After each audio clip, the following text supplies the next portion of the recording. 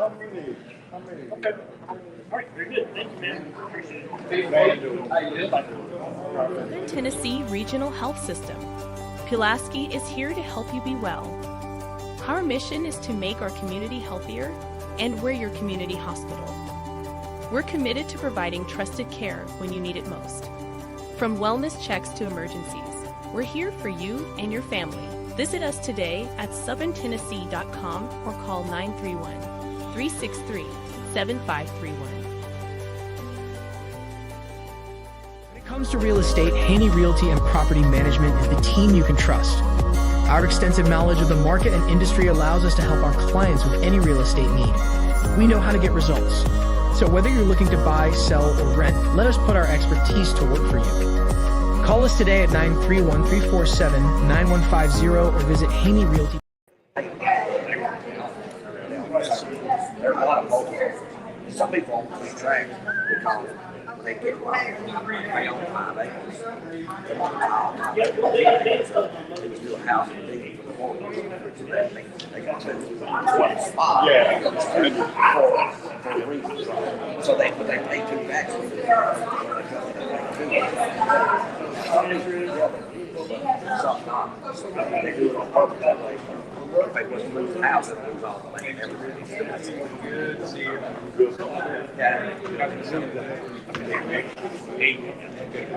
So, well, they want to take it out.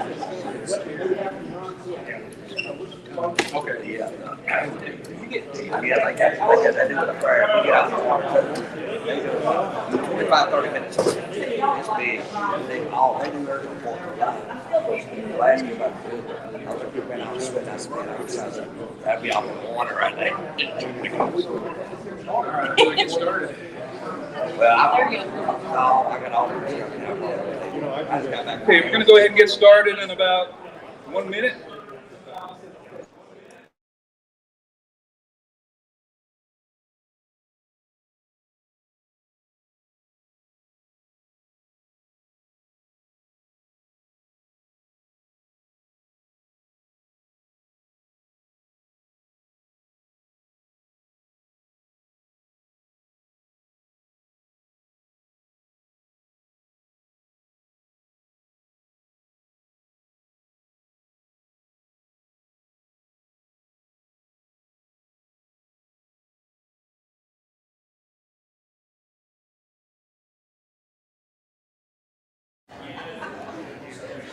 We're going to get started, and we're going to get started with the prayer and the pledge. So can I ask Mr. Reedy to lead us in the prayer and the pledge?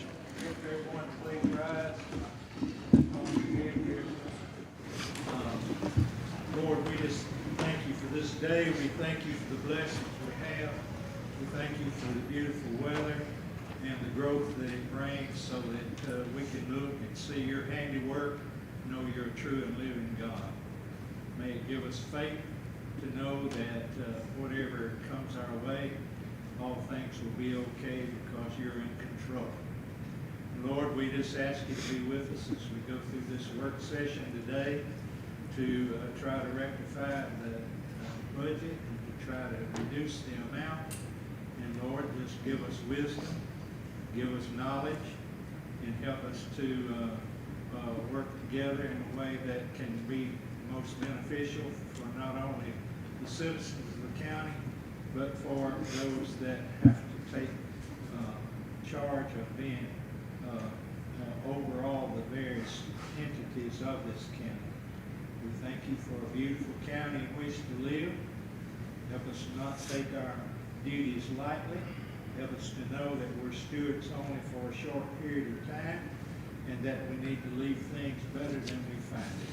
In Jesus' name we pray. Amen. I pledge allegiance to the flag of the United States of America and to the republic for which it stands, one nation under God, indivisible, with liberty and justice for all.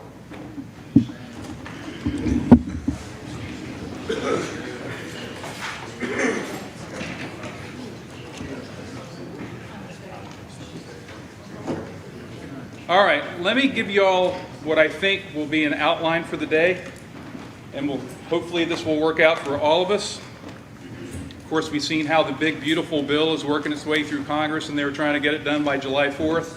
I'd like for us to have a budget by July 4th, which means today, at the end of the day, hopefully. So the way I hope this goes is that we have a work session, and that work session can go in whatever direction you all want to take it, but my thought is I'll help facilitate, Beth will help facilitate, department heads can come in here and address whatever questions you might have. But my thought is let's get our ideas down on a whiteboard, maybe department by department. Another thought I had is that let's make sure we've got 11 or 12 commissioners supporting whatever idea that we want to move forward to the budget committee. If we've learned anything over the last 3 months, it's that a committee of 7 people may not represent the interests of 21 commissioners. So I don't want, this will be a wasted effort if we come up with some great ideas and there's not 11 or 12 votes to make it happen. So my thought is hopefully this work session can help hammer out some ideas that can then go to budget. Ideally, there'd be unanimity. I'd love to see a budget pass 21-0. That's not going to happen. I'm just going to be realistic. We're looking for 11 to 12 to 13 or more to agree on the path forward for our budget. Okay. I thought about, so Mr. Reedy always starts off with some good farm stories, and I don't have near as many of them as yours. I got sea stories, but there's a good leadership lesson and a teamwork lesson, and this wasn't even at sea. This was on Air Force One, and the background on those Air Force One pilots, they're the best that the Air Force has to offer. They are phenomenal pilots, phenomenal leaders, very dependable. You can imagine the gates that they have to go through to get to be an Air Force One pilot. Well, I was on board one time with the presidential entourage. I think we were leaving Champaign, Illinois. Air Force One was taxiing out to take off. I forgot what our next destination was. And I knew something was wrong. I'm not a pilot, but I knew something was wrong when we took on a 3-degree starboard list, and I kept hearing the engines going up and coming back and going up and coming back, and they were stuck. Yeah, you're a pilot. They were stuck. So I had this E9, I forgot what that is in the Air Force, I think a master sergeant, come down to me. I was sitting in the medical suite, and he says, "Sir, we need you in the cockpit." So I go up to the cockpit, and there's a lieutenant colonel and a captain, the best that the Air Force had to offer, and both of them were sitting in their seats like this. Paralyzed, right? In the middle of a crisis, they were paralyzed. Now, the background is there's always a standby aircraft for the president. There's all kinds of contingencies, but they were not firing for effect. They weren't getting the job done. The E9 came to me and just said, "Sir, what do we do?" I said, "Where's the backup aircraft?" And he told me. So this E9, I mean, it's an enlisted guy. He's not an officer, but he was a leader. And he stepped into the breach.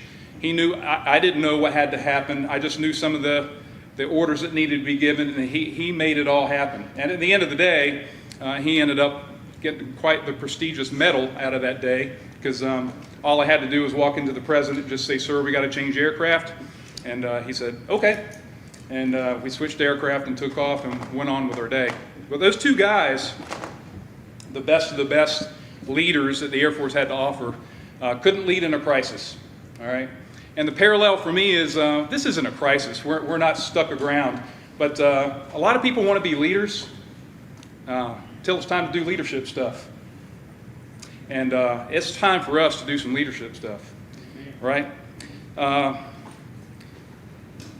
And the other lesson I got out of that day, and I have some other sea stories to support this too, is leaders tend to emerge, and they may not be who you expect it to be. So there's been a lot of y'all commissioners.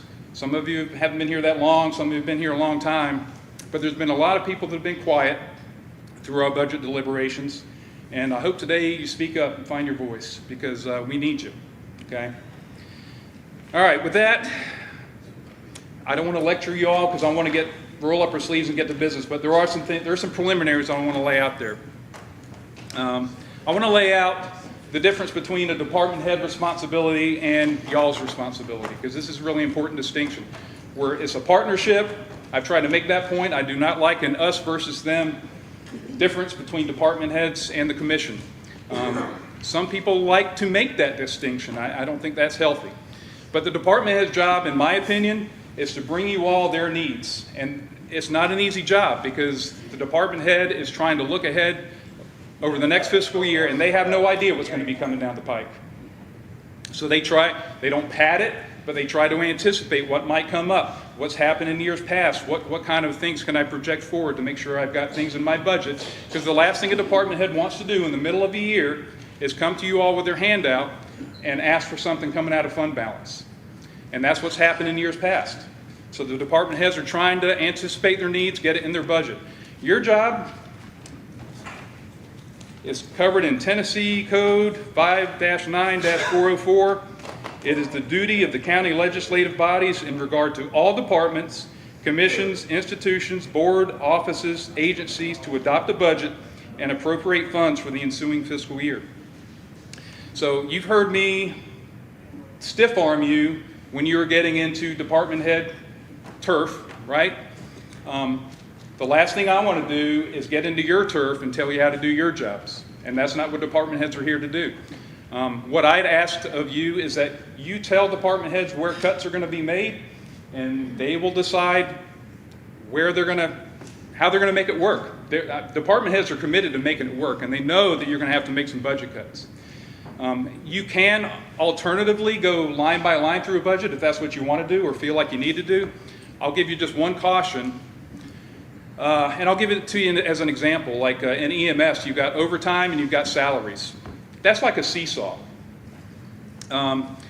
We have high overtime right now because we're concerned, well, we don't have our positions filled. And a lot of people want us to staff the North and South Station.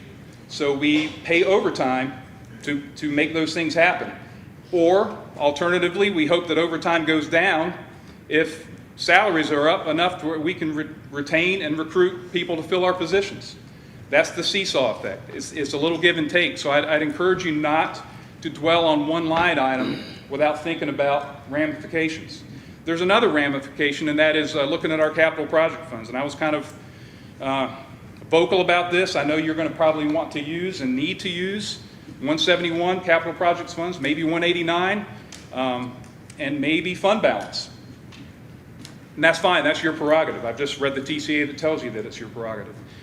The concern that I have is that this is another seesaw thing. Think about the fact that we need to renovate this building.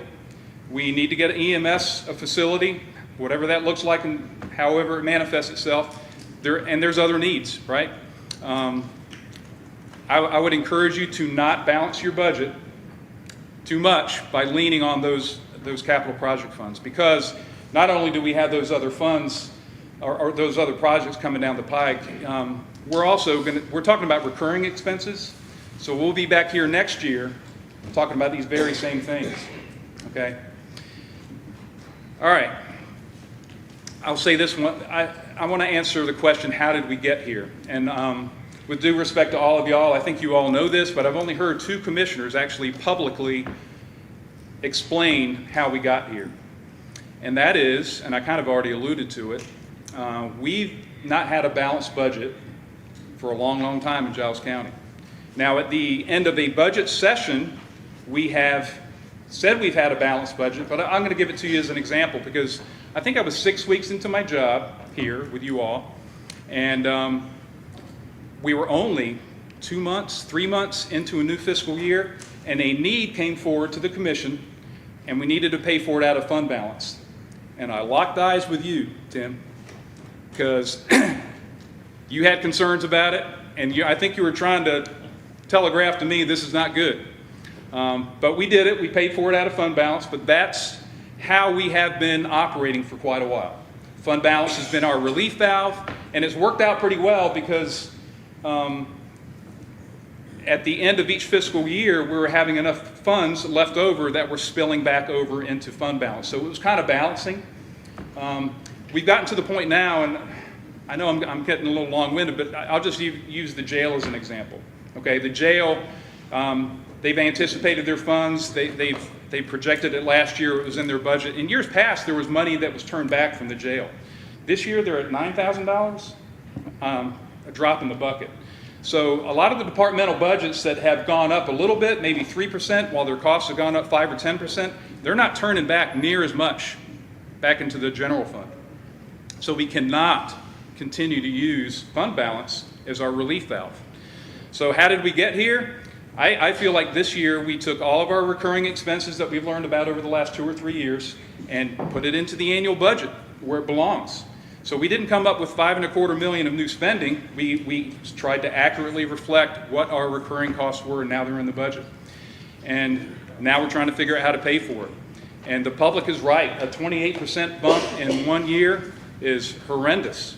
That said, you all, this is another problem too.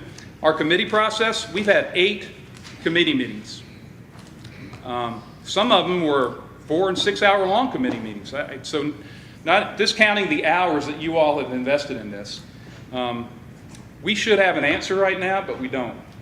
So we're back to the drawing board kind of. But 8 county meetings, and I know you all get paid pennies on the hour, but that's $8,000. It's roughly $1,000 a meeting when we come together. And here we are again. So let's get it done today. It's the only thing I want to leave you with. Okay, so I know Beth had maybe some preliminary comments. Jean might have some before y'all get to work, but here's how I'd like the work session to develop. And I've got a whiteboard here. I know in a work session you don't have motions, you don't have seconds, we don't have votes. But what I've already alluded to is I think whatever we decide here, we've got to know that 11 or 12 people support it.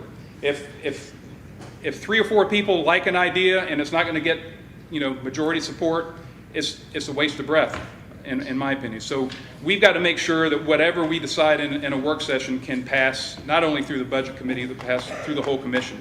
So what I'd like to do in the work session is you all say, Mr. Reedy says, hey, let's look at the EMS department. We'll pull up the EMS department. We'll have Willow here standing by, and you all can talk about where you want to cut or what you want to cut or the dollar figure you want to cut, and then we'll have that discussion. We'll get it on the whiteboard. I'd like to see, like in a straw poll, I know it's not binding, but are there 11 or 12 of you that like that idea? Are you behind it? Are you going to vote that way when we get the full commission? Then we'll put that in the budget and then move on to the next department. So any questions of me so far? That's the roadmap I hope we pursue. Any problems with that? Go ahead, Matthew. It sounds like you have no intention of any voting or any motions to amend the budget. So, okay, this is the work session I'm talking about. Once we have gone through the budget and a work session, we need to reconvene the budget committee. Which is not published and therefore... It's published. It's published as a work session. And budget committee. It's on the same agenda. It's on the agenda, work session and budget committee. Okay. Well, okay, it just is what it is. It's on the website and that's the way I published it. So the budget committee will convene, do their work. That's where you do your motions and seconds and get your votes. But again, my purpose with the work session is to make sure that we've got majority support for it. The other thought you can, we've never done this before. That's okay. I don't mind doing things we've never done before. You can consider as a committee to have all 21 or all of you that are here, all of you vote. I mean, I know a budget committee is 7 people, but we've seen where that didn't work out so well. Why don't you consider as a budget committee letting every commissioner vote? That way you've got something that you can take into July, whenever we meet next, and you got something that's approvable. Just a thought. That's for you to run with. All right. Any other questions? Okay. Beth, you have some things? Right. Yes, sir. Is there, I know we're going to do the work session first and then the budget. Yeah. Is there any way, like there's, I'm sorry. There's several that's sitting in here that we had no, I think as a majority, we had no problem with their budget. Could we go ahead and do those, get them out? We're not going to go line by line, department by department. We're just going to go through the departments that you want to change. So if you don't have any change to archives, we're not going to open up archives. Yeah, good question. Anything else? All right.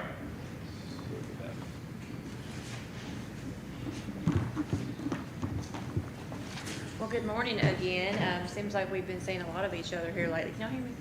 Is that better? All right. First thing I want to make sure, I know I stated this in the last commission meeting, but I want to make sure it's reflected properly in our budget meeting. So I'm going to kind of recap a little bit of what not having a budget July 1, what it is doing to county government. I think it's very important that everybody know that. We are operating under a continuing budget, which is completely legal. However, under the Financial Management Activating 1, we are supposed to have a budget approved at our regular July meeting. As I stated before, I don't know what the ramifications are, if that'll be an audit fine, or if it's just I don't know what will happen with that.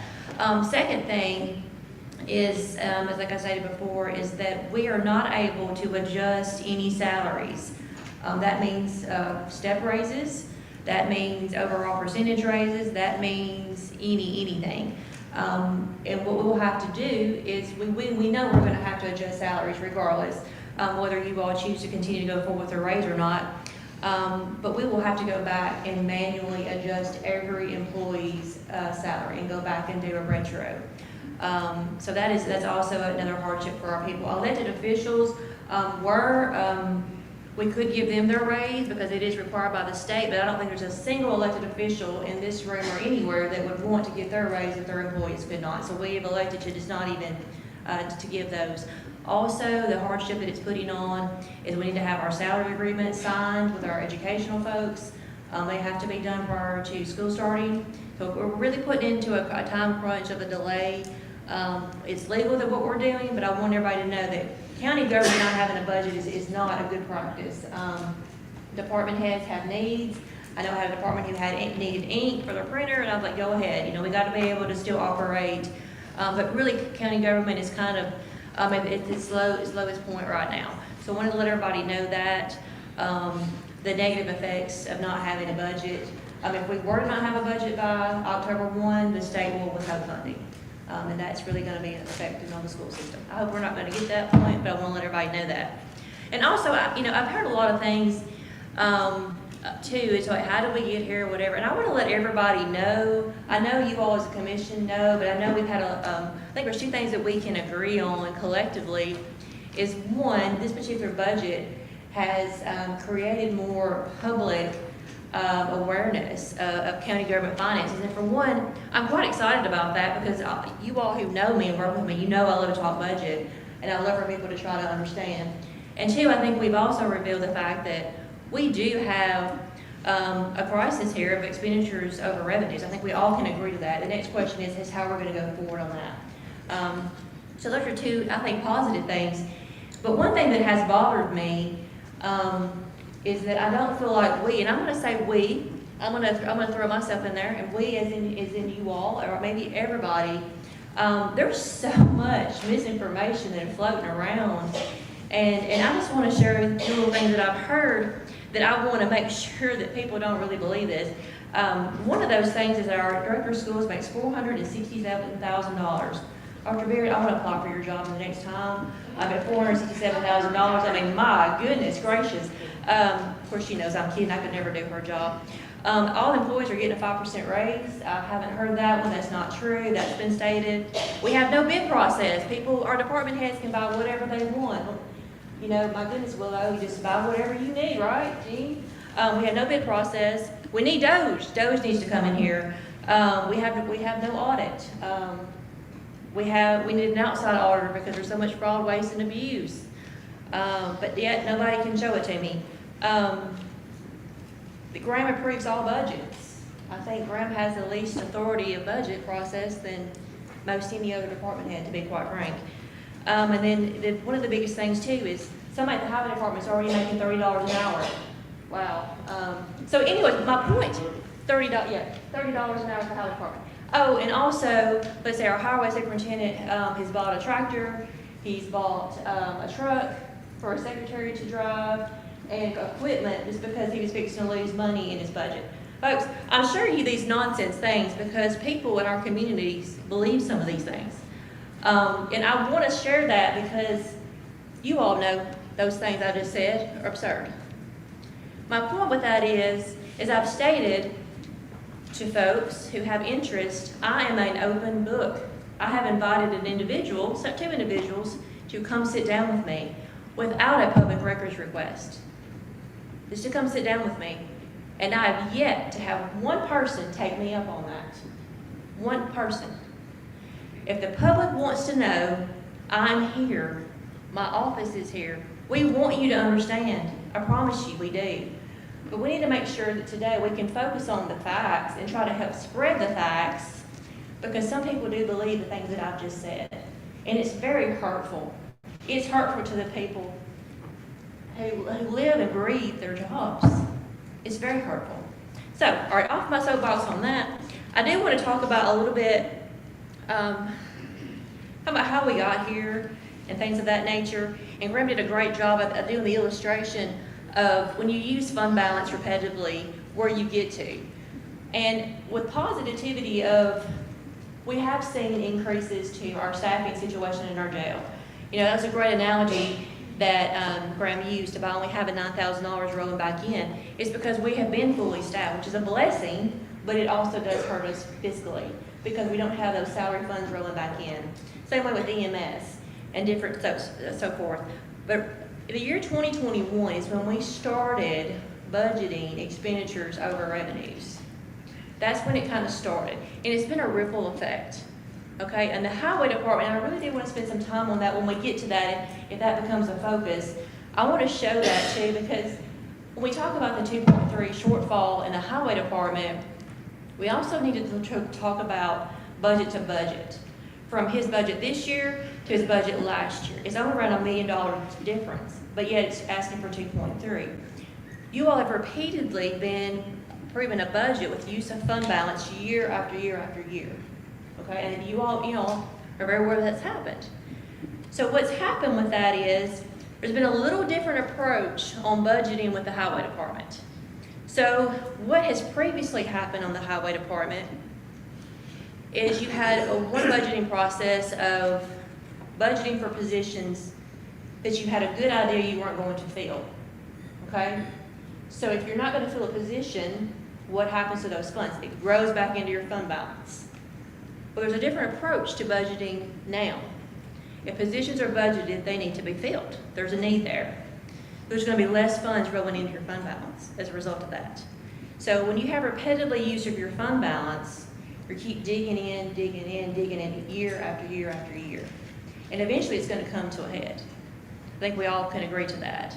And that's kind of where we are with both budgets here, with the use of fund balance in the county government.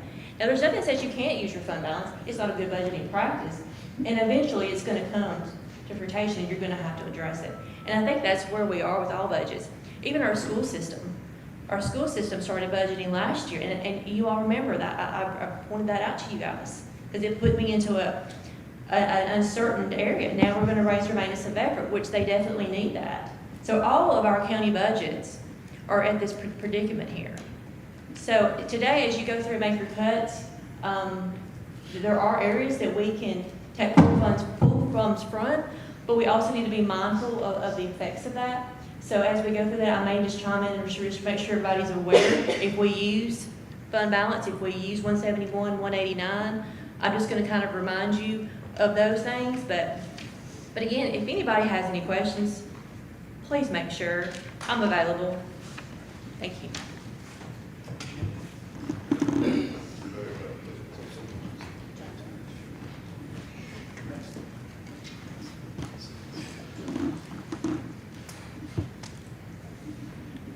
I don't know if everybody knows me or not. I'm Gene Barnacle, Road Superintendent of our county.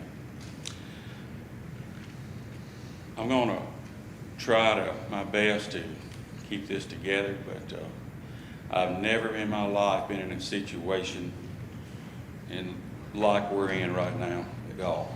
And, the way I see it, I've got a job to do, and I try to do it to the best of my ability. I've been told I wouldn't worry about it. Just, you're going to get paid, buy them boys a bucket and let them sit in there.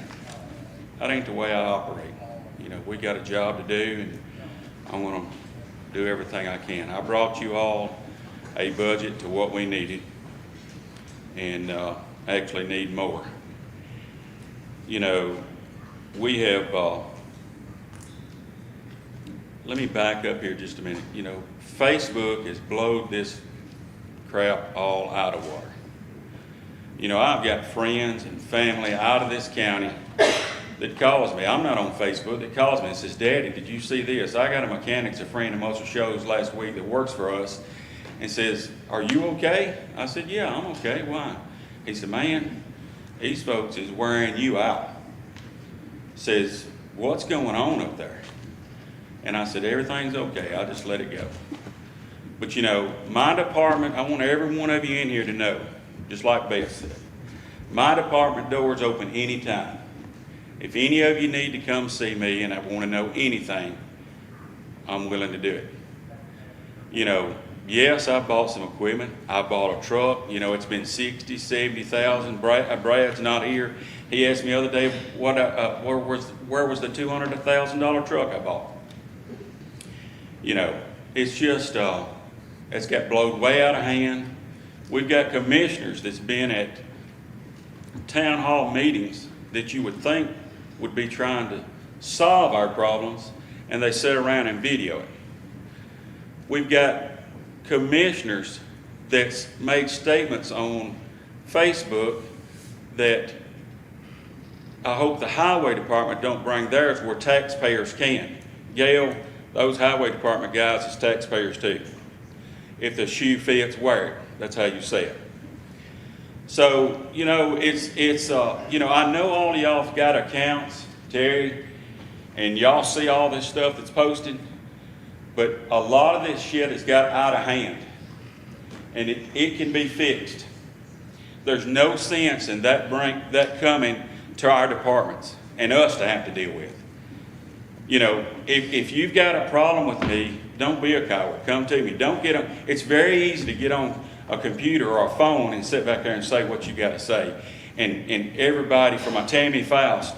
And I want y'all to know about that because she came to me right back there at this very last meeting after she went to the town hall meeting and apologized to me for what all she said at the town hall meeting.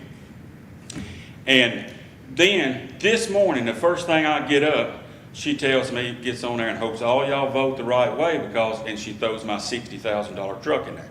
That's a lie. You know, it's not. And instead of all of y'all coming and asking a question and clearing it up, we just throw gas on the fire.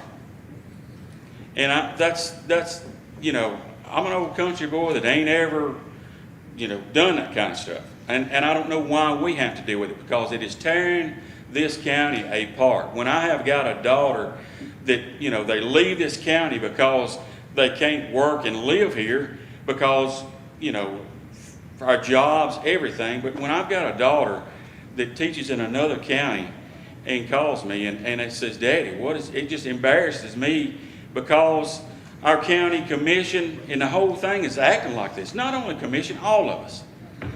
And, you know, we've got to get past this, y'all. I mean, if we're going to work together, I mean, this county, all departments has got a need. And we have got to move forward. I mean, it's just, you know, yes, I'm willing to work with you. But, you know, I will tell you this. You know, we're milling roads as we speak right now, and I ain't went back with any oil. You like your road? And, you know, we hadn't started putting oil back, and I'm going to keep milling. But, you know, if we don't get a budget, all I can do is tell these folks that's on the roads like your road, hey, it ain't done. We don't have the funds yet. So, but anyway, I wanted to say that. And, you know, another thing, which I know Terry and some of you in here, I want to use this for a prime example. Some of you in here is on Minor Hill Water. You know, did any of y'all did they come ask y'all to raise their water price? Anybody? You know, that's the way it happens. You know, if you go to the co-op, if you go to Walmart, if you go to the gas pump, does anybody ask you if they can raise that gas or that fertilizer or whatever the thing's going to be? Whatever it's said is where it's at. You know, and that's the way our products are. You know, I can't help that rock from 2009 has gone from $9 and we opened bids week before last and it's $27.25. I can just bring my needs to you all. And the other thing, there's 3 commissioners. One of them ain't here, but there's been 3 commissioners here this came to me personally and said, you stick to your gun, we'll get your money. You do what you need done. And all three of them is no's. You know, I don't understand. I'm new at this. But, you know, when somebody tells me something, you know, I want to think they're with me. And, you know, it hadn't happened. Anyway, I got a couple other things here, and my highway committee is not all here, but anyway, we just found out something that was brought up at our last committee meeting that's fixing to cost the county some money. And I just wanted to share it with you, which Chris has had it over at his office, the attorney, and it's Dillon Lane. Dillon Lane is our road. Dillon Lane was de-annexed from City of Minor Hill, so it's ours. The road is all to pieces. It hadn't been patched, hadn't had any work done to it. You know, Barry didn't let us go in there for the last 4 or 5 years.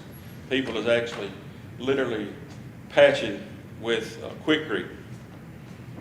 So I chose to run a patch crew in there. I was told not to run a heavy truck over that low water. It's busted. It's all to pieces. And anyway, to make a long story short, the county is fixing to have to make, this is another project that's coming down the line, fixing to have to make a decision what we're going to do there. Are we going to build $1 million bridge or put a $250,000 low water? Where are we going to go? But it's coming. It is ours, according to Chris. So I just wanted to share the things that's coming down the line. You know, we have continued, just like right now, we had a tractor that caught on fire before Barry left, a 2021 long arm tractor. Well, the insurance spent $54,000 on that tractor to fix it. Should have been told, in my opinion. Well, now we've had it in the shop 2 other times. It's got clutches down in it, had the fines run all through the system. They want another $20,000, $30,000 to fix it, between 20 and 30. You know, I'm telling you this, that there's always, if you drive cars, if you work on a farm, there's always expense. And I want you to know that we're not asking for anything that we don't need. And we could actually use more. And it's just like Beth said, you know, I've had to learn this budget. You know, these budgets is a little different than your regular household in some way, and in some way they're not. But, you know, really and truly, if you look at our budget, David, you and I talked about it a little bit. You know, today, if y'all did, and you're not going to, but if you did approve that 2.3, we're not getting it. It's not, you know, we've already dipped into we won't quite get $1 million. So, you know, we dipped, but like she says. Explain that for everybody. Well, what's happened is we rebuild your fund balance. Yes. Well, what we've had to do is the administration before me ran things a little different. And he started out at 53 employees, and when he left, he had 33. And he was able to use that money to put back in his fund balance. And I don't want to do that. You know, when we shut down to pave, if you've got 33 guys, it takes everybody, a big part of them, to do that. So, you know, we've got 38 guys right now, counting with 38 employees. There's 35 actually that work. Me and Aaron and our other girl is in office. So that's how that has been done in the past. You know, I want to fill my positions and keep those filled to do work. And I need revenue to be able to do the work. And, you know, that's where that's at. So, you know, I want to brag on Graham a little bit. And this is another thing my daughter called me. You know, a lot of people read what Graham posted online yesterday or day 4, whenever it was. I don't know. Like I said, I've read it, but I don't know when it was posted. But the letter that he wrote, I don't know how you could do anything any better, say anything any better. He just told it like it was, and he flat got dogged about it. And I don't understand what's people want. I mean, I just don't understand. Don't make sense, but anyway, I just had to get that off my chest. And anybody got any questions? Gene, I think you did a great job presenting the problem. We know everybody faces problems. Do you have or care to share any possible suggestions as to what we can do to help solve them?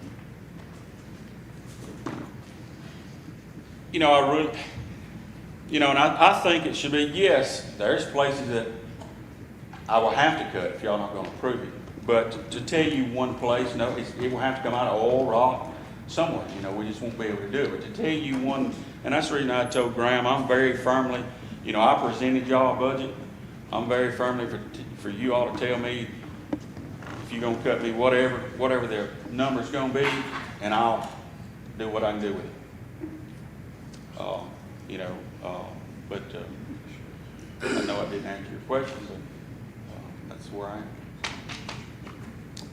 Yes. So you've had commissioners tell you to stick to your guns and don't back down? Yes, sir. That's why we're still here right now. Yeah. We're in the minority of the ones that's not on this 28%. So when you're in the minority, when you're in the majority, like the commissioners have been, they stick to their guns. They're not going to waiver just not even a dollar. Right. So we were the only cuts that we made was to Morgan down at the library at Minor Hill. Yeah. That's the only cuts that we have made, and how many meetings have we talked about we've been doing? That's the only cuts because somebody has told them, stick to your guns. Yeah. They're gonna lose, you're gonna win. But Yeah. then they voted against you, buddy. Then they Yeah. vote against it. Exactly. So, and I don't, Well, now this How do you deal with this it? I mean- last meeting, I think that was a little bit deceptive. That wasn't voting, that was a vote to send it back because of, I don't think anybody actually voted. We didn't have the vote for or against on the last meeting we had, because there have been several that were not voted. right. And the other thing, which, I think all you commissioners will agree that there's needs funds, department heads needs funds. And I know y'all got a tough job, but you've got commissioners been totally against a wheel tax. Now that didn't go fly. Now we got commissioners that's totally against a property tax. And hey, I do not want to see that. I pay a lot of property tax myself. But then, and now I hear Facebook stories, we got those same commissioners that wants to go back to the wheel tax now. So, I don't know. It's just a lot of confusion there, and and I really don't know what some of you want. I mean, I would love to know what you want, how you want to fund it. If you don't want to fund it, just we need to. These department heads needs help. And anyway, Gene, while we got you in front of us, go ahead, Joyce. How many miles? Yeah. How many miles of roads did you do last year? 33, I think. And how many are you wanting to do this year? As many as we can, but I had put out 70 that we would try to do. I thought it was 70. Can you split that over the next 3 years and add 15 to your 33 this year? I can do anything, Miss Woodard, but we continue going backwards. Yeah, I know that. And you've called me several times on roads, and I've got some middle down there. So, and that's the thing. I can do anything. I mean, just to be honest, I can do wherever y'all want me to go. It's just according if you want to leave it at 30 or if you want me to try to get 70 or, there's been times, back in the day, I understand, not before my time, that there's 100 miles done. But, that's where we are. We're looking at this hot mix and all, this 70 is way up there, and I thought you could split it. And That 70 is chip seal. Huh? That 70 miles is chip seal road. That ain't no hot mix road. Oh, okay. Yeah. All right. And that's another thing, with our prices now, it just keeps going up and up and up. When I first came there, you could do a mile of road for $18,000. Today, it's pushing 50. That road right there, Bethel Prospect, that this lady lives back on, is going to be about 65 because we've had to put so much base on it. So, you know, Hot Mix Road, $170,000 a mile. I was at a Region 3 meeting this past week. We were, and had some guys there that's paying $200 plus per mile. So we're here, folks. I mean, it's just, what? Somebody say something? Stay up here. All right. All right, today has to be about cutting this budget. Gene, we understand that the more money we can provide you, the more work you can do for this county. Flat out, we appreciate you. We all know that those who know the least speak the loudest on social media. I'm gonna throw my opinion on social media out there. I'll say keep it for your vacations, your successes, your reunions, your children's birthdays. The way it's used today is absurd. Right. I enjoy seeing my daughter's pictures on social media. Yeah. I care less if somebody's opinion that doesn't put any time and effort into knowing what we do. Right. That's my soapbox. Now, talking about cutting. In our discussions, you told me you're gonna have around $350,000 to roll back into fund balance because of the wet spring and we're able to use those. Yes. Beth, we're $350,000 better at that point toward this fund balance problem, in my opinion. Am I correct?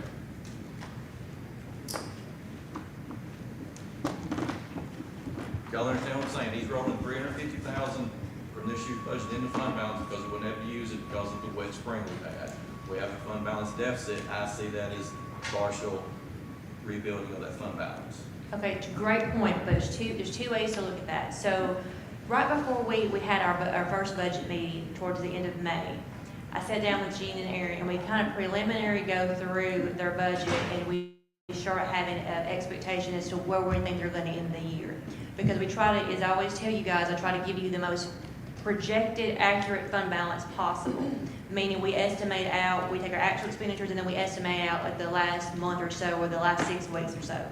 And so we kind of sat down together and we did on a few items, we did on, I think, rock, paving, and maybe fuel. We kind of did have, but we were going to kind of spend those items out. So yes, there's to that part of that question. But I think his intent is to roll those funds over, to roll them back into the budget this, 25, 26 fiscal year. You know how we do it when we do in July, we have anything that kind of carries over. He wanted to be able to do that because he wasn't able to get to that. So yes and no. So my thoughts were, and Jeannie, correct me here, is that whatever the budget amount, he wanted to have that plus the balance of the prior year. Yes, that's, you know, it wasn't our fault, David, that the weather had done what it done or anything. You know, we was just, but that's what I want to do is roll it back, be able to reach it. My suggestion is that $350,000 be used to rebuild this fund balance. We cut the overall request by $500,000. Gene can make his own determinations. Obviously, it's his priority of where he wants to, what line items he wants to cut from. So that $350,000 to help rebuild the fund balance, minus $500,000 from the request. And the third thing is the $438,000 that he needs for equipment to be funded out of 171. And the reasoning behind that, if we put that $450,000 request in the budget, it's recurring from now on. Do you have $450,000 worth of equipment needs? This is the thing, David. Just like the tractor I just got through telling you about. You know, I've told them not to fix it. We're just going to pick it up. It's being set on our lot. I'm not spending that much more money. That's crazy. The tractor cost $132,000 in 21, $34,000 in 21. The thing about it, for me to replace that tractor today is $238. You know, it's and that's what we're up against. You know, it's hard to, you know, I may not, and I may, but it's more likely as much machinery as we're running, there's going to be stuff go down. And, you know, we need to be able to have a plan for it to reoccur because, you know, I don't want to come back here. Hey, I got a 4-year term and this has been quoted. I got up and said I was going to quit if I didn't get what I wanted. I don't know where that come from, but I plan on being here for the next 3.5 years and then y'all can beat me or whatever you want to do. but I'm gonna try to stay with you, whether you like me or not. But anyway, that's the problem, David, with that, is that's only, you know, hey, and I really appreciate you trying to make something work, but I see a problem there. Okay. And I'm just trying to solve that problem for you. I'm writing every idea down, so it's on the board. So, in the past, I've said we don't need to count on state money coming, we may all be disappointed. But it has come to us in the past, and there may be a time in the future where state funds help us with this budget, and your fund balance could be used for equipment. That's why I hesitate to put it in this budget where it's recurring every year. And I don't mean this to be ugly, but, and y'all know our county is, in the dealings you've had with the state funding, it's better than I do, because y'all been here so long. This state funding is, we got no help. Do not count on state funding.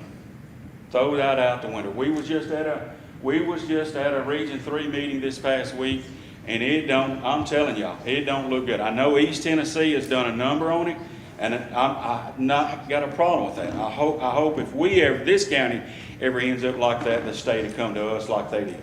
But that is lots and lots of billions of dollars, and state funding for a while don't look good, wherever it is. My request for this year's budget is that we pay for this out of the 171 funds and not build this in as a recurring expense this year. So got that up there. Can I speak to that? Can I speak to that? So can I ask clarification? Yes. Sorry. Use David, my are phone. you I can hear you. Clarify that. yeah. State what you. David, are you, Y'all understand that the maintenance effort for the highway department is the average of the last 5 years? Is that, I think that's correct. That is correct, yes, sir. So if the 438,000, he's asking 450, that's 438 that he needs. If we put that into his budget in the equipment lines, then we have to guarantee that, or the average of that for the next 5 years. If we pay for that cash, out of the cash we have in 171, then we don't have to guarantee it to the highway department every year thereafter. Y'all understand, we're not working with a bottomless pit of money here, and that's why we're here 9 weeks later, 9 meetings later. Go ahead, Matt. Did I cover that? Yeah, so you clarified that. So my only thing is, I would be fine using 171 with that, as long as that does stay in the budget. So leave that in the budget, and you wanna say, how are we gonna fund that equipment, then fund it out of 171 with that. And that's fine for this year. It's reoccurring, we know it's gonna be reoccurring. The question's gonna be, how will we pay that? Where's the revenue gonna come from into the future? So I'm fine for right now. If you wanna do that, leave it in the budget is my request. You're saying take it out of the budget. I'm saying take it out. You're saying. I'm saying leave it in the budget, pay it, if you want to, then pay it out of 171. We can't, it's gotta be one or the other. Okay, all I'm saying is if you Correct, wanna do 171, this is reoccurring. That doesn't make sense to You'd me. have to do a budget amendment to move it forward. Can I speak to that? So the past few years, well, as long as I've been doing highway budgets, they always purchase equipment. So I think to cut it all out and say that we can be selective on things, I don't think it's a good practice according to that. Now, because the past 2 years, we've done excess of 360,000 annually on equipment. Now, I think if you scaled it back some, I could see that, but to completely take it, remove it from the budget and place it into 171, where I feel like we're going to deplete very soon, is actually going to create a bigger budgetary shortfall for the highway department, because they have to buy equipment, kind of like what we do with buses and patrol cars.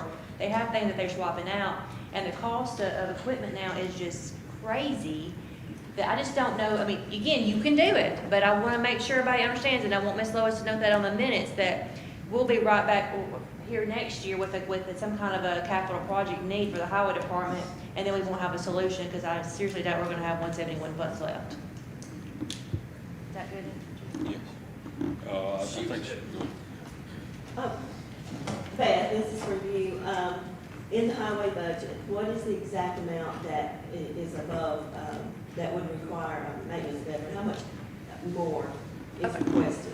So let me talk about maintenance of efforts, because I'll make sure everybody understands, because every form of it is different for every fund, which is unfortunate.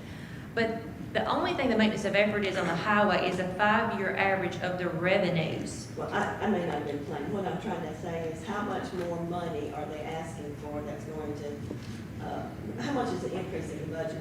You're talking about how much on the revenue side? The revenue side, I think it was 20-something pennies, so No, I'm just asking dollar wise. it was 2.3 million.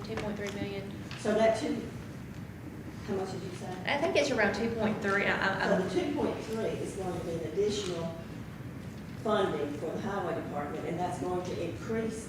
Their 5-year average, that part will increase, 2.3 yes, ma'am. million Is what you figure on right there. Yes, That's ma'am. exact. Thank you. Yes, but on that is just the local revenues that affect the 5-year average of that. And going back to the fund balance thing, David, if y'all could give me a second to really go over that, because Gene brought that up to me, that several of you have told him you just don't understand how it works. And again, I make that assumption that you guys know. So if y'all can give me a moment to kind of maybe draw it out and show you. We'll keep our discussion going, we'll work on that. Okay. Brandon, you want to call on me? Sorry? You want to call on me? Oh, sure. Matthew. Thank you. All right, so I agree that you have to have the equipment you have to have, and it probably should come out of fund balance, or not, but, out of your budget. Yeah. Because it is gonna continue to happen. You and I talked about this before. I am in favor of you getting everything you're asking for, but it's not feasible to do it all at once. My goal in this is to increase it over time to get you where you should be on a regular basis. I know that still keeps us behind, but at least we can be moving in the right direction instead of going backwards. So what I talked to you about before is what's the difference in cost of doing the 50 miles, you did 33 last year. I'd like to see you at least be able to increase. I'd like to see you be able to do at least 50 miles. What's the difference between the 50 and 70 from a money standpoint? I know it doesn't affect the equipment, you gotta have that regardless, I get that. But from rock, oil, hot mix, all that, I assume that's a significant difference, but I could be wrong. Yeah, That's it why I'm is. asking. This is your expertise. You know, and it's hard to say, but, on an average, you're looking at somewhere between $600,000 and $800,000. Okay. If you look at it like that. Sure, I'm just trying to get something because I don't think we can do everything of what you want all at once. I agree we should, but I just want to get you there. Right. Be more near. Thank you. Is there a dollar figure that you want to write down? I don't know. What he said was 600. Personally, I'd like to just say, try and reduce $500,000 off the budget and not. I don't still do that 50 miles at that point. Yeah. Yes, sir. That way we're being fiscally responsible and saying we can't do what every department wants, and we're reducing, but we're not killing it, and we're still trying to move forward. That's my goal. Reduced by 20 miles. Yes, sir. Okay. But number-wise, he's talking 500,000-600,000. I'm saying 500, and that's 500,000 towards our goal. Matt, did you read it? I don't know who. I don't know who that is. Go ahead. Go ahead, G. Go ahead, Mr.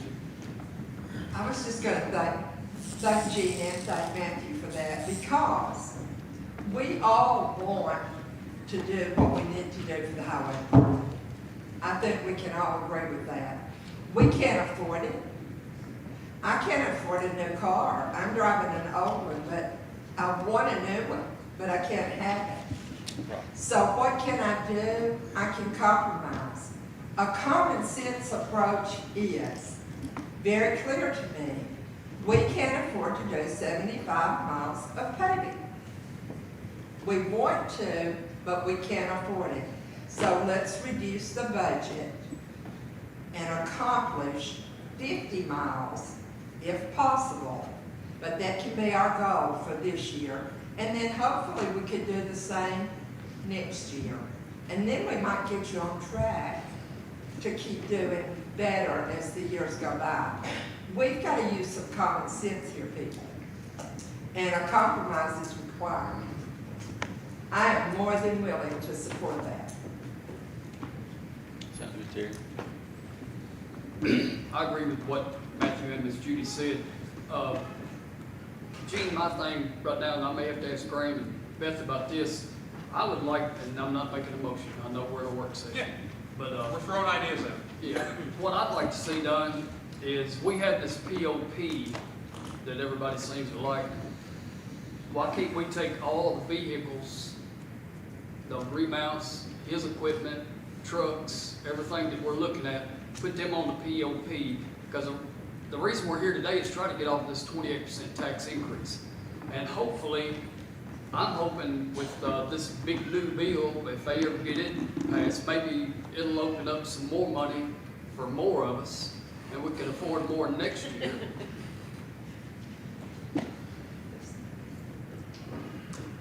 So to respond to that, Terry, We can do that on the POP. So If we don't pot come board, up with some ideas, we might as well go ahead and say, well, yeah, let's go ahead and do the 28%. the pot board, just, all they are doing is prioritizing projects and needs. They're not spending money. That's always done through the committees. So what the pot board is doing is just capturing the needs. And a lot of the vehicles you're talking about are recurring needs. So the only ones that are non-recurring would be like single vehicles that maybe would be an EMA or EMS. But Gene's got recurring vehicle needs, and Joe's got recurring vehicle needs. So they wouldn't really be going through the pot board. They're part of the annual recurring. I was trying to get about that recurring, but You don't want to take things out of your annual budget that are recurring. then I don't know why we're here today.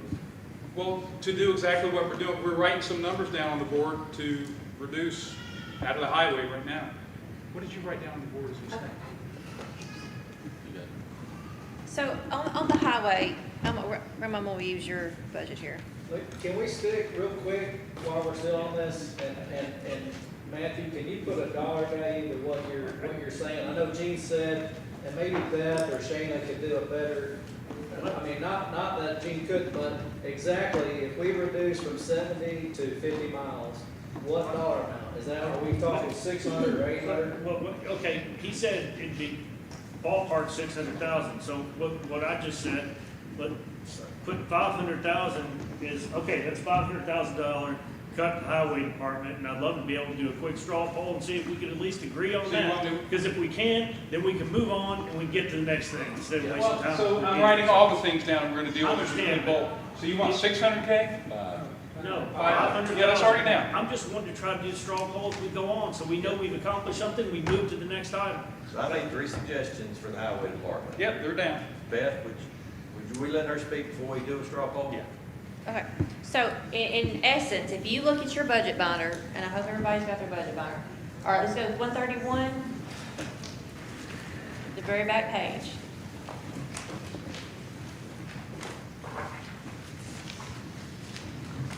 Okay, when you look at your 24-25 amended on your very, very last of your expenditures, and then you look at your 25 and 26 proposed, the difference of those two numbers is $960,739. That's what Gene is requesting an increase from his last year's budget. So make sure I'm gonna say that again, make sure everybody understands, $960,739. And that includes the portion of what he wants to do for raises. So how do we get to 2.3? You see the pattern here, the past few years, I know it's been right and sloppy, I apologize. We're going back to 2020, 2021, we're at negative 651. That means we use fund balance to be able to balance the budget. Repetitively, we went down. The last 3 years have been use of fund balance over $800,000. When you keep on that track, you get your fund balance low. So I don't want anybody to think that Gene's asking for the full 2.3. It's just, what started that whole 2.3 is his budget. He had expenditures over his revenues. Cannot happen. That's when the conversation started happening. It's like, what do we need to shore up that budget? And that's where your 2.3 came from. But he's only asking for the 960. So I want you to understand, when you start cutting 500,000, you're only giving him 4. Okay? So Now, I'm also not saying, sorry, I want to say this before I forget. If, hypothetically, you wanted to say, okay, we want to pay him 500, but we're going to allow him to budget 3, then he'll let him have the choice, if his discretion, if he wanted to use 200,000 out of his fund balance, once we shore it up, that's a decision y'all could make to kind of compromise a little bit, not ask so much in the property tax increase, give him a little flexibility to do what he needs to do. But when you start getting up to these high numbers, it's gonna come out and bite you. It's going to bite you, and it is. But this looks like it's all, he just inherited all, and it's just him, but it's not.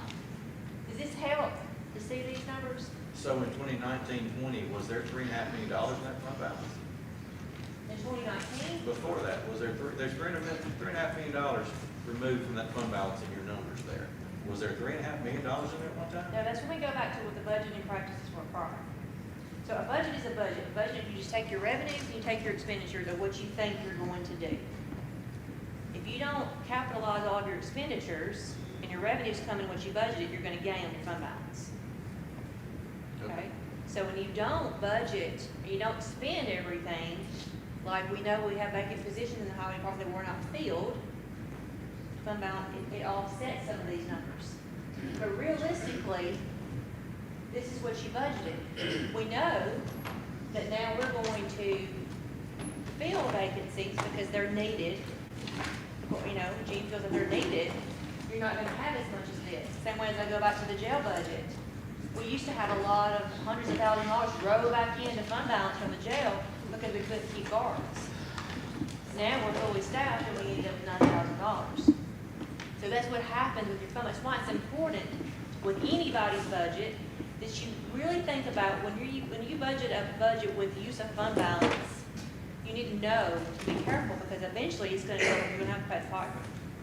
Okay. I'd like to do a straw poll of my 3 suggestions for the highway department, which is cutting the budget of $500,000, using the $350,000 to rebuild the fund balance, and buying his equipment, $450,000, actually, yeah, $450,000 from the 171, just so it will not be recurring after this year. That's my straw poll. I'd like to ask. Yeah, so, yes, sir. Question. Sir. Okay, so that still leaves the 350,000 back in the. It's his money, but use it to rebuild the fund You know, balance. I don't think they can stand more than $500,000. The 350 is- I think it'll devastate them. And, you know, we're working to get this down. We're at 28% tax increase. And for every $1 million we pull out, it reduces that percentage of tax increase to 5.28%. So if you don't get 10% out of the budget, we get down into the teens, it's gonna take $2 million to come out of it. But I think, Gene, can you live with that? I can live if you leave the 350 in there. Okay, so I think that all these department managers. Would you use your microphone? I can barely hear you. It's Right. not nobody else can. I'm thinking that Gene can't live with anything cut below what you just said. He can't, he's just gonna have people sitting out. Put some pressure. So I think that is a legitimate thing. You leave the 358, 500,000 there, and put the rest in 171. And we know that we're spending our savings account on capital. The credit card bills are coming due from our vacation that we went on credit. Is there any change to are you proposing any change to No, what I've I'm asked? supporting that. Okay, I just wasn't quite following. I want to make sure I'm following you. So I'm we're not striking following. out the 350 to go to fund balance. That would roll over into Yes, this. fund balance. To help rebuild his fund balance? Yes. Yes. So that is, we're lining that out. So you're talking about $500,000 to reduce, that's the operating Use the cost. request. And $450,000 in equipment from 171. So it's really those two ideas. Yes. Does everybody understand I that? see that as $1.25 million. I see that as $1.25 million In his taken out of his budget request. Well, I see 950. That 350 is what Gene's saying he needs to keep.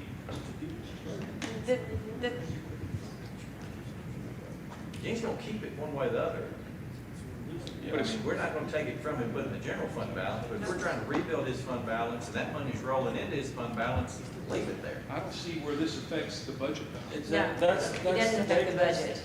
No, I feel like if you're gonna talk about the 350, you just need to scratch that thought of it rolling in and just say you're gonna take the 800 and make it 850 and cut him 850. You do that, Okay, when Gene told me he had 350,000 because he couldn't, I saw that as it's gonna roll over into his fund balance. So his fund balance is in not as bad a shape as our numbers show because it's about to have a $350,000 boost. You gotta remember, I'm not an accountant, I just add. sure. And again, the intent was him to come back and amend it back into the budget. So the way I would approach it, if that's the mentality you want to use, then make the 500 the 850 instead of the 500. And just kind of not talk about it in the layman's terms of rollover money. You're just going to complicate it by that way. Make the 500 850. And then we're not giving him but $100,000 more than we did last year. I'm just stating that. You're going to cut it worse than you if I have. hadn't asked for anything, it's gonna be 1.5 million backwards. So, I mean, I don't understand. That's where we are. With the thing, the way it's set up, that's where we are, if I didn't ask for a dollar. So you want to get I'm going to try to get your straw poll. Let's So go to straw poll. $500,000 for But request. all I got to say is that's our money from last budget, David. I can't do nothing about the weather and and I was just, when you asked me where could I cut, and I told you, I was being honest. I mean, I want you to know the numbers. I could have not told you nothing, and I'm not that, but anyway, the only problem I got with the 350, that was funds that was already there. I don't think that you should be taking that out of next year's too, because that's even gonna make it even worse again, in my opinion. But anyway. Kelly. Beth, what you wrote up there on the whiteboard, which I can't read, but all that in red, those are expenditures that came out from the general fund in the middle of the year, I guess. No. Okay. So what I wrote on there was budgets that you all have approved. The use of fund balance from the budget to budget. Those are just budgetary numbers. And that was, the purpose of that was to show the difference that the highway department is not asking for the full 2.3 million. They're only asking for $900,000 more. But because of the uses of fund balance, the fund balance continues to go down. Their fund balance. Yes, just the highway, just the highway fund. They have their own separate fund balance from the others. Yes, ma'am. Yes, Aaron? I can get on board with the 500K, but the 450, I mean, that is a recurring thing every year. I mean, I don't think we need to take that out of their budget when we know they have equipment requirements every single year. So keep that in mind. And then I also want to point out, remind everybody, we didn't get into this just because we didn't want to raise property taxes. COVID happened. And y'all, had we tried to raise property taxes in 21 or 22 or even 23, the uproar would have been worse than it is now. So keep in mind that we are playing catch up, and the decisions made in those years weren't willy-nilly. I mean, those were hard decisions too. And we compromise is gonna be the name of the game today, but we do need a property tax increase one way or the other. Terry? Sorry. Gene, I'd like to move into something else. Would you like to look at this here? This right here, what I've got here is Lawrence County's highway department, what their pay scale is. We're actually, you tell me, the highest one they got is a 2045, well, other than the supervisor, I think. And I think I went out there the other day to see if y'all had a copy of anything. And the only thing I have is this here, Gene, that you gave us. And it looks as if we are either already paying more or in the ballpark of what Lawrence County's paying. So what I'd like to do is do like everybody else was doing in the county and bump y'all 3%, just like everybody else in the county. And I think that would be a fair and decent raise based on what a neighboring county is giving already. Before we get to a That's new apples to topic, apples. can we get a vote on? I thought we would put it in with that, or I think we talked about this, let's get this one and then bring it that'd be up. fine. So what is on the table is $500,000 off of the request and take the $450,000 in equipment out of 171. So if you're in favor of that and would vote for it in the budget, raise your hand. Aye. Okay, I think we've got a quorum on that. So when we go to budget, I mean, this is the way we're going to work. Do you have a question? That leaving the 350,000. That would leave 350. In there. Yeah. Otherwise, it would be 850 out of their budget. So we're saying 500. Yes, Matthew? Can we do this as a straw poll, just doing the 500,000 out, leaving the rest of the money? Leaving the equipment out of it? Yes. So one by one? Okay. Yes, sir. Give me a show of hands if you support taking 500,000 out of the budget.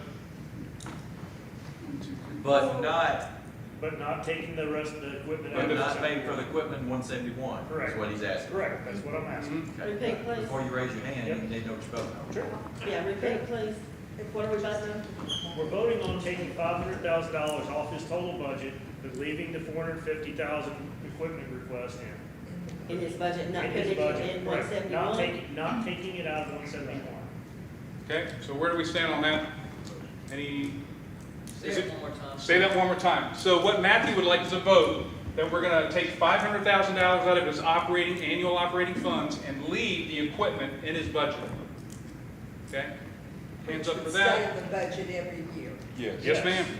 1, 2, 3, 4, 5, 6, 7, 8, 9, 10. Okay. Can I ask a question? Well, that's 10 votes. I just want to make sure we understand that. Some people voted twice. Some people voted to. Okay, it's a question of whether it's going to go to budget and pass, so I'm just saying that's 10. How many votes were there on the first time? I didn't get a count. So let's get a count if we include the two. So $500,000 from the operating request and $450,000 out of 171. If you support that, let me see your hands. 1, 2, 3, 4, 5. Some of y'all have written twice. 6. Okay, it's really an either or, but okay. So there's 6 for that. So there's more support to pull $500,000 out of the annual budget, and less support to pull that money out of the annual, or out of the to pull it out of the budget. You can vote for either. Sure, you can vote for either one. So let's vote for that second one again, knowing that you can vote for either one. Okay, you can vote for either one. If you want to include taking $450,000 out of 171, understanding that's a recurring expense, as well as $500,000 for the operating expense, raise your hand. 1, We're 2, losing votes every time. 3, 4, 5, 6. That's what we had before. Okay. All right. All right. So we've got, I would say we've got support to take that to the budget committee. Terry, you want to roll with your next thing? Yeah, Gene, you will look this again? Yeah, I know what you got. Did you talk to Ryan, No, I the road talked, superintendent? I talked to Patsy. Yeah, well, you know, they've got in for another $1 this year for their guys. Like, this is what she just said. Yeah, that's where they at today, but they're, you know, I talked to him last week as well. But anyway, you know, Terry, this is the way I see that. You know, I've been at the highway Now, department. just keep in mind, I'm just trying I know. to trim this budget. I know. I'd like to see y'all get all you could. I know. And, you know, I've been there 23, August, be 23 years. But anyway, you know, I've sat here and watched these guys, and we've got some senior guys and that's getting paid pretty good, and we got a bunch of younger guys that's trying to buy a house, buy a car, whatever they buy, get married, etc. And, you know, it's just like I've told you all the time. You know, we've got a T-Dot right beside of us. You can go in there and make $24 an hour. And 3 months go to $26 and $28. We're used to. When I went to work at the highway department, I could have went to Bowill at that time. And he recommended me. He says, don't You need to go to the county. It's better benefits, better money, and everything, but that's turned around. Bottom line, Terry, you know, just like I've told all of you, and I've got guys that will get that 3%, and I've got guys that's gonna get a little more than that 3%. It's not the way our pay scale has been for years, ever since I've been there. You came in and you started out at this amount, whether you could put patch in a hole or you run a grader. There's a difference there. And that's what I'm fixing. That's the reason I'm asking. That's the reason I'm going to give the raises to the guys that need it, and the guys that, you know, we do have guys that's just going to get 3%. We've got 8 of those, just to be honest with you. Well, I just thought Out it'd of be fair to 35. compare it Yes, with. but what you should have done, Terry, is drove right on up the road to Murray County and looked at theirs. Well, we can't. And go to Lincoln County and look at theirs. I just asked if you Yeah, would, I know, so I know you're trying to figure this out, but that's where we are. You know, there's guys at Lincoln County making $31. Not everybody, but there is one guys there. But just like on this supervisor, on here, your pay goes up to 33.65. Yeah, but you don't, it goes up to that, but you have to, yeah, I mean, that's, you know, we will evaluate those numbers right there. I will evaluate everybody every year. And It's trying to come up with something. I know. Trying to come up with something. Okay, is there anything else for highway? Gene, you have anything else you'd like to cut? No, sir. Okay, you're excused. It's a tough process. All right.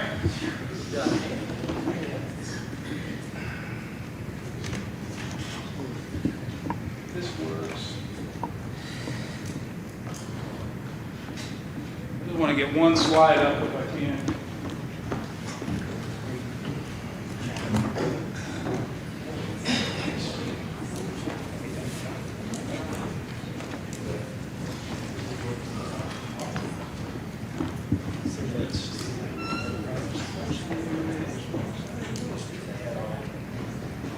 All right, how can that be, can you see that, Gail? Probably everybody else. All right, what this is, and it kind of is a graphical depiction of what Mr. Reedy was just explaining. So if you go to the top of that spreadsheet and we say a 0% increase, you good? Oh, no, I was copying that. I couldn't see from sitting over there. Oh, take a picture. Great. Yeah. Yeah. And then I'll take a picture and send it to you. Notch just made the suggestion, we just cut 2.6% off that 28. Let's keep a running tally of where we are. Yeah, I wanted to show this at the beginning, but you're right. So what this is if you go to the top and you have a 0% cut or 0% increase in property tax, that means we would have to find $5.265 million in cuts. If you go all the way to the bottom and see the 28% tax increase that was proposed, that would have cleared the deficit. So everything in between there, I did it in nickel increments with the property tax. So if you went up 10 cents, that's a 5% increase, but it leaves you with $4.3 million in cuts. I'm just throwing out an example. Say you're going to go up 10% on property tax, that would be a 20-cent increase. That means you need to find $3.4 million in cuts. Okay? So I thought this was helpful because it helps us know how we're tracking, but I want to be honest with you guys who are like 0%ers, like I'm not for a property tax. Your responsibility is to come up with $5.265 million in cuts. And we just went to highway, which is one of our largest budgets, and we cut $500,000 out of it. Okay? 5.3 pennies. But we just cut 5.3 pennies off of the 28. So now we're sitting right around that 22.5 mark. That means we still would need to come up with another $1 million in cuts. I just want to, this is where we are. Okay, so what's the next department you would like to talk with? Yeah, Matt. Ambulance. Ambulance, okay. Willow? You know, Gene has some preparatory comments. I know Willow might as well, so I'm going to let you have the podium here. Yeah, I think I do. Can everybody hear me okay? All right, good. For anybody out there that doesn't know me, my name is Willow Chavez. I'm the EMS chief. I've been here for a little over 2 years. Some things I want to clarify. So kind of like Jean said, I hope that everybody here and everybody watching and listening understands the effect, the negative effect that all of this stuff on social media has, all right? There are some people that are claiming transparency, but they're only sharing bits and pieces of information. They're skewing the facts to feed their agenda, and it's damaging to the folks that are out here giving their heart and soul for this job. We don't have to agree, but I really, really hope that you all will check yourselves and pay attention to what you're posting and what you're implying. Because some of the things, not only are they unethical, they're criminal. And Miss Albury, you're one of those people. And I want you to hear this. I'm praying for you. Because you're being manipulated by Gail Jones. How is that criminal? When she accuses an ambulance of driving by a person on the side of the road, you can face criminal charges for that. We could be to act. If she stated what she saw, how can that be criminal? For her. She didn't see it. I saw the person laying on the road, and I have. I'm going to continue speaking. The other thing I want to talk about is the overtime that's been brought up. Somebody said, oh, there's people at EMS that are making $100,000 a year. They're making six figures. Okay, this past year, yes, we had 3 individuals that just hedged over $100,000. You want to know how much overtime they worked? Right at 1,000 hours of overtime. We are not buffering salaries. We are not paying people for time that they don't work. That, again, alludes to criminal and unethical activity. All of these slanderous comments are really, really damaging. And I want you to hear this.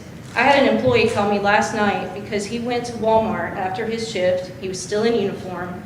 He goes to walk in the door and there's a couple of people walking out. And one of them says, oh, there's one of those effing EMS people. Do you know that 2 firefighters got killed in an ambush in Idaho a few days ago? Words are powerful.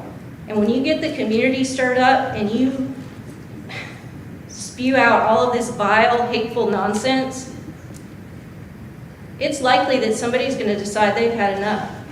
And they're going to put the target on us, just like some of you have done on me. So I need you to understand that your words are powerful, and it does make a difference. We don't have to agree, but please stop being hateful. I've asked several members of the community to come and speak to me, anybody that has concerns. I've had 2 people reach out to me.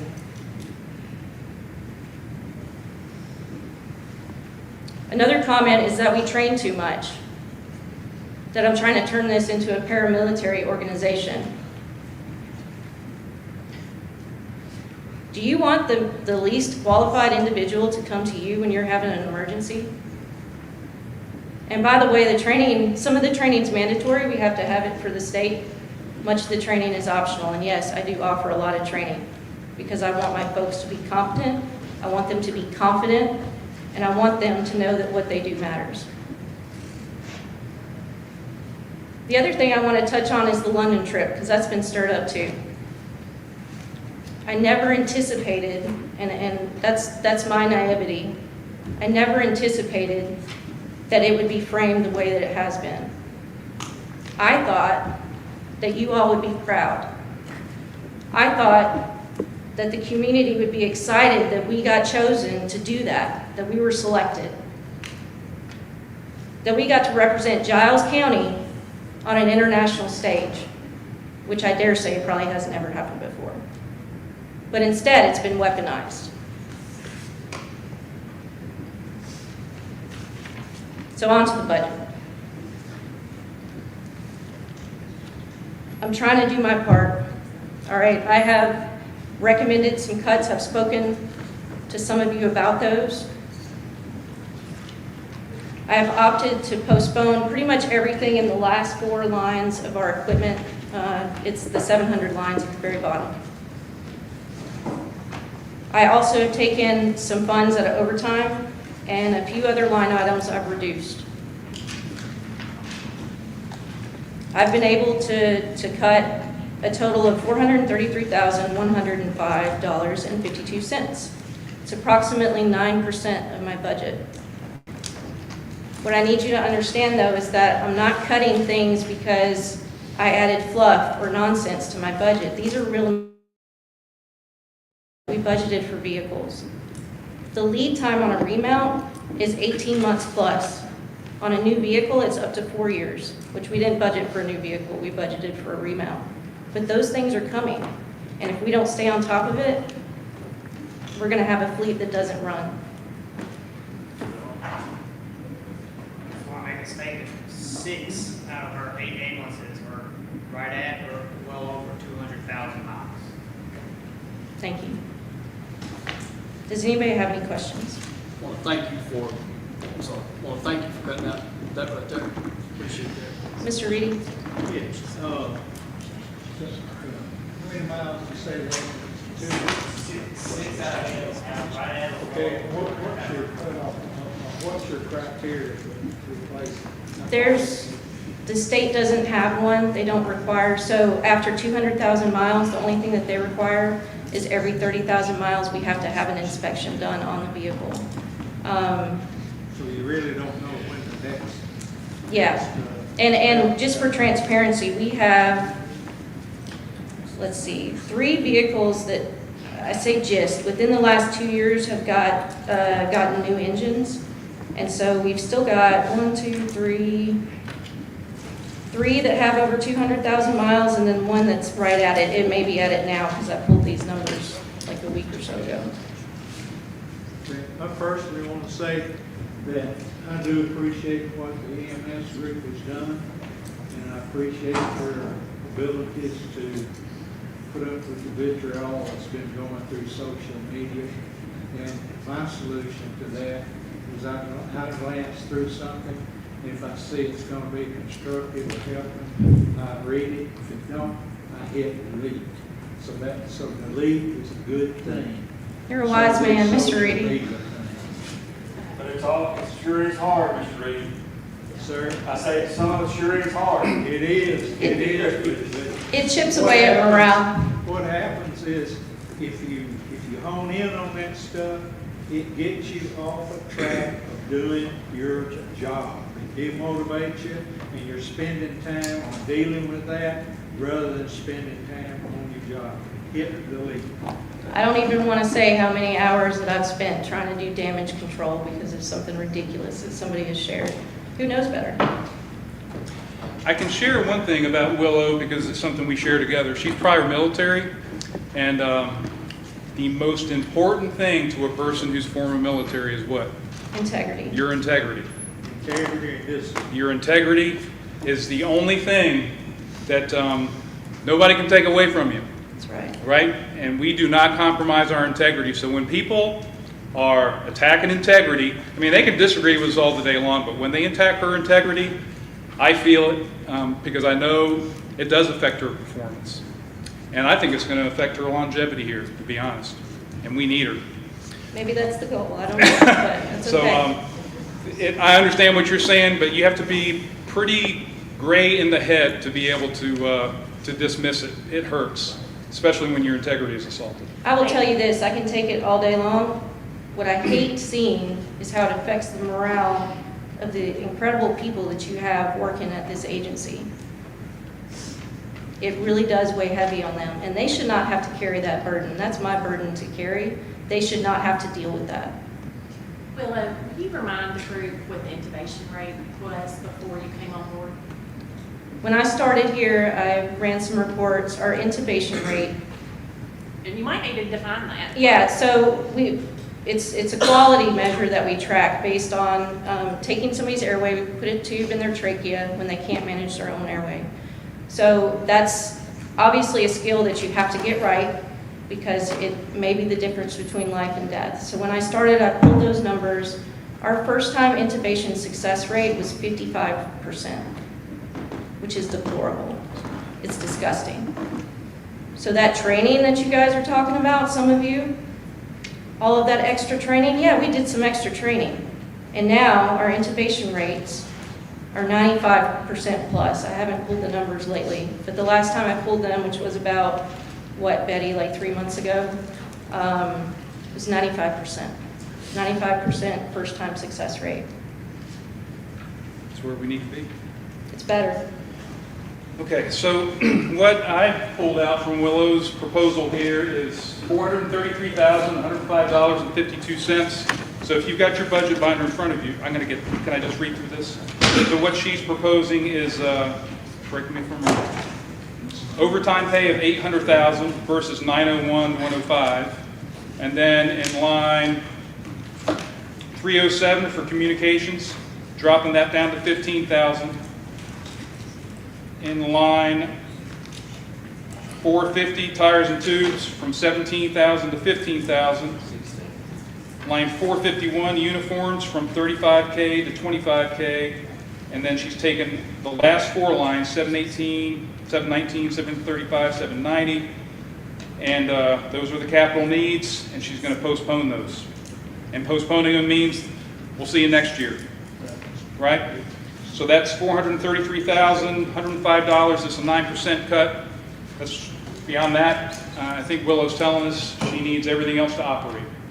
So, did you have anything else, Matthew? Yes, I did. You and I talked about several things, one of them being overtime. You wanted to talk to me about it beforehand, and I apologize I couldn't. That's okay. For me, before I say you already know where I wanted to go. But if you wanted to tell me whatever you needed to about that now, it's probably. Yes, sir. So I went back because I didn't know the answer to your question. I went back and looked, and so that year that you were referencing, I think it was like $151,000 that was budgeted. Yes. I looked at the adjusted amount. I have it with me, but I don't want to waste the time looking. It was 280-something thousand, I believe, is what was actually the adjusted amount for that year. But what I didn't know, or didn't remember from Beth, is that the 22-23 budget, I believe, or it may have been when Bill came on board. I'm not sure, Beth, you can correct me when that happened. But at some point, the overtime line item prior to that was only tracking built-in overtime. It was only tracking the overtime that we knew we were going to have. So any of the extra overtime, any like holiday pay overtime, any of that kind of stuff came out of medical salaries. And you can see the difference in that, or basically you could see that, that line item went down and this one went up, but it was just coming out of a different line. And I think for clarification and just to have those real figures in front of you and know what you're actually spending, we moved all of the overtime into the overtime line so we could truly project what we were doing. Okay, And, thank you. That yes, makes sense. I didn't, neither of us knew that at the Yeah. end of the day, which is fine. I don't mind ever being corrected or educated. But I still think overtime is too high because, same reason we talked about before. Either you're fully staffed and you don't need overtime, or you're not fully staffed and you need overtime, but you don't need to show full staff pay and overtime as well. I mean, that's where I have a problem. I understand the concept that you need one or the other. I don't have a problem with that in the use. The problem is budgeting for both when we should only be using one or the other. I understand where you're coming from, and with those projections, there's just so many unknowns for me as far as what you all are going to decide any given year that I don't know specifically if I need to ask for this overtime because the raises aren't going to go through, or if I just need to trust that you all vote on the raises and this and that and the other. And so I'm trying to be conservative with my projections, knowing that whatever we don't use is going to go back at the end of the year. Yeah, but that's what's killing the tax rate for people. So I understand. Budgeting high on something that you're only going to use one or the other, and can we at least agree on that? Well, I don't know. I hope that we will get fully staffed, but I don't know if we'll get fully staffed. No, but my point is, it should even out. You shouldn't need both. That's all I'm trying to say. I understand. And if we budget for both and know we're only going to use one, we're increasing the tax rate for the taxpayers, and we know we're doing it for absolutely no need. And I cannot do that. I understand where you're coming from. People are going to yell at me for that, and I understand why, because I think they're right. Unless Beth is standing next to you to tell me I'm wrong, which Well- she probably is, but I. No, I completely understand where you're coming from, and I understand the concerns with budgeting that way, but, like, I don't, this number's probably not correct anymore, but, when I looked at it last, when I dropped that down to 800,000, we're already at 822,000 in overtime this year, which is an exorbitant amount, but Yeah, we're also not- super short We're also staffed. not, yeah, that's where I was going. Yes, sir. You're also not fully staffed, so the money could go from salaries to overtime, problem solved. And again, I'm not trying to keep you from the money, I'm trying to only budget for one or the other. I just want you to understand where I'm coming from as far as how I went through the budget and what I was projecting. I'm not trying to add fluff or And ask I'm for not things accusing that you of aren't. that. I think, you know, Yes, sir. spent quite a bit of time on that, and that's not what I've accused you of. This was the biggest line item in here. Oh, I know. The biggest expense. Yes, sir. I mean, the others are high, and I appreciate what you're doing to try to postpone for a year, and that is a huge drop, like you said, 9%. I'm just still having trouble with that one Yes, sir. item. I Otherwise, understand. I get it. And I'll tell you this, if you want to reduce that number, I get that. Reduce that number and then see where we end up, but I don't want you all to crucify me if I come back in December asking for more overtime money. Well, you do, it's on my. Can I speak to that for just 1 second? So the overtime piece on that is a lot of that, I want to make sure we understand, because to me, trying to figure out ambulance salaries and how they're based is complex. Like sometimes, honestly, my brain can't even totally comprehend it. So we have what we call built-in overtime. So our EMS employees don't just have a normal 40-week work hour. I think we all know that. So every week, and I probably have to get Will to explain this, but every pay period or every other pay period the EMS work, they get built-in overtime. So what we used to do prior to a couple years ago, or 3 years ago, is all that was paid out of medical personnel, the guaranteed, as we call it, built-in overtime. So and because I always had questions like, well, what is our true overtime amount? We split it back out to overtime is overtime, whether it's built-in or holiday pay or whatever. So that's why that number is so large. But I think it's important for everybody to understand that, and Willie, you may want to touch on that, or Betty, about how many hours roughly are overtime of a regular work week, for they can kind of understand that it's not just paying extra folks because we're having to fill in. Sure. So there's 4 crews. So basically, what that looks like is in one pay period they'll be paid 16 hours of overtime. The next pay period it's 8 hours of overtime, because there's a week in there that is a short week where they only have a 24-hour shift, so they don't accrue overtime. Does that make sense? If not, it's okay. I can. It's part of the 24/72. Yeah.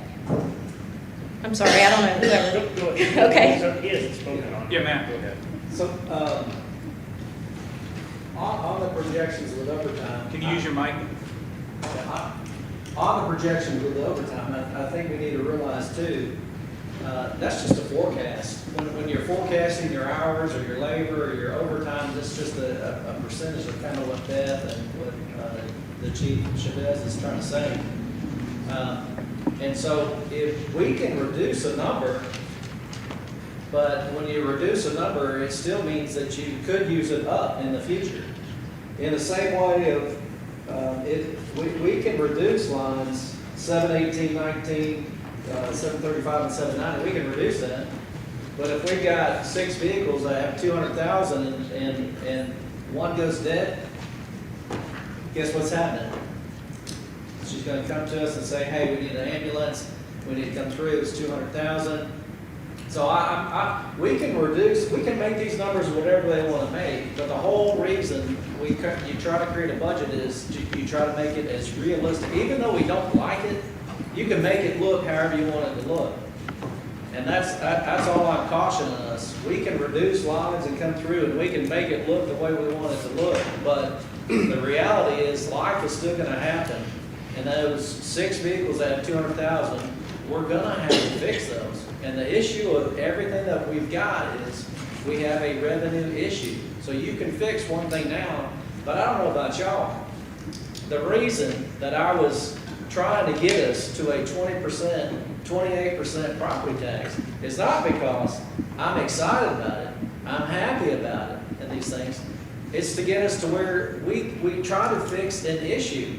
There's no gain or reward for me, for anybody else when we do a property tax. I understand that. We have an issue. The issue is revenue. And so we can make the number look how it wants to look. But we don't have a sales tax where we bring revenue in. We don't have a will tax where we bring a revenue in. And it's terrible that we're attacking, and I'm not saying right now we're having debate and talk about things, but it's terrible that our department heads are getting beat up, commissioners are getting beat up, and things like that. But particularly the worst is the impact it's having on our people. I've been killed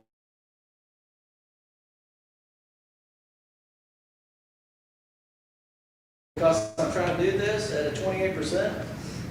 The writing's on the wall, so maybe I'm not a conservative at 28% property tax, but maybe I am a conservative if it's a 20% or a 15%.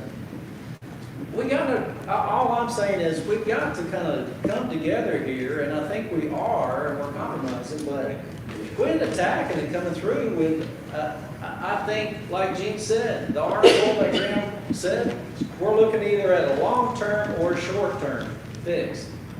The whole reason we were trying to present the 28% was that was a long-term fix. I don't want to be here. I don't think any commissioner wants to be here and doing the same thing where we just nickel and dime this. But the definition of insanity is you continue to do the same thing over and over and expect a different result. And as a commission, we continue to do the same thing over and over, and we think we're going to get a different result. Okay, Judy, and then Gail. You just took the words right out of my mouth. Doing the same thing, the same way, is the definition of insanity. And what I see since I've been on the commission, and this is my 7th year, I guess, every year we've made the numbers work. Because we had a healthy fund balance in this county that goes way back to the sale of the hospital. And what we have elected to do over the years, and it's worked okay for me, because I really didn't even know what was going on. And most of us who are not in the midst of this don't have a clue. Well, what we did was make the budget work, and then anything we needed to add to the budget, if the cars broke down, or if the power bill was too high, or if the maintenance was twice what we thought it was going to be, we just went to the fund balance and we pulled that money out. And it didn't hurt because it was sitting there. Except it wasn't a balanced budget.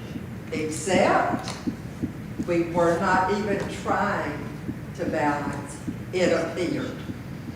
So I think that's made for a lot of confusion over the last few years. And we've benefited from it because our tax rate is low. Everybody's been talking about how high our tax rate is. Comparatively speaking, I believe we determined that it was the lowest in our region. So, here we are. I didn't want to have to cut Gene. I don't want to have to cut Willa. We certainly don't want to have to cut every department in this government. But we did have to compromise. And maybe we can half it this year and do the other half next year, hoping and praying that we'll have a better economic picture.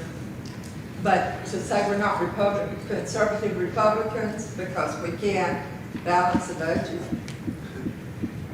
that's not kind of harsh. That's just my 2 cents. Okay. Gail, and then I think Gail and then David. Did you? I think Mr. Sutton.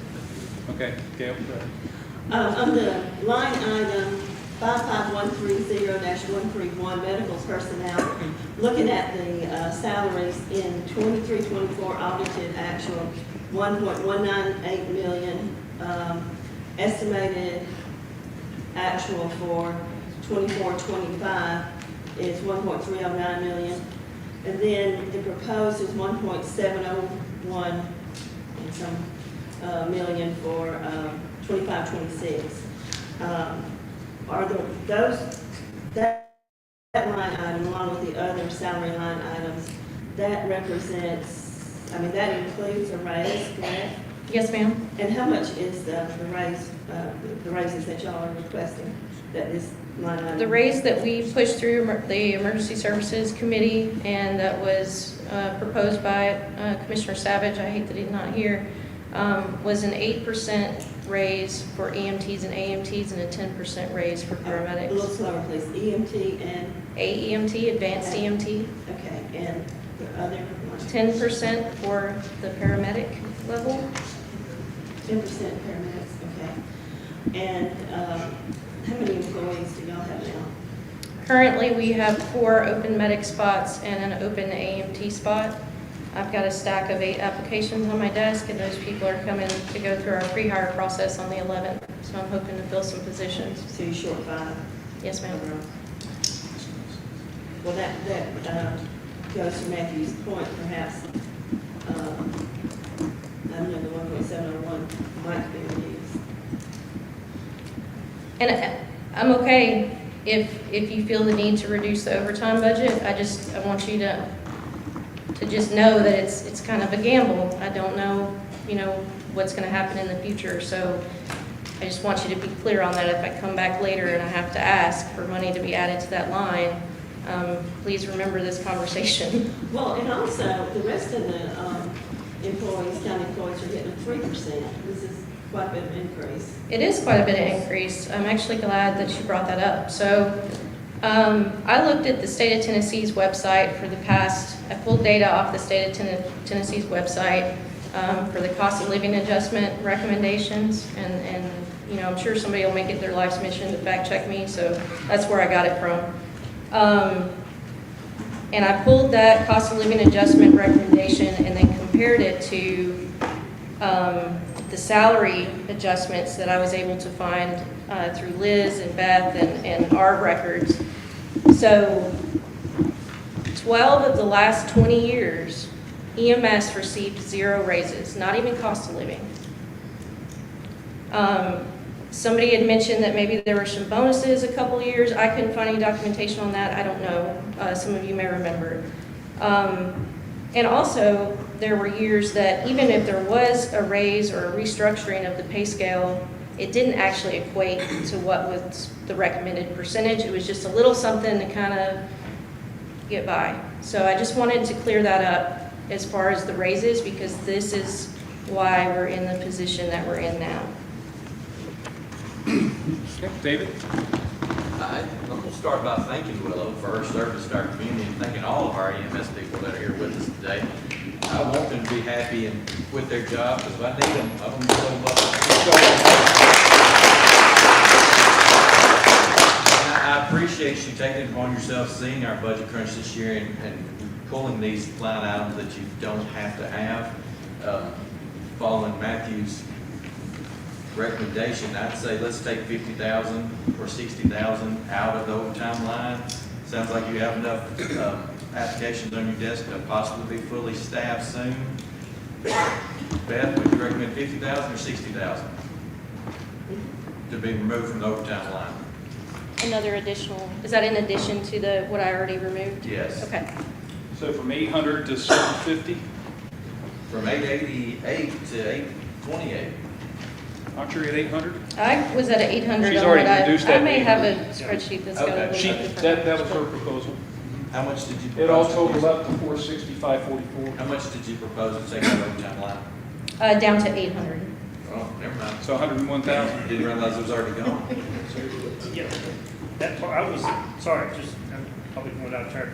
I was trying to get it down a little bit more. I'm trying to figure out how much your standard overtime would be.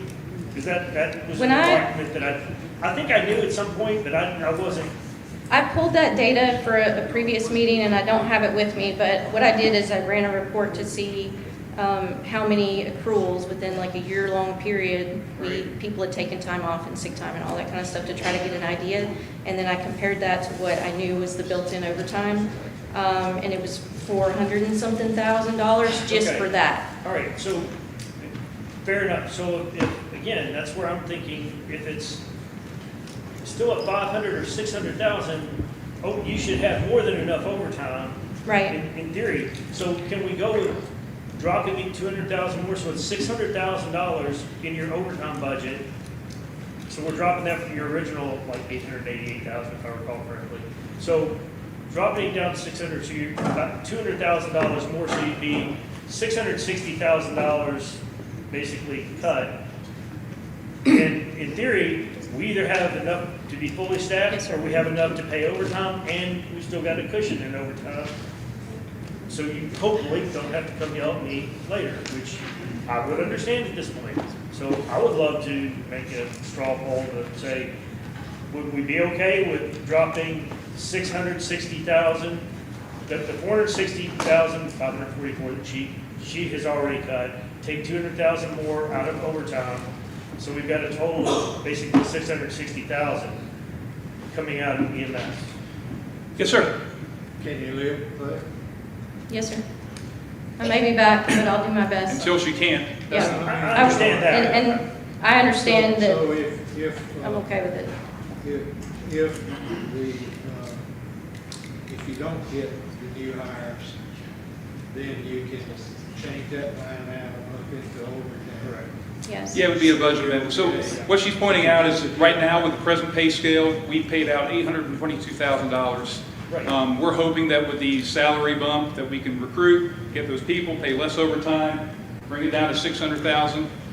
And I do have an intention of, Go ahead. once we get fully staffed, of capping overtime. So we can do that to kind of help manage. But we've got to be fully staffed first, because when you give up on overtime or you cap overtime and you're not fully staffed, then you're taking away from those outstations, and we had talked about that too. Okay, we're driving towards kind of a vote on this plan here, so comments on that? Terry, you're up. Yeah, one of the, well, this is back before you and I. Yes, sir. But one of the big selling points on going to the 2472 is to eliminate overtime. That was one of the biggest selling points to that. I don't know who said it would eliminate overtime. It did reduce it. It did reduce it but from now the we're- 2448. It did do that. Right. But I believe what the county did at that time was they changed the hourly rate to ensure that people weren't, they were still making the same amount annually. So that Yeah, was. Marshall County didn't do that. And I've talked to a couple of the commissioners over there, and they said that's going to be something they're going to have to address in their next budget, is that. But a lot of the other counties have overtime cap. And this in here I got from Marshall County, they have a 12-hour per pay period for full-time. And then can we do an overtime cap? That's what I was talking about. Once we get fully staffed, is doing an overtime cap. Okay. Matt and then Mr. Sutton. I would maybe modify it and just ask on Matthew what he's talking about on the last 4 lines of the 360, maybe divide that and only take out 180 and leave 180, because we know that that's going to be reoccurring.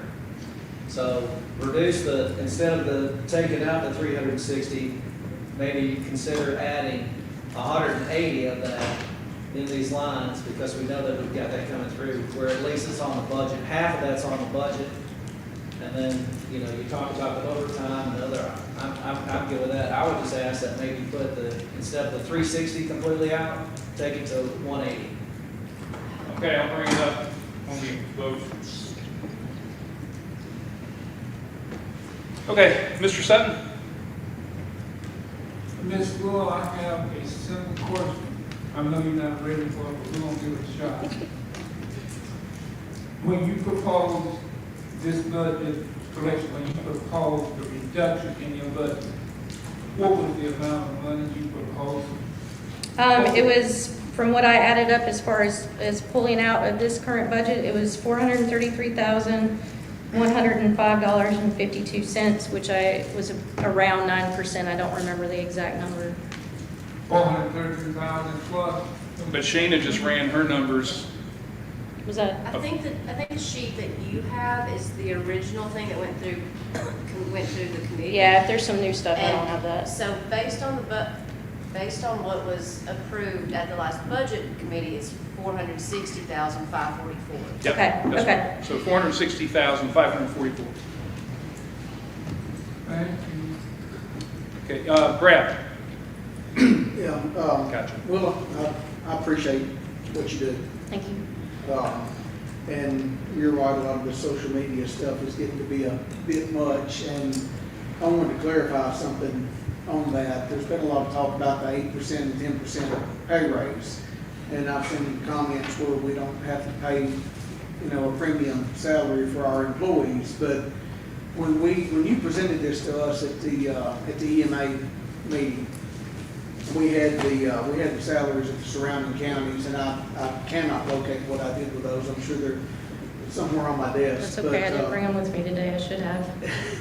But anyway, we didn't raise our salaries up above the surrounding counties. We didn't even get to matching, correct? No, We just got back in the the ballpark. goal was to get within about $1, just to kind of try to be competitive, because, somebody, and credit to the folks that are here, because they could easily go anywhere else and make more money, but, it gives you, it's better recruitment strategy. I mean, somebody will give up 50 cents or $1 an hour if they really like the place that they're working. I just wanted to clarify that. I wanted to dispel the myth that we were paying, that this pay range was to get us above the other counties, and I just wanted to verify Yeah, that. and based on the numbers, and that was pushed out from Marshall County, it was a flyer that they posted on social media, I think, that I had shown to Commissioner Savage, and that's where those numbers came from, was their flyer. So I don't, if the numbers aren't accurate, then they didn't post accurate numbers, but that's what we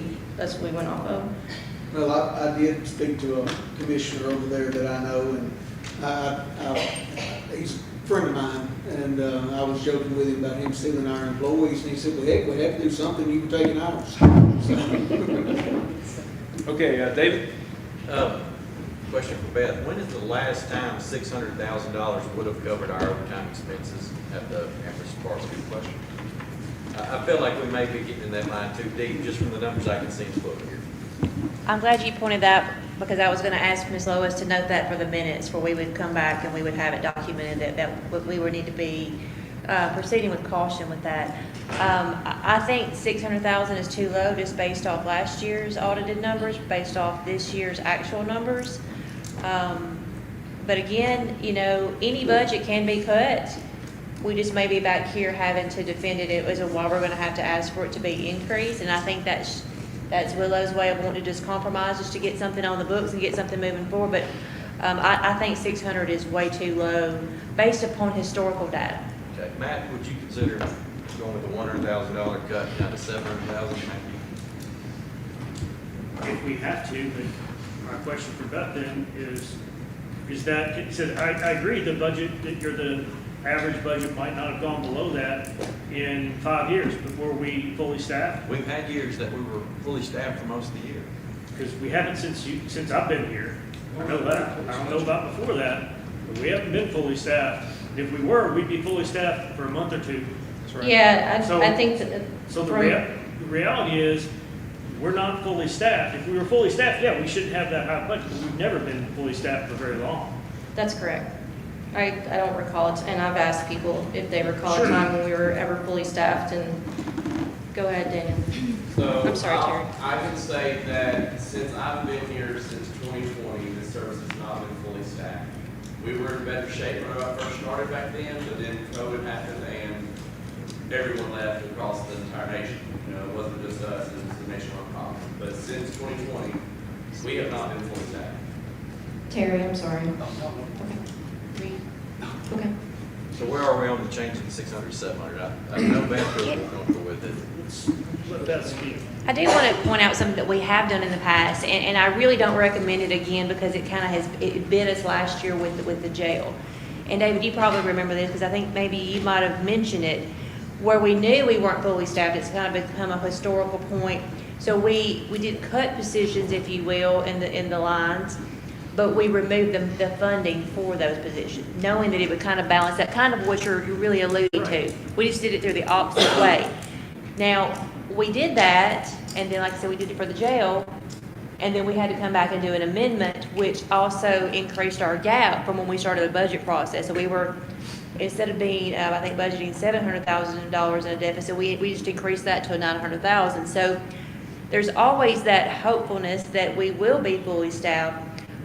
But I just wanted to point, we have done that in the past. Y'all could do that again, but we need to make sure it's definitely clear to the minutes and everybody understands that we could be back mid-year, well, if we become fully staffed. Wouldn't it just be an accounting entry we were approving, because we'd be pulling money from salaries over to overtime? It's not an additional expense. That's the whole thing I'm trying to get at. I understand, and I don't want to cut her budget too low. That's not my intent. My intent is just the opposite, to make sure that we're only funding fully staffed plus mandatory overtime, or we're not fully staffed and we put it in overtime. So we're either putting money in overtime or we're putting money in salaries. We're not putting it in both.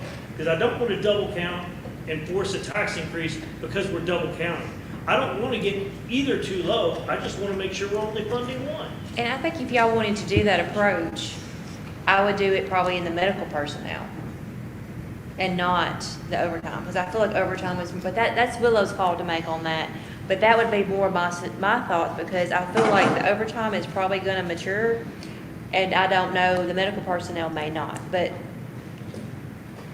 that's just my thoughts. Yes, ma'am. But that, you in the middle of the year, if you say that you've got extra under medical personnel, you can switch categories, can you not? Can you not? Yeah, budget amendment. Yep. To overtime, so they'll take care of itself.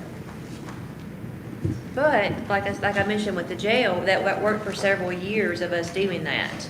And honestly, when we start making those kind of adjustments, like I think, I think it was Miss Judy that said this, and I have to agree, because I've done a lot of self-reflection myself on this budget process years past. I mean, and I think, okay, well, when we know sitting here that, okay, we're probably not going to be fully staffed, let's go ahead and just reduce that amount of the budget, because we can see a trend here, just to kind of get us by. And then we come up and we become fully staffed, we've just cut our own throats mid-year. That's my only caution, because I've seen it happen, and I'm hoping that's going to happen again. I'm hoping EMS is going to be fully staffed. As long as everybody understands that, yes, but you can always do an amendment. But then like last year, we had to do an amendment from fund balance for the jail. I just don't want to see us get to this point where everybody thinks we're good and we made all these cuts, and then mid-year, we're back here asking for $200,000 out of fund balance because we're fully staffed, but we still need some overtime funds for that new built-in overtime piece. If that makes sense. David? Yeah, I don't like that medical personnel. You don't like medical personnel? We won't send them to your house. I don't like, we got that, but we're not going nowhere. We're gonna be here every month. We can always adjust, move some. It's just like, if you run out of. Can't hear you. Sorry. We're not going anywhere. If we cut this down and if we need it later, we can always call a meeting. Yeah, we can call a meeting and do a budget amendment. What we're trying to avoid is pulling out of fund balance. If it's just a matter of moving it out of salaries into overtime or vice versa, we can do that. Well, I just think that's too much increase for pay unless you're gonna have somebody new. Okay. And I ain't got anything against them. Yes, sir. I know you don't. Government service. I know you don't. I'd like to see 700 left in overtime line, and if we're lucky enough to be fully staffed and that line is heavy at the end of the year, we could probably use it for some medical equipment. No, it'll have a use, but look, I hadn't seen 600,000 in recent history be enough to cover. Yeah, so we got two proposals, and let's just deal with this one issue of overtime if we can. Raise your hand if you want to drop overtime down to 600,000. 1, 2, 3, 4, 5, 6. Okay. Raise your hand if you'd like to drop it down to 700,000. 1, 2, 3, 4, 5, 6, 7. Y'all are pretty split on that. Can we do that as a double vote, so I didn't vote for it at 7, because I'd rather get it to 6. Yeah. Do we need to vote? Well, we got 13 people that know that we want to drop overtime. So you would approve, you would go to I'm 7 if you could I'm get going 6. to if I have to, because I just want to get it down. I'd rather get it down more, but I want to get it down. So In the spirit of compromise, 650? Sold! All right. think it's too low though, but. I think we'll be back on this one. We might, maybe back. I hope not. I think, Okay, that's where we're gonna, do you want to do any, yeah, go ahead. no, I think Matthew explained it well, what he's talking about, and I hate to repeat what he said, is we're putting money into this account for medical personnel as being fully staffed, but then on the overtime, we're putting money in there like we won't be fully staffed, so we're putting money in two different ones, just to ensure. Well, there's a this- lot of unknowns, yeah. And she's clawed down from 901,000 down to 650 at this point, so. I'm happy That's pretty deep. with our compromise. Talking about just those ladders. Okay, so let's see what kind of support we've got for kind of this package here. We've got $460,000 that Willow proposed to pull out. We've got an additional 150 coming out of overtime. And there was let's just deal with those two for a minute. So what kind of support do we have for Willow's proposal of a 9% cut plus reducing overtime further to 650? Raise your hand, please. What, say that again? Okay, this isn't hard. Okay, we're proposing 400. Okay. Okay, I think there's broad support for that. Great, thank you. Okay, Matt raised the idea of putting $180,000 back into the recurring costs where Willow's taking out everything out of the capital projects. Is there any support for that? Matthews, okay. And yes, sir? Okay, not much broad support. Matthew's point is recurring costs are recurring costs. We'll be back for that. Yeah, absolutely. Yeah?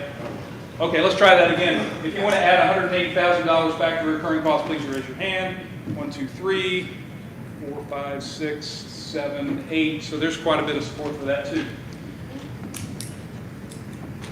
And even if there's not majority, Matt, I'm just going to kind of leave that on the agenda for the budget committee to hash out. Okay. So can I get, based on these, can you do the math for me? Absolutely. So we've got $460,544. I can't keep up, guys. Add $150,000. 430,544. Well, okay, we're starting off at 460,544, right? I'm telling you, budget to budget difference is what I'm telling you. Well, we If we started cut off at it 460. overtime down to 650 and then increase the equipment back up to 180. Yeah, don't do that just yet. Don't do the equipment Okay. just yet. Just do the 460,544 plus, That was the 600. plus 150. Okay, hold on just a second.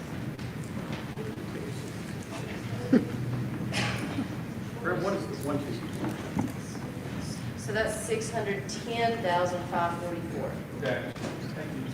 The difference between 860. And then, so that'd be 610,544. How many pennies is that? So Willow had already proposed changing her back. Yes. Thank you. She had a handout. Did y'all not get a copy of it? I didn't have enough for everybody, I'm sorry. 6.49. 6.49. Plus the highways at 5.320. So add those two together for me. 11.816. 0.81. 66. Okay. So, and that's without adding any money back into the recurring costs, which you can discuss in the budget committee. But right now, between highway and EMS, we've got 11.8 pennies that we pulled out. And I think we should probably get a break soon. Well, let me just show you where we are if this comes up. Now the TV's not up. So, 44.2. say again? 44.2. So 44 Yeah, cents. so, right. Yeah, we haven't pulled much out. So what other departments are you all interested in seeing? We'll do the school next. The school? Can I say one last thing? When you go back into your communities and you're talking to your constituents that are like, hey, trim the fat, and they're asking for all this crap they don't need, please explain this process. Please explain that there's an impact to these cuts, that we may have to come back later and ask for more funding, that we're putting off things that we actually do need. But I'm trying to compromise and trying to be a team player. So please do that. Thanks. Thank you. Okay. Question? I had a comment. 2.5 years exactly to this very date, I had a heart attack. And I had excellent service from our ambulance service. Nikki Nesbitt, I don't know if you're in here, was in the back with me. And I'm not sure which was scarier though, the heart attack itself, which was very mild, or the ride. It was raining and I was, looking backwards anyway, I want to express thank you and appreciation for you and the team. Thank you so much. We All appreciate it.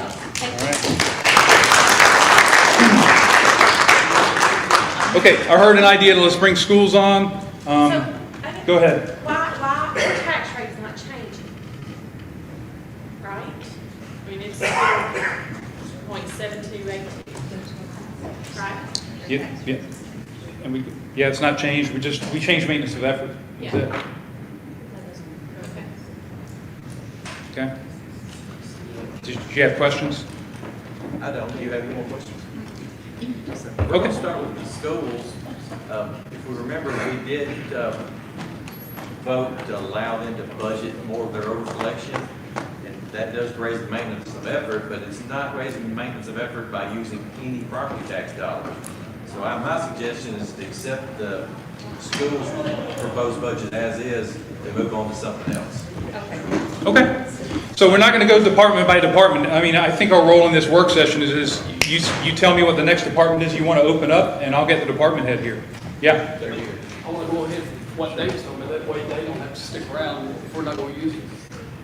Yeah, so do you want Dr. Beard to come up here and have a discussion? Sure. Okay. And my suggestion is to let it flow like it is. If people will have other suggestions, this is the time. Does anybody have any suggestions that they want to open up the school budget, and are there cuts there that you want? Because that's what this is about. If you don't have cuts there, we don't need to bring Dr. Beard up here unless. My only question is still about overcollection of the additional $500,000 that is not required to pay the debt at this point.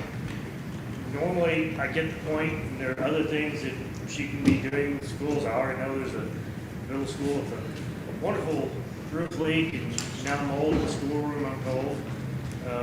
But we're kind of desperate, were we not, to control our own budget, and control how money is spent right now. So I still think that's a conversation worth having. I understand it. When we approved the school bond, that we went and agreed to allow them to keep that over collection, but I think at this point, we need to revisit that for our finances. But I don't know if that's something where do we begin with that conversation, is, I guess, my question. Okay. I'm going to, Dr. Beard and Knox, if y'all want to come up.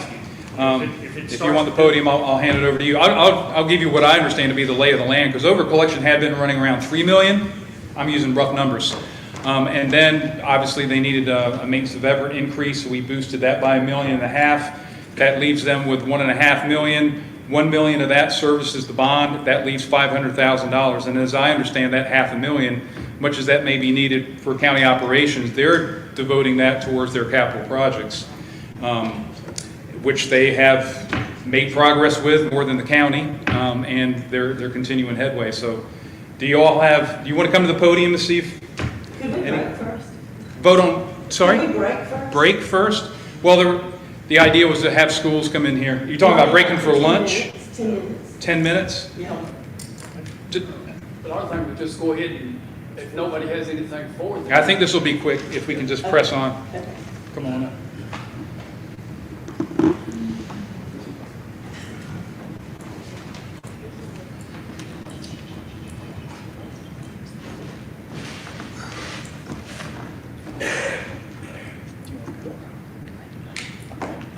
Graham, thank you. That's quick synopsis was head on. If you're going to start taking pennies back from the school, again, you've heard me say it over and over again, it's rob Peter to pay Paul. When you're talking about recurring expenditures, this whole budget deal is to get up to where we're meeting those recurring expenditures, but also keeping mindful that we have capital outlay and we have capital accounts and we have fund balance. So by not taking pennies away from us and by allowing us to continue the highly successful rate at which we've done renovations, increase teacher pay, fight raises, go forward with what the state is putting on us for next year, all of those are outlier and things that we have been planning for. And again, when we came on, when I came on the school board and Dr. Beard came in, we had just saw a reduction in pennies to the school board itself. And then so we operated within that budget and then those means and those constraints. But to take a department and pull from it to shore up other departments, when that department is being successful and very transparent and very consistent and very strategic and just overall successful with their funds, I don't understand that as a practice of any kind. But the simple of it is we're asking to raise our maintenance of effort using our own fund balance money so that our recurring expenditures are not such a huge gap each year when it comes to balancing our budget. Because we do have to pull a little bit from fund balance here and there, but this is to lessen that gap. Because we don't want to come in here and after this 50,000 year zero teacher increase, come back and say, hey, we're short this much, and we want to pull every single bit of that from our fund balance. We're trying to get our working capital working better for us, and you guys have allowed us to do that over these last few years. Let us continue to do that and to handle education in Giles County, because our expenses, our needs, our concerns are only going to grow. There are so many ins and outs, so many when it comes to special ed, when it comes to just general ed, when it comes to everything that's on Dr. Beard's plate and her team's plate, and the way we shuffle money around, the way that we take a need for a position, but that position doesn't have to be filled because we can use in-house. It's strategic. Her team has done an exceptional job. I'd put it up against any board that's ever been here or central office. Allow us to keep functioning and allow us to keep using our expertise, our education, and what we learn each year to continue to work for this county and for our kids. That would be the ultimate. When you have money, it's easy to do renovations and updates. We don't have money. We don't even have money to cover basic necessities. So we're being told by the two departments we've already talked to today. Yet we're funding renovations, but we're still trying to keep the lights on over here on this side of the house. So I understand your concept. I'm not arguing with the maintenance of effort change, but I am still concerned with the over-collection because I'm glad you're able to do a lot with what you're getting, but at the same time, that means we're not even talking about ambulance centers or courthouse renovations here. We don't have the luxury of talking about those things because we can't fund all the departments. So acting like we should continue to pay for those things, for renovations when we can't even fund the departments over here doesn't make logical sense to me. I mean, I'm glad. So that just circles us back to where we were, 7, 8 years ago when we sat in here, and several of you were part of that, trying to figure out how we're going to renovate these schools, how we're going to up our game as a community. When someone comes into a community, they want education. They want to know what the school system is like. They want to know what healthcare, EMS services are like. And then the other thing we want to know is how safe the community is in jails. So to touch those or rob one from the other to do that, and we want to build revenue, and that's really what we're talking about, is building revenue. We're not asking for anything that's going to touch a property tax increase. Yes, we're taking our overcollection and we're doing the most with it. We have to create some sense of overcollection for county government, and that's really what this is talking about. So if we're going to steal from one to do the other, then there's no reason to even do a property tax increase. We never get back to Mr. Wroblewski's point of view in this, is to get caught up and to keep future-proofing and to keep planning forward. But to rob Peter to pay Paul, or to put one department against the other, or to lessen a department to build another one up, or to get one back, that's not going to be the thing that's going to get us out of this hole. That's why it's called over collection, sir. It's not collection. You keep saying our money. No, that's why it's over collecting more than you're supposed to be collecting. Well, that's a result of sales tax, and that's a result of what the economy is doing. Okay, so we've been allotted the pennies, and we've taken those, and we've strategically used them to fund our education system that hasn't been funded the way it has. The state has given us some extra money. So, my point. Yeah, so if you want to get a straw poll, I mean, is your... I do. I don't want to lose, but if I don't at least show my constituents I've made the effort to do this. I don't want to put words in your mouth, so your proposal is to see if there's support to take $500,000 back in pennies to the county. Okay. Is there support for that? No. One, okay, two, three. Okay. I mean, that kind of, you would need 11 votes on. I understand that. Yeah. I needed to have the. Understood. To show I've made the effort to do it. Right. That's what my constituents want. Okay, so I don't think there's broad support. Yes, Gail?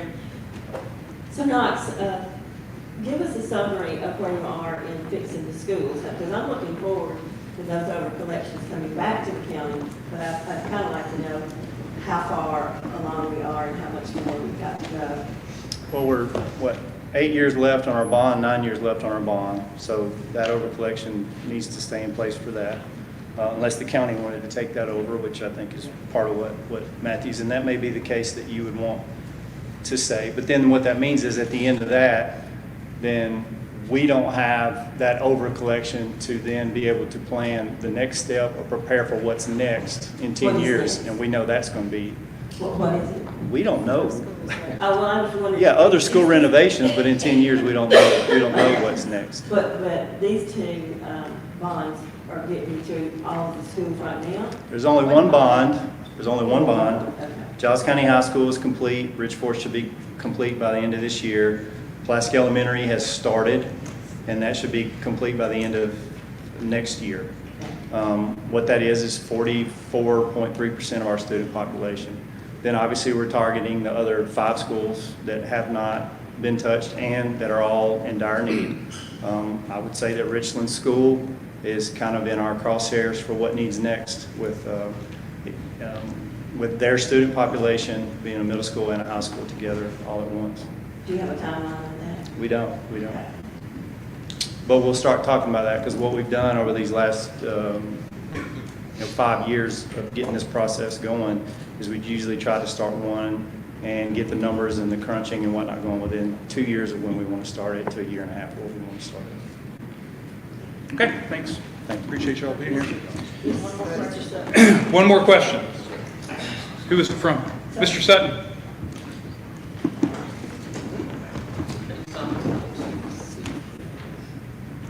For those who don't know, I got a comment and a question. For those who don't know, the school board, before you came on, was working, planning, trying to get things done for renovation. In the last 3 to 5 years, this board with you and Dr. Peters have made steps. One Giles County High is complete, you got 2 other schools, one you're working on, one's coming up. So in that respect, we are making progress. Because it's been 20 years, if not longer. Anything was done. I went to Giles County High and once every decade they come in there and do work on the roof. And still wasn't when it was finished, but it wasn't completed. Okay, question. If I make no mistake, the state of Tennessee has passed a voucher bill. Went into effect January the 1st. If John Doe takes the opportunity to use the voucher to go to another school, how much is that going to cost the school system, or do we know? Each student under the TISA funding is, the benefit that we receive for each student is $7,295 according to the governor's budget for this school year. That same amount of money is going to be utilized to pay that voucher for that student. That $7,200 going to be withdrawn. That's $7,200 per child it's gonna reduce the budget for the school system, is that correct? If we have students in our school system who would be taking advantage or being offered that voucher, yes. Thank you. And you saw that there is no accountability in that over 65% of those students who's going to be recipients of those vouchers are not going to have any kind of accountability, that we're not going to know if those students were already recipients of, already attending private schools or not. Where we have all kinds of accountability in all layers. And while I have the podium, I'd like to mention that the school system is doing a 2% raise, not a 3%. It's been mentioned all county employees are receiving a 3%. School system is only trying to do 2% this year. And the state said we want certified teachers to have a starting salary of $50,000, and we are heading in that direction, and if we're not there, we assume we'll be there. Correct. We have to be by 2026, but we are well on our way for that if our budget gets passed so that we can make those steps to get there. To that point, just real quick, we're able to get there because of over collection and because of planning and strategic work and honoring our employees and the work that Dr. Beard and them do. That any funds that get reduced from us, that future planning kind of gets hurt quite a bit. And we have to have this money to be able to prepare for what's coming or what next mandate or whatever it is. But where we are now in our salary schedule was a 5-year working project. You know, where it was the first raises ever, which was 7 years ago. The first raises in forever. 1 year we couldn't get raises, so we gave bonuses. We pulled those from the fund balance, which over collection helped. And the commission approved that we could pull bonuses from fund balance. You know, one thing leads to the other. It's planning. Again, I keep saying strategy because we're using strategy. We're using planning. But if you take any of those pennies away, it's capital projects that gets hurt. It's teacher pay that get hurt. And just like right now, we're hurt because our teachers will not be paid until later in this year. Okay, let's go to the much promised break. Before we break, what other departments do you want to see? Because let's go till, is 12:30 an hour enough for y'all? Okay, let's meet. I got just one while he's here. Why is the county trustee office needed a part-time person? Why does trustee need a part-time person? Yeah. Can we do that after the break? Can you be back here in an hour? Okay. An hour break or a 10-minute break? I thought y'all wanted lunch. Let's do a 10-minute break and then keep going. Okay, I'm fine with that. Everybody good for pressing for a 10-minute break? 8 minutes. Okay, 8 to 10 minutes and we'll be back. Southern Tennessee Regional Health System. Pulaski is here to help you be well. Our mission is to make our community healthier, and we're your community hospital. We're committed to providing trusted care when you need it most. From wellness checks to emergencies, we're here for you and your family. Visit us today at southerntennessee.com or call 931-363-7531. When it comes to real estate, Haney Realty and Property Management is the team you can trust. Our extensive knowledge of the market and industry allows us to help our clients with any real estate need. We know how to get results. So whether you're looking to buy, sell, or rent, let us put our expertise to work for you. Call us today at 931-347-9150 or visit HaneyRealtyPam.com to learn more. Haney Realty and Property Management, your best friend in real estate. If you're looking for a new job, let M&M Staffing be your guide. With over 20 years of experience, we know how to connect great people with great opportunities. We work with over 80 companies, so we're sure to find the perfect job for you. Our team is dedicated to helping you succeed, and our high customer satisfaction rate proves it. Ready to get started? Visit us at mnmstaffing.net or give us a call today at 931-347-4255. For over 50 years, PES Energize has been proudly powering our community in Pulaski and Giles County, Tennessee. We're dedicated to providing safe, reliable, and innovative services. At PES Energize, we believe that serving you is a privilege. We're here for all your energy needs. Visit PESEnergize.com. The Natural Gas Department of Pulaski is here to help you save money. Natural gas is safe, efficient, and cost-effective. It's up to 50 to 60% less expensive than electricity for home heating. Plus, it's clean and efficient, so you can feel good about your choice. Call us today for service or visit our website to learn more. Make the switch to natural gas and start saving today. When it comes to insurance, Winterburr and Associates Insurance is the team you can trust. We offer coverage for your home, auto, business, and more. We work hard to find the best policy for you at the best price. Our personalized service means we take the time to understand your needs and make sure you understand your options. We want you to feel confident and secure with your insurance policy. Let us make insurance simple for you. Get a quote today at winterburrinsurance.com or call us at 931-363-8638.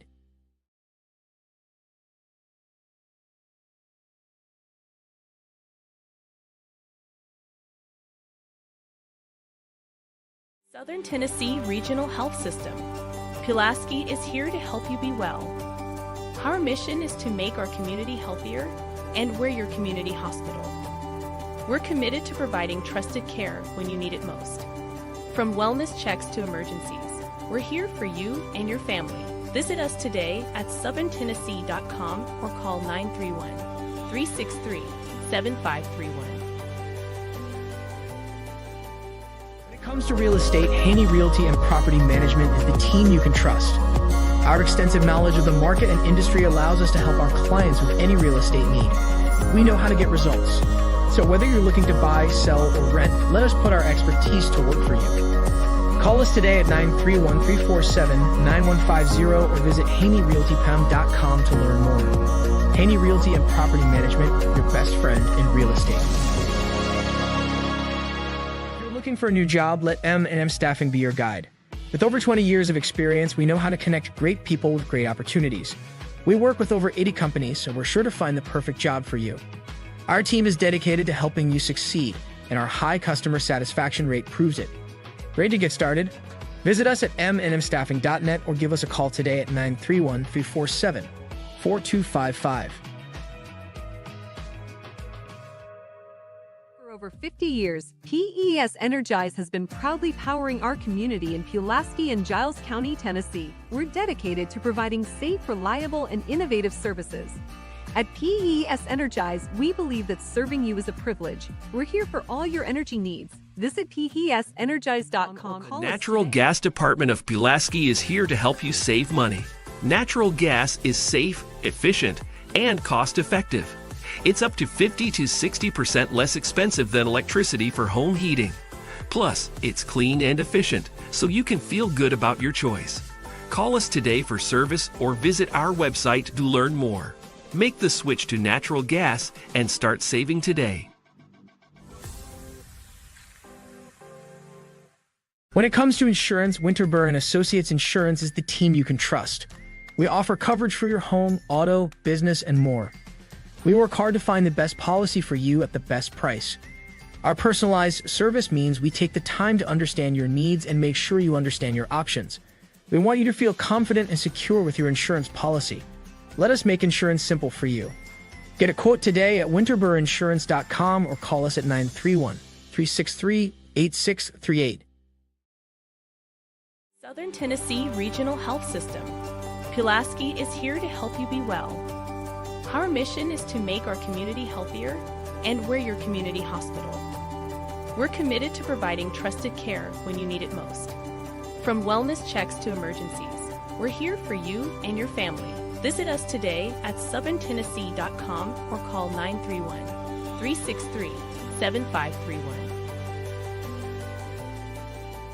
When it comes to real estate, Haney Realty and Property Management is the team you can trust. Our extensive knowledge of the market and industry allows us to help our clients with any real estate need. We know how to get results. So whether you're looking to buy, sell, or rent, let us put our expertise to work for you. Call us today at 931-347-9150 or visit HaneyRealtyPam.com to learn more. Haney Realty and Property Management, your best friend in real estate. If you're looking for a new job, let M&M Staffing be your guide. With over 20 years of experience, we know how to connect great people with great opportunities. We work with over 80 companies, so we're sure to find the perfect job for you. Our team is dedicated to helping you succeed, and our high customer satisfaction rate proves it. Ready to get started? Visit us at mnmstaffing.net or give us a call today at 931-347-4255. For over 50 years, PES Energize has been proudly powering our community in Pulaski and Giles County, Tennessee. We're dedicated to providing safe, reliable, and innovative services.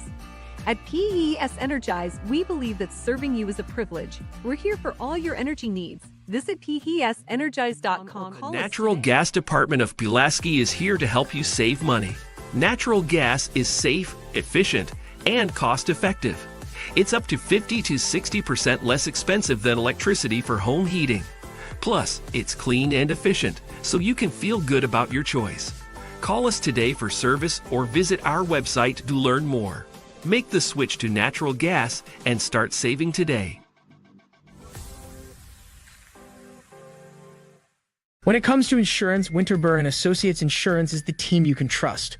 We offer coverage for your home, auto, business, and more. We work hard to find the best policy for you at the best price. Our personalized service means we take the time to understand your needs and make sure you understand your options. We want you to feel confident and secure with your insurance policy. Let us make insurance simple for you. Get a quote today at winterburrinsurance.com or call us at 931-363-8638.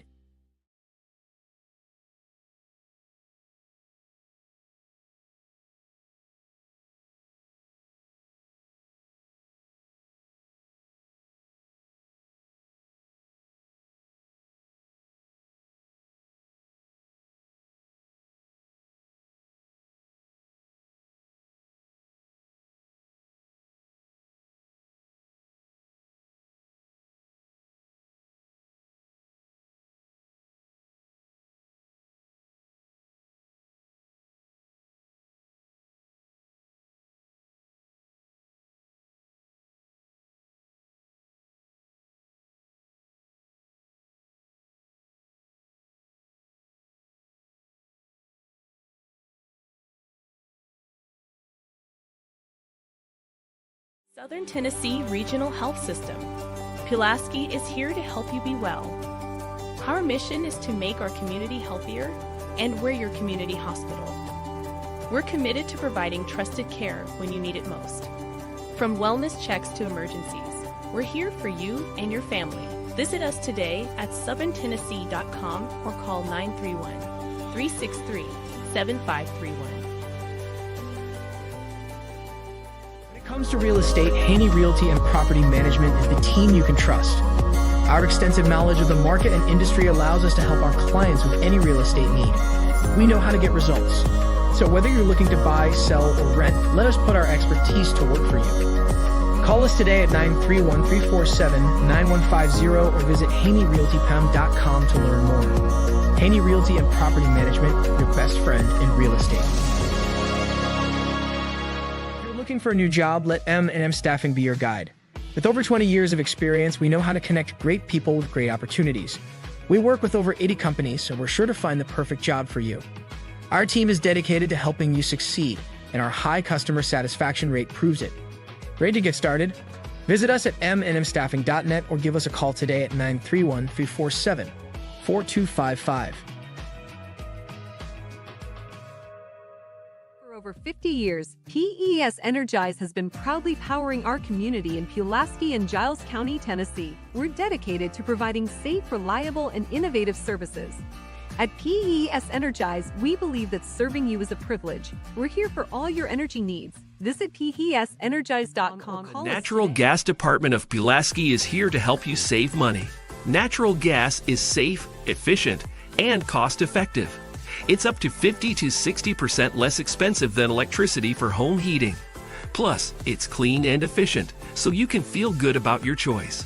Call us today for service or visit our website to learn more. Make the switch to natural gas and start saving today. When it comes to insurance, Winterburr and Associates Insurance is the team you can trust. We offer coverage for your home, auto, business, and more. We work hard to find the best policy for you at the best price. Our personalized service.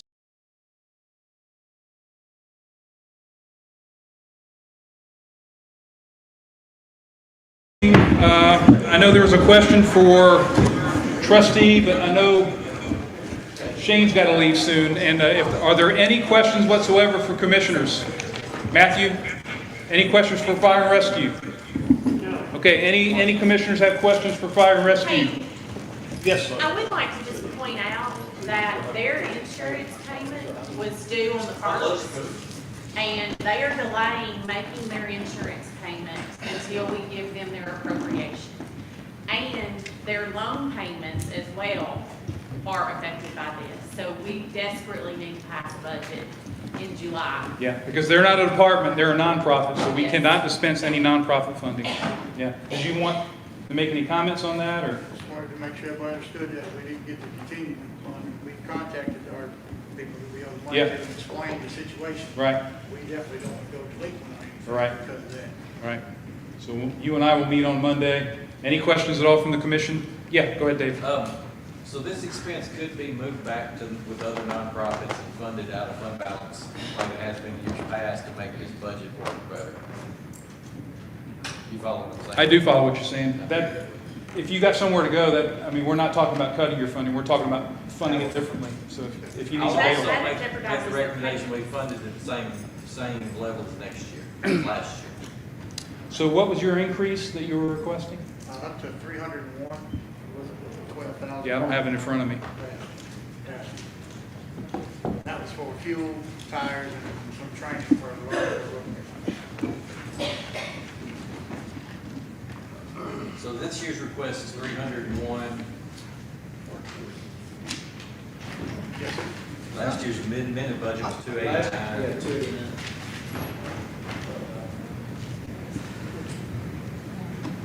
I'd make the motion to fund them at last year's level. Okay, so, Or not a motion. not a motion, yeah, so there's an idea to drop fire and rescue from 301 to 289,000. Shane, do you want to speak to any operational impacts on that? Because I know you had rationale for your increases. Yes, all that we asked for, just the increase was, of course, fuel, tires, anybody that understands vehicle maintenance. You know, we have 28 apparatuses, and anybody that has big trucks, understand it's $5,000 a truck to put tires on the fire trucks. I can't take a fire truck to my local mechanic shop. It has to go to somebody that's certified with that.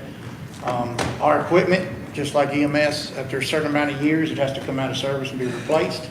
We have equipment we have to test every year. That's not free. We are lucky being volunteer. The state offers a lot of our training free, but we still have to fund to get there and stay in hotels there. So we don't have a budget for payments. Of course, we're volunteers, but anything that we ask for is our bare minimum, and that's what the increase was for, was to cover that amount of stair-step of cost of vehicle maintenance mostly. Okay. Any other questions for Shane? Okay, we'll get an assessment of where we stand on this. So all in favor of dropping the budget from 301,000 down to 289,000? Raise your hand. 1, 2, 3, 4, 5, 6, 7, 8. Okay, so we're going to say that that's got some support. We'll consider that in the budget committee. The idea that David had was to not fund this in our budget, but to take it out of fund balance. Okay, any support for that? Is this the first year it's been in the budget? Second, at least second. Can you remember? No.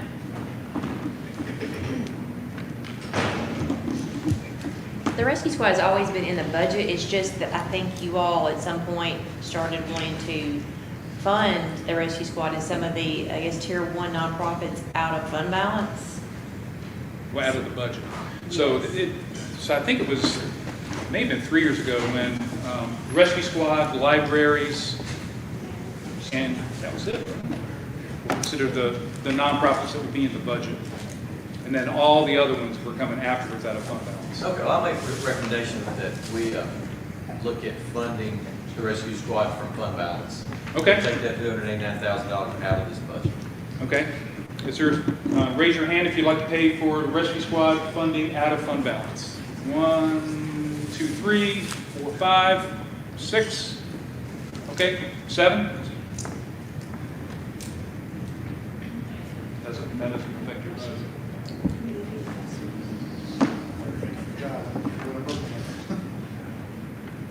So 7 members are in support of that, so that'll be something for y'all to work out in the budget committee. Okay, so we just agreed. That's a majority, actually, of the room. It is of the room, yeah. Unfortunately, we're missing a lot of people. I'm just trying to get to make sure we got 11. So we're good. Well, you're not happy, but we're down to 289. Yeah, we're not going down. Yeah, Beth? So just want to make sure I'm understanding what y'all want to do. Shannon and I had looked at it a little differently. That are you wanting to remove the 289 from the budget and then come back and fund it? Or are you wanting to show, like, remove it all the way out? Yes. Okay, I was assuming that you're wanting to just take it, have the 289 in the budget, but show a deficit under fund balance of 289. Because if not, we're going to have to, if we're not going to fund them now through the budget process, then it's going to be August or whenever before we can add them back. I'm just making sure I understand. We don't need to wait till August. Do y'all have any cash reserves? We have, where people donate, we have donations, which would cover most of our insurance payments, but we'd have to take it from that and use it, and of course, and then when we get our money, we put it back, and I'd have to get with somebody in finance to make sure that I labeled that correctly, of robbing Peter to pay Paul, I got put that correctly, because we obviously, we don't want to touch it, because that stuff is already assigned to buy new fire hoses and things like that age out and get damaged. So we'd be hurting ourselves from doing that, but we also don't want to let our department or our people go without having insurance coverage. If something was to happen, of course. I'd also suggest getting with your agent to put your premiums due later in the year. Just because if this happens this again. body doesn't Yes, get I would definitely see that could be Yeah. something for the future, yes, sir. Okay, so budget committee will deal with this. There are some impacts that Beth just mentioned, so I think we'll talk about it in the budget. So, and we are removing it from the budget, that's what we're doing. Well, that's the proposal. I mean, it needs to go through the budget before we do that. But it's $12,000 less than what's in the budget. Did you get that deduction? Yeah, okay. Just to make sure, because I understand your point, is the budget not changing because you're taking it out of one place and putting it in another place? Are you actually taking it out of the budget and not going to address it in the budget? So that's the proposal that the budget committee will consider. So just the one thing, taking it out? Taking it out of fund balance and reducing it by $12,000. Okay. Okay, good. Okay, thanks, Shane. See you Monday. Okay, next, Tony. Yes. Okay, sorry, I was going to take away the sheriff's department. Oh, I think there was a question for Tony, and he was next in line. Yep.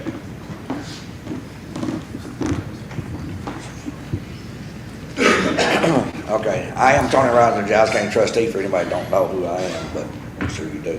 Ms. Joyce, what was your question? Why do you need a part-time person? Part-time is to help collect taxes during the tax season. Of course, that was the goal. The office is understaffed, has been for several years. It's only got 2 employees. We got one retiring this year, so that's to help train 2, plus for the lines are not backed out of the courthouse when tax season here. For poor people, I've got another desk, so it makes taxes flow a lot quicker for the taxpayers of Giles County to get in and get out of the county. And plus, we got the tax relief and the tax relief for the disabled and the veterans, and that takes a lot of time. That takes basically, if you put it together, it would take 2 people really, but we don't have 2 people. They have 2 taxes too to actually do it, because you got deadlines by the state, because all that state funded, and you got certain dates you got to have all that paperwork in and trying to get people in to sign on and all that stuff. So it's very busy. You know, besides our other work that we have to do, that we're busy all year, in tax time it's even more busy. So that's why the part-time person's there. So in the past, you've asked for $5,000 for part-time personnel?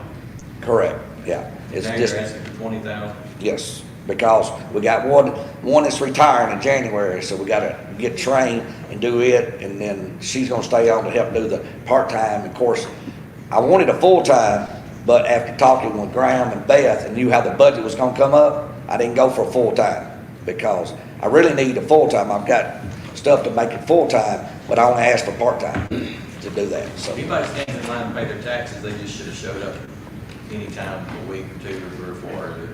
Yeah, tell them that. Yeah, they're not happy when they can come in, but it's true. We take them from October to February, but we have a long lines in February and in December. Terry? I'm just clearing something on this paper here. We've got 20,000, and on the budget it's got 25. I don't know what paper you're referring to. Look at what we have. We added the 20,000, we Page added it, 9. and you already had 5,000. It was 5 already there. I added 20,000 to it. Okay. We did have a little bit. I'm gonna make a recommendation to remove that 20 and leave it at 5, because this just isn't a year for us to add any additional employees. Okay. We can take a straw vote on it. Yeah, I always like the department head to speak to that, so Well, what aren't you gonna get done? Well, I mean, we got training and we're gonna be backlogged on the stuff, so we really need the money, because I need a full-time employee. Instead of asking for 50 or 60, 70,000, whatever employee is, only asking for the 20, which I think is reasonable. Since my office on the fees takes in, my fees alone in my office, so y'all give them back to me and I'll be happy. $718,000 I put in the general fund every year. And I got 2 employees I'm asking for a part-time. I don't think that's unreasonable, because my budget's what, 300,000? And I put in over 400-something thousand for other departments to pay. So if y'all just give me my fees back, I'll be happy. Okay, any other questions for Tony before you do Yep, Gail? Hey, Tony, so you're saying a lady's retiring In my office. January? Yeah. And then you're going to replace her with the part-time? No, I'm gonna try to replace her, but we gotta train her. Yeah. We gotta train her, plus that's gonna take, we got the one that's retiring, will step in and work a couple of days a week, so that's where the part-time She'll comes be in. part-time then? She'll be part-time. I'll hire a new employee to replace it, and the one who's here now currently will be part-time, yes. And so she'll have the knowledge and stuff to help train in the busiest, because she's gonna retire in January, right in the middle of tax season. Yeah. So, I mean, it's not a good time, but that's when she wants to go home. Don't blame her. She's 65, she's ready to go. Yeah. But, you know, that's it. And also the postage, it went up, but I figured on the rest of my budget on that, the postage went up. We send out statements to everybody. I mean, it went up. So if they cut the budget, 20,000, I gotta have a part-time to help train the other one. I'm gonna have to cut out services of some sort, statements and stuff. Yeah. So I'm gonna be, because postage is going up, and it's going up again in July. Last year I was over $600-something in postage, and I only asked for a $500 increase, because I'm gonna take it out of something else. But it's going up again, which I didn't realize, but it's going up again. And of course, the statements we mail out, everybody wants statements, just went up drastically, and we ain't got the final bill on it. But that's gonna go up, so it's probably gonna be more than budget if they didn't budget right. So on it, so it's probably gonna be very crucial. Okay, so the proposal is to pull 20,000 out of Tony's part-time line. Raise your hand if that's where you are. 1. Okay, I don't think that's got traction. So we got 14 commissioners remaining, so I'm gonna say 7 votes will get us to budget. Yes, sir? Yes. Question for you, Tony. Yes, sir. All right, get all these comments of my mom and daddy gonna have to choose between medicine, food, taxes. Tell me what kind of taxes you believe. Well, you know, What do you have to do and what's well, that's a good question. We have what we call county or tax relief from the state. Anybody over 65 on their income level of $37,530 next year or this coming year will qualify. So last year it was $119. I don't know what it'll be this year, because it has to wait till all the budgets and stuff comes in and get the tax rates. They're waiting on our tax rate. So they'll calculate how much it is. So we'll know, so it'll be around that amount. And they're more than welcome to come sign up. They gotta be 65, they gotta be disabled, or veteran disabled, 100% disabled veterans. They get a lot more. But, you know, that would, 485 people is disabled in Giles County. So we know there's more than that, because we've only, with the veterans, we've got 140 veterans. So I'm sure there's more than that who could take advantage of the program. But I've had it on the radio, I've had it in the newspaper, I've been to the senior citizen building, I've been to churches, telling them, and people still don't know. And so if any of y'all see anybody, and I've also talked to, well, Barry's out sick right now, but Barry also does a lot. If they do, they come straight to the office. So if they get 100% disability, they come straight to the office and find out what they gotta do. So that's a good plan, good program, but it's time intensive with all the paperwork. That's the bad part about it. Because the state guidelines, we have to mail them, we have to get them to sign it, we gotta verify income, we gotta verify who lives in the house, we gotta verify who's on the deeds, Okay. and all that stuff. Very informative. Oh. We got to get to the budget. Okay. You're great, man. I appreciate you. No. So, next department, sheriff. Yes, sir. Crystal, out of here. If I don't have anything to do on there, see if anybody else has anything they can. I appreciate that. I'm just here to support my fellow elected. Would y'all like to volunteer any deductions? No? I don't have anything to. I did Sheriff, that you're up, last buddy. year. I gave up a salary. Yes, you can vote. I should be positioned. We have cut our budgets the past 3 years. Yeah. We've been asked to cut them, so we've always cut them, but now we're at fair bounds and it's just, Thank you. thank you, though. Thank you, guys. I appreciate your time. I think I should tell you that you have one of the best sheriff's office. You probably have the best deputy sheriffs in Tennessee. I would put them up against any of them, and I know most of them. We spent all of yesterday from before dawn until late last night working on a major investigation that reaches nationwide and in other countries. I'll have information about that later. But anyway, I'm pretty proud of those young men and women. I prepared what I believe was an accurate and true budget that I think meets the needs of the sheriff's office. And I am not going to sue anybody over funding. It's not like that. I'm here to discuss with you what cuts you think are appropriate, and I'll tell you what it's going to mean when we do it. Yes, sir. The only thing I'm going to ask you to cut is from 2 training officers to 1. Outside of that, I don't have any other, sorry. Round me out. I can barely hear you from this distance. I can change that really quickly. I'm a Sunday school teacher. That's not a problem. I can be loud. I'm only asking you to cut 1 training officer from 2. That's it. That's all I'm asking. As for a change to your budget. I don't know what anybody else wants, but that's what I'm asking.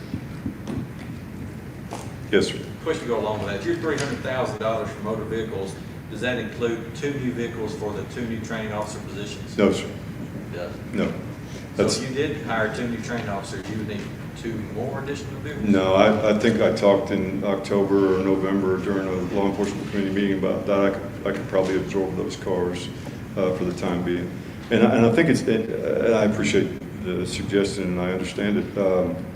People have recently gotten tied up on the training aspect of it, and that's what I said. And that's what the primary function will be, but it's important to remember that deputy sheriffs are deputy sheriffs. The 2 people I have in mind for that spent all day with us yesterday investigating this crime. And so, like the Marine Corps, every Marine's a rifleman first, right? So it's manpower. That's what it is. It's manpower. It's deputy sheriffs. I have a function. And the reason that it's so important to me is because our deputy sheriffs are corrections officers. I've seen the corrections officers with the broken noses. I've seen the deputy sheriff that was 2 feet away from him when he got shot in the chest. Those are training problems. I've seen the public get their arm broken during an arrest. Those are training problems, training and standards problems. That's why these are important to me. I want the public protected, and I want we also are the highest liability. Every deputy sheriff around you might as well consider them a blank check, because what they do has, I'm sorry. Yes, ma'am. No, you're fine. The things that they do or the things that they're asked to do come with an enormous amount of liability, and mistakes mean injuries and lives, but they also mean dollars. So that's why it's so important to me, but I do understand the request. I just wanted to point out, the ambulance service has already shown the benefit of increased training. this is more investment in our county that keeps moving us forward, I won't support cutting the training officers. Thank you. I would like to say, I heard one commissioner reference it as a symbolic cut. It wasn't you. A symbolic cut, and I understand all that, and I'm not going to be mad at any of you. You guys have a harder job than I do, I think. But I'll tell you about symbology and the concept of fair, all right, because that's how it was described to me. Fair. I've dealt with fair in terms like fair and justice all my career. 27 years at the Giles County Sheriff's Office and 3 at the Murray County Sheriff's Office. And I'll tell you that fair and justice exist, but they're abstract concepts. So fair to you is not fair to you. Those are not. There's no blanket fairness. It just doesn't. It doesn't work that way. Yes, sir. Joe, I've told you, and I've told you in front of some other people, that I thought you were one of the department that actually turned in I thought was a fair budget for what you're doing and for what you're asking for. I've got no problem with it. Yeah, this is a year we'd like to Understood. A bunch of stuff. Yes, sir. Yes, sir. Yeah. I Well, and I wouldn't know where to start because your budget is pretty tight as it is. And I understand the 2 training officers, and I understand those 2 training officers are, by law, we're supposed to have those. we have to have what's called a GDI, a General Department Instructor. That's only one person. And it doesn't matter if we're Shelby County Sheriff's Office with 3,000 employees or we're Giles County with 75. So the law requires one. It's what I did before, when I was the captain, before you all appointed me. I'm not going to be around forever. I'd like to set a foundation where there's solid leadership and solid training going forward because, and I'm not saying that I did that, but I want that.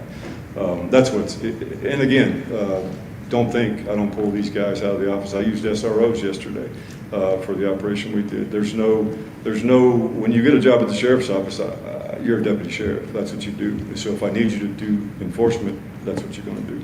It's manpower. And like, again, you guys have a harder job. Somebody asked me not long ago, did I want to run for commission? Well, absolutely not, ever in my life, right? But I'm not going to sue anybody. I'm not going to hate anybody. I'm not going to talk bad about you. You guys do what you think is best. Yes, sir. Sheriff, a quick question. You have police cars, you get some new ones every year.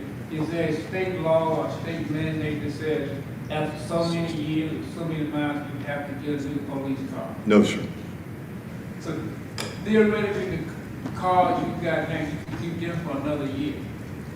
I will be keeping most of them for another year. Yes, sir. We typically, so by the time we deadline one or take it out of the rotation, I promise you, we got every penny out of it, of usefulness, right? They're usually in the 180,000 range, and just honestly, we're hard on them. I mean, the driving we do, they're emergency vehicles, and we're pretty rough on them. I wouldn't buy one of our used cars, if I'll just tell you that. Thank you. Yeah. Okay, so Matthew's proposal was 1 position, vice 2. I'm just going to go again, get this on the floor. 1 position is $81,000. Okay, so is there support for pulling 1 position out? 1, 2, 3, 4, 5. Okay, that's not a majority of the people that are here, but I'll put it up there. So $81,000 potentially, and that'll be the budget committee to decide. I think Ms. Jones had a question. Or Joy. Yeah. Are you fully staffed in both the jail and the sheriff's department? Sheriff's office is fully staffed with 1 waiting. So I had a young man turn his notice in because he's moving to Alabama. I've got his replacement through the UT internship program, actually. I've got his replacement on deck. The jail, I think we might have 1 opening, but they were doing interviews when I left. And I see on the budget, sheriff's department budget, you do have, I think if I'm on the right line, you do have about $500,000 in overtime. And with being fully staffed, you still think you would need The bulk of that's probably the holiday pay. Yeah, because it's double time is what it is. But we do use I used quite a bit overtime yesterday, and I used quite a bit for the Sundrop Festival. So those things happen. Skip, I think you're on the wrong line. Okay. Because the 500,000, that is SROs. Oh, okay. Yeah, I was thinking more like 90. Yeah, 90 or 100 was what I thought we had. Yeah. And you do have the training officers, you already have them in place, or the potential. I don't have them doing that job. I have the people that I want for that. Yes, ma'am. Yeah. One of them is Jeff Tooley. You met him, I think. Yeah, very nice, man. Yes, sir. Joe, you got figured out 3% raise across the board? I think that was part, yes, sir. Yeah, yes. Just one more. Yeah. Anybody else? Motor vehicles, there again, this is capital project and could be paid for out of 171. I understand that recurring expenses, it's definitely better philosophy to budget for, but the reality is we're still at over a 20% tax increase with the amount of cuts we've made at this point. So let's pull the $300,000 from motor vehicles out and fund them by paying cash for them, the cash that we have, not in fund balance, but in the 171 capital projects fund. So let's pay for those $300,000 of vehicles with the cash we have. Is my You have a question? This is a question for me. Yeah, and so I'm good with that again, as long as it stays in the budget and is paid through 171, because that's a recurring expense. Yes, sure it is. That's exactly opposite of, I don't think it can stay in the budget and be funded through 170, it's one or the other. It goes in the budget in the 171, right, so it's not in the 101 budget, it's in the 171 budget. All I'm saying is, in order for me to be in favor of that, is it would have to be on the budget, stay on the budget, and then we could take those funds from 171 to pay for that. That's not what my straw poll question is going to be. I know it's not. But if you keep it in the budget, then that does nothing with this, Does nothing trying to decrease this, does nothing for it. Yeah, that's the reason I'm saying it's not a good idea. Okay. Can I, if you, I don't mean to be disrespectful by any means, but if you guys don't have any more questions for me, I got a lot of stuff I got to do. Yes, sir. One quick question, on other contracted services, Mhm. went from $0 to $7,000. Yes, sir. I don't remember what it was, I think I asked before and I forgot. You did. $5,000 of that is a Kids Place Child Advocacy Center, which is, I can go into great detail about that. They have begun to invoice me. I have an invoice for that. And $2,000 of that is for what's called the Tennessee Public Safety Network, and that's mental health services for my deputies after a traumatic event. Thank you, sir. Yes, yes, sir. Any other questions about? I think you guys all got my phone number, and like I'll be over there. All right. Thank you again. Thank you. Okay, so I've heard Joe say before, he doesn't care where his vehicles come from, how they get paid, he just wants his vehicles. So is there, by a show of hands, support to take all the $300,000 out of the budget and pay for it out of 171? So show of hands, 1, 2, 3, 4, 5, 6, 7, 8, 9. So majority support for that. There's not majority support to pull out a sheriff deputy, but I'm leaving you on the line. So Beth, can you tell me where we are penny-wise now if we pull 300,000 more out?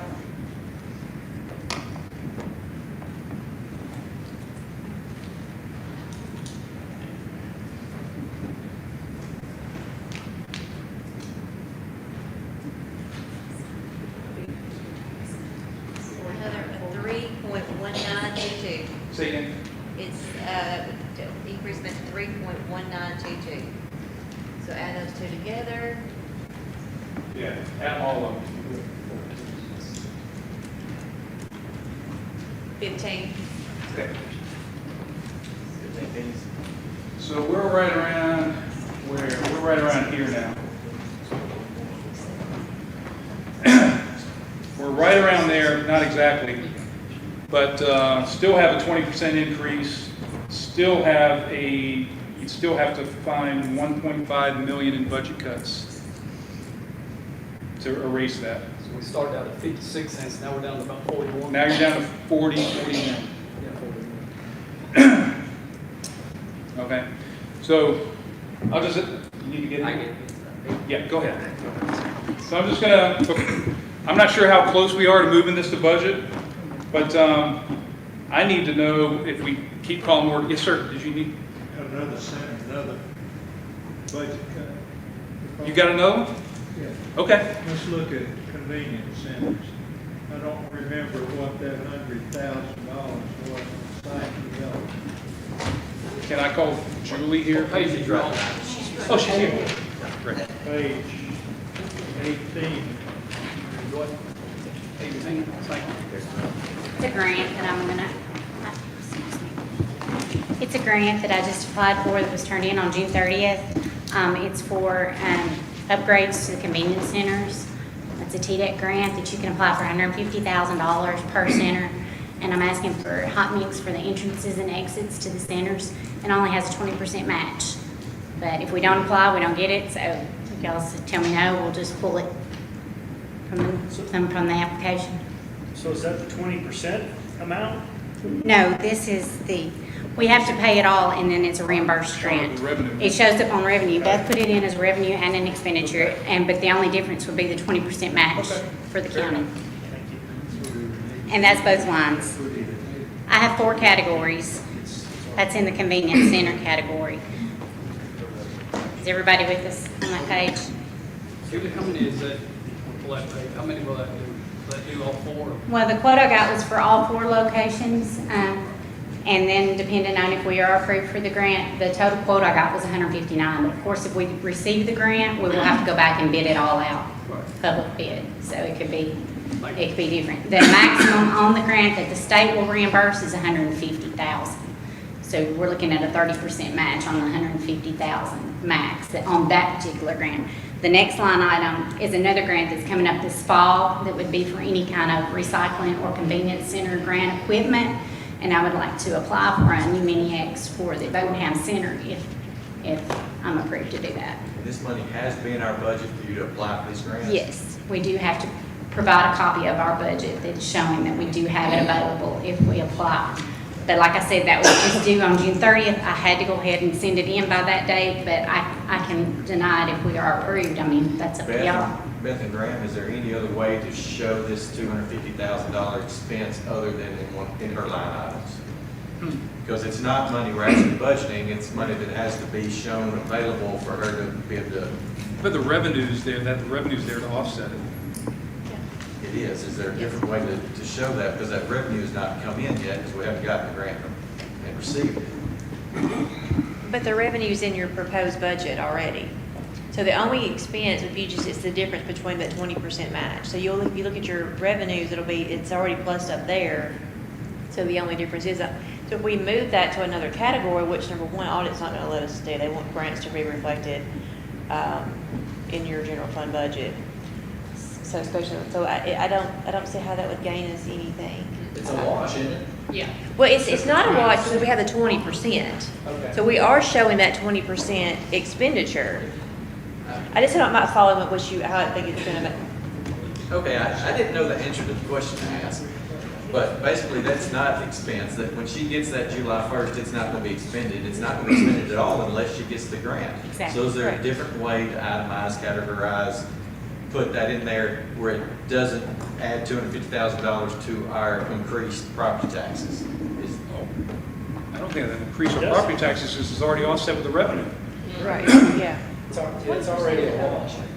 Revenue's already in. The revenue's in. Oh, I don't see the revenue in there until we actually get it. But it's a county whole, 45,000 would be on it. If there's not, there's not. If I got both of them, if I got 225,000. I mean, the only thing is, well, no, because if she has to have it in her budget to be able to apply for it, no, there's no other way to show that. And I mean, unless you overinflated your revenue to offset it as neutral, but I don't believe in overinflating revenues. David. Is our trash collecting still going up? No, sir, it's leveled off. This last year, it's pretty steady. Gail? Hey Julie, what's the likelihood of getting those grants? Do you have a chance? This first one I do, I feel like it's a pretty, just for instance, last year TDEC awarded every grant that was applied for.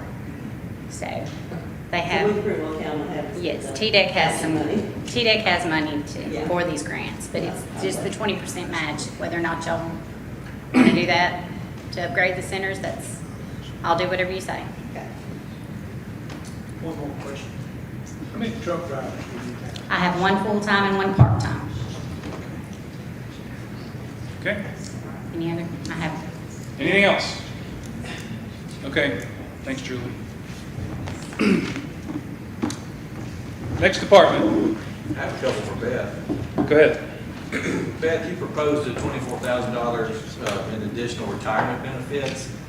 I just don't think this is the year to add any additional expenses we don't have to, so I'm going to make a straw poll motion to remove that $24,000 from the budget. Where is that? I don't know what page that's on. It's going to be employee benefits. That, we proposed trying to offer a post-employee benefit. So if any employees who have their 30 years in, and they had their last 15 with Giles, and they wanted to be able to retire, that the county would pay up to $5,000 annually to be able to help them be able to make that determination to be able to retire. Because insurance is the biggest retirement catch for people that. I heard all that, but where is it? Oh, I'm sorry. I thought you were asking what it was. I did have here. Page 22. 58,600. 58,600.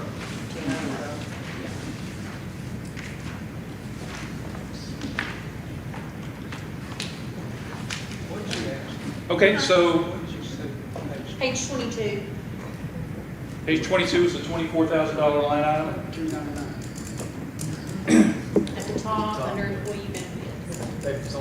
Everybody understand what that is? It's an employee health benefit that Beth just described. So give me a show of hands for those who want to pull that 24,000 out. 1, 2, 3. Okay. We're not going to pull that out at this point with only three people. Okay? All right, second thing for Beth. The 3% countywide raise, can you give me a ballpark with that? Was that a $300,000 expense, ballpark?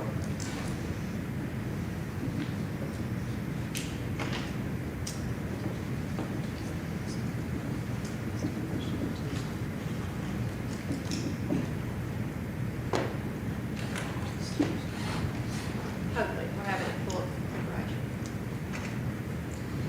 I'd like to say I've enjoyed this budget process today much more than I did the last 8 meetings because we're working together. Yeah. We're going back and forth. It's not just shoving everything we want for here. I haven't gotten everything I want today, and I'm totally satisfied with that. But we have to have these discussions. Yep, well done. Today's been productive. Yep. Okay, so without including emergency services, can everybody hear me okay? Nope. Your microphone.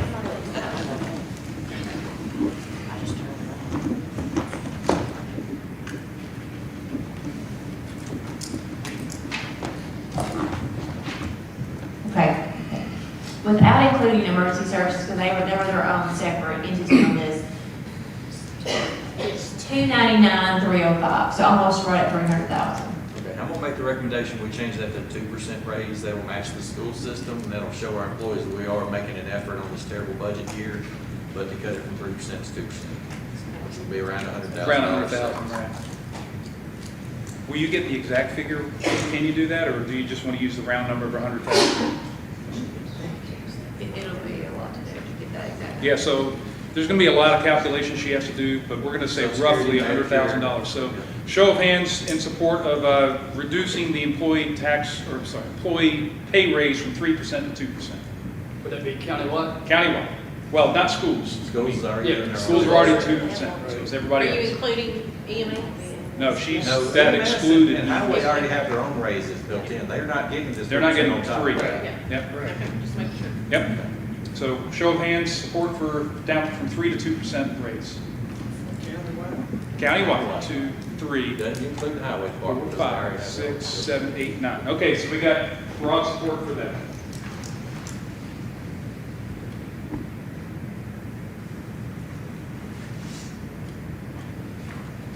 One other thing I have, if I could, I noticed the custodial line item is up $25,000. Have we hired a new custodian, or are we trying to, or? I'll try to speak to that. Okay, so when we were in committee and we're talking about that, that was, there's 4 employees, and there's 1 custodial staff, and then there's 3 people that clean.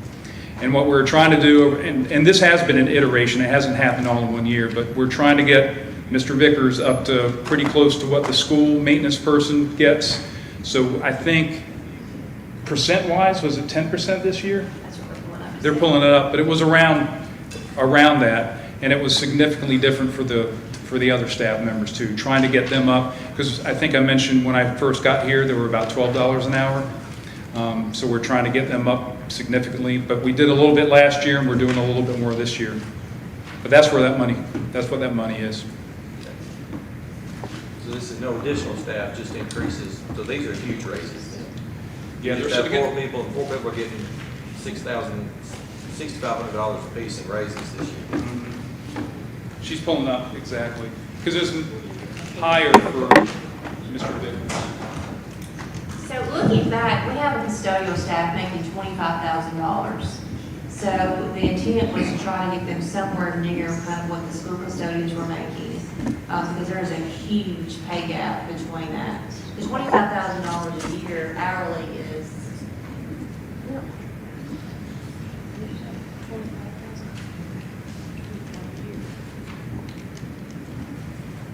That's just $12 an hour is where our custodial staff was at. So we were trying to incrementally give them some type of bump just to get them somewhere at a competitive wage. So that's hourly increase of from 12 to, That's what we're looking at.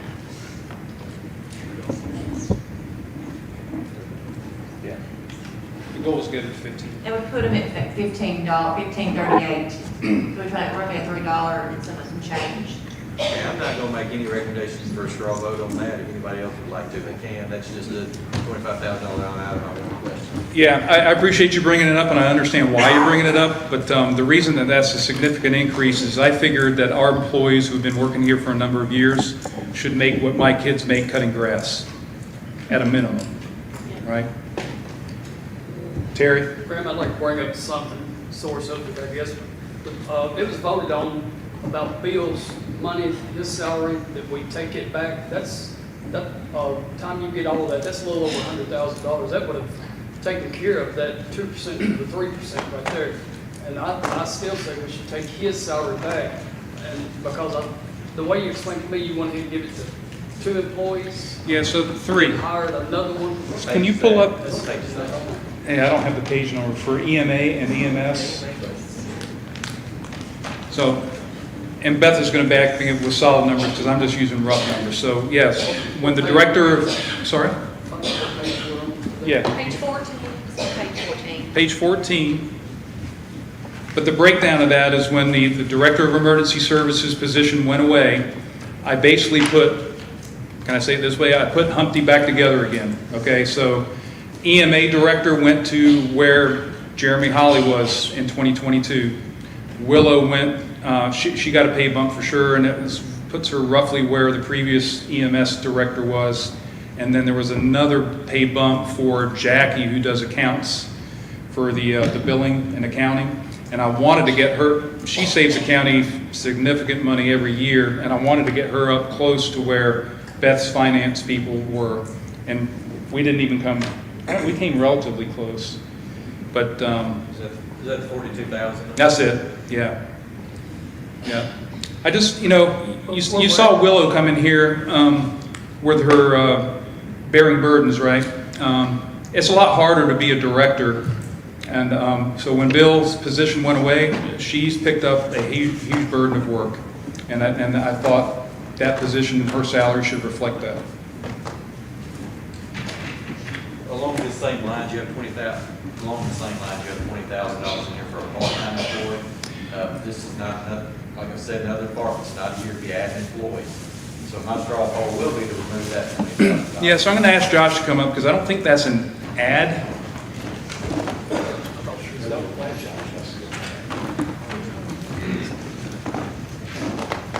So this commission added that position back in December, and I filled it. So I think it was December because initially we brought in Driscoll, Jeff Driscoll. He's our planner. That's the guy that we hired into that part-time position. So yes, he's been here and working that.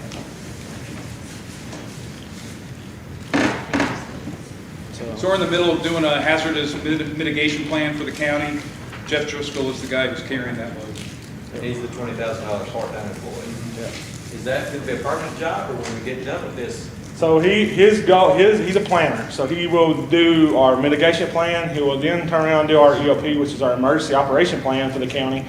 And then also on top of all that, he's gonna take on the grants. So he's gonna start looking for grants for EMS, fire, sheriff's department. So there's nobody currently doing grants. It's always been kind of either individually on each department head or emergency management, which is kind of what we do. I mean, we do try to specialize more in the grant world because that's where, we, can kind of pull money from different places. So that's what he's going to be doing. He's going to bring in well over $20,000 in back into this county. Are you crossing budgets any of this year? With one employee, are you crossing budgets this year? I know you didn't feel like you crossed budgets last time, but is anybody in his department being paid from another department? Or vice versa? Not right now. No, we're back to the way it's supposed to be. So I'm just going to go back. So when Jeremy Hawley left, I was bumped up to the interim director's position. I was given a $74,000 salary. You can do the math. If I would have been left there, I would be over $80,000 right now. I wasn't. I was brought all the way back down to my deputy director's pay and expected to be the director of emergency management. And that's where that got done. So now that he's gone, I'm back up to where, to me, a fair salary. If you do a salary study for emergency management directors in Middle Tennessee, it's going to be above that. But okay. We're still at the 20% tax increase for our citizens. We've got to have these discussions. I would ask, if you want to pull $20,000, I would ask that you give him the discretion to pull it out of his operational budget and leave us that part-time position. Because I think that's an option.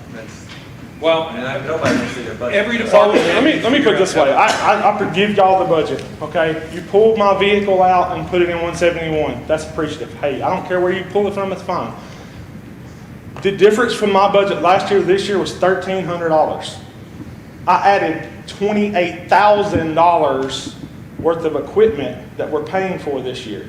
So if you really do the math, I've cut my budget on, almost $30,000 to equal that up. Are you figuring in Bill Myers $100,000? No, sir. No, sir. That's what I'm saying. Even because Bill's salary still fell underneath emergency management.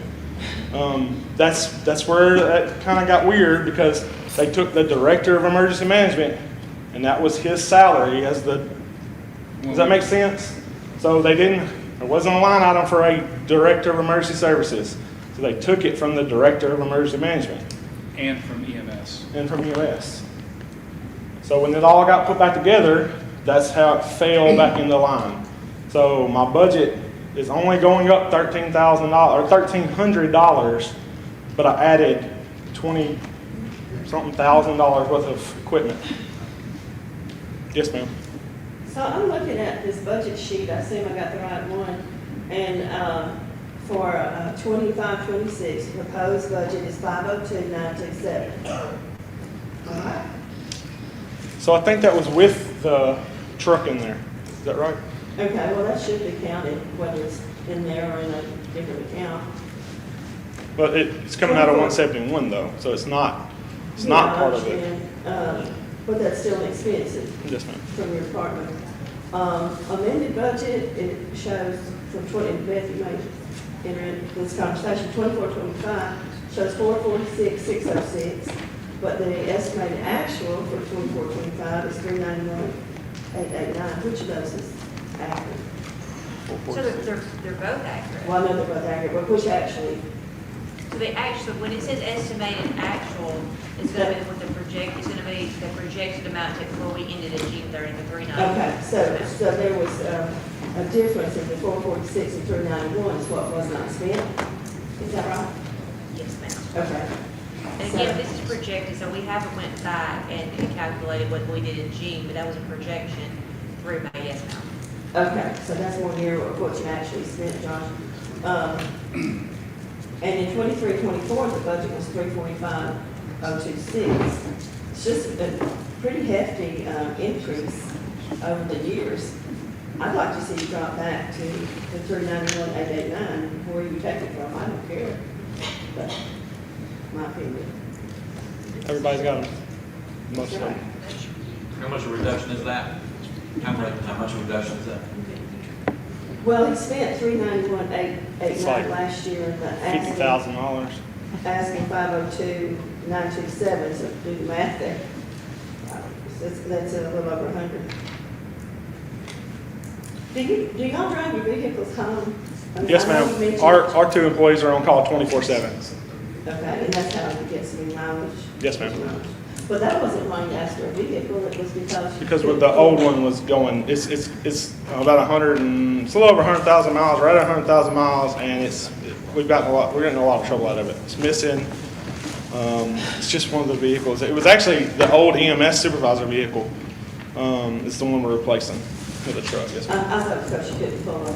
Yeah, we're replacing it with a truck. We're getting a truck to pull trailers. Yesterday, we were with Sheriff Purvis, and I literally had to pull trucks from county fire, and they were just to pull the stuff we needed to do that. So it's thing. technically on that, why you can't use the vehicle you have is because motor's not big enough, or you don't have. So all of our trailers are big trailers. We have a few small things like light towers and things like that. The vehicle that is there is an Explorer, a small SUV Explorer. And it was never supposed, they're not made to pull anything. So that's what we're replacing. Basically, we're just going to a truck that is a more, And the one you have now going .gov, or have you? Yes, that's our county policy. Not yet, though. I don't think it's on. It's not, no, it won't be until we can replace it. Yeah. Oh, I know. Yeah.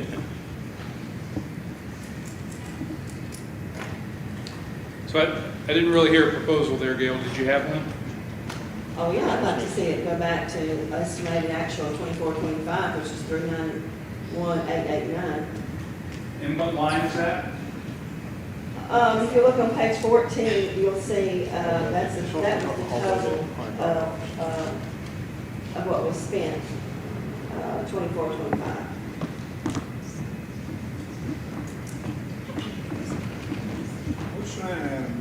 She's on the whole thing. She wants the whole budget. Okay, I'm going to use round numbers. So the proposal is to cut EMA by $100,000. Yeah. Okay. Any other questions on that? No? It's like $66. No, I'm not telling you what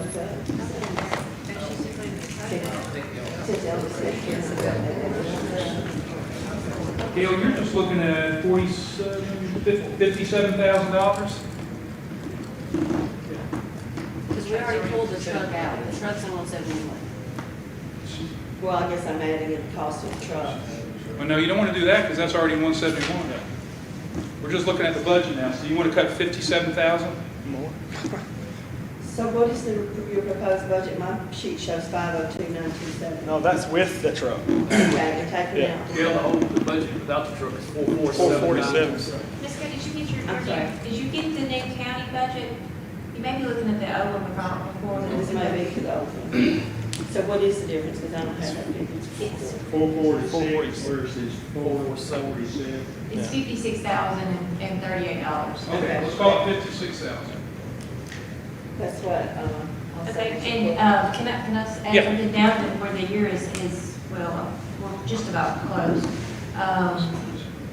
The actual expenditures were $400,608, so the actual expenditures came in actually more than what's on this. There was an estimation here. 406,008, Yes, ma'am. which is up 55,000 from the year before. So I mean, there's such a steady rate of increase. Well, I mean, it's across the board though. You know, we're just like everybody else. Fuel don't get any cheaper. Tires ain't getting any cheaper. Equipment costs ain't getting any cheaper. So, I mean, Actually, when you count the vehicle, that's $100,000 increase. I understand. Okay, so the proposal on the floor is to cut EMA by $56,000. Go ahead. You had to try to cut $56,000. That's a pretty big cut. It is. What would you cut? Yeah, I don't know. I mean, He's $1,300. What's your total budget? Sorry? What was the total budget? It's 447. 47, 927. That's 20% of the total Yeah, budget. it goes back to the same conversation we had about overtime. If, we'll be back. We can't, I just don't think we cut 20% of his entire budget.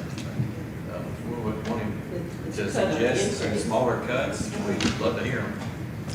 That's the increase from the estimated actual, not the amended budget. Hey, Gail's proposed, we'll go ahead and put it to a vote. All in favor, or raise your hand if you support $56,000 coming out of the EMA's budget. Oh, okay, that's just an ear scratch.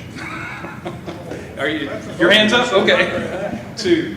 I'm like David, I'm trying to look through here where we could. Can I Okay, ask well, I'm lining that one out because there's not broad support. Josh, the other contracted services, Yeah, so just ask. step back just a little bit with that. So other contracted services, there was a little bit of adjustment there because some of our stuff was in maintenance agreements. Is that correct? So some of that stuff was in maintenance agreements at one time, but wasn't coded correctly. So it was moved down to where it was supposed to be the whole time. The other stuff in that would be the weather system. So if you've looked at the hascams.com, there's 7 weather cameras and weather systems that have been put up across the county. I've got north to south, the entire county covered. So that's the weather systems. Esri, which is our floodplain mapping system. The HyperReach emergency alert system that we use. And the last thing we added this year was the CalTopo, which is that search and rescue program that I told you about. And basically that's it. That's what the differences was. But it was just a lot of that was the moving from agreements down to other contracted services, which was where it was actually supposed to be. And just a point for members of the public, other contracted services. It's a very vague line, right? You don't know what that is. It's not intuitive when you read the budget. I've asked Beth about this. It's like, hey, can't the comptroller give us the ability to be more granular in how we budget those? And we can't. We're using object codes that the comptroller gives us. So other contracted services is what it is. And so if you want to know what constitutes all those contracted services, you have to ask the department head to kind of break it out for you, but that's why it's written that way. That's why I won't ask. It's a good question, but Because if I don't ask, it's gonna come up. It's already gonna- has. Yeah. That's what I'm saying, if I don't ask. Anything else from you all? The big move from that one was the Esri, because Esri was under the agreements and it needed to be moved to contracted services. Where are we at on these radios? We're gonna get a TACN update July, next week, It is. No, week after next. week after next. Yeah, you're getting an update on it. Hey, that right there would have taken care of everything we doing today. Well, that's an important upgrade too, Terry. Yeah, they're coming to give us an update. Yeah. Anything else for Josh? All right, thanks, Josh. So, somebody call my name. Yes, ma'am. I got a question for that. Furniture and fixtures. They're in just about every department, anywhere from 500 to 2,500. Can you explain that?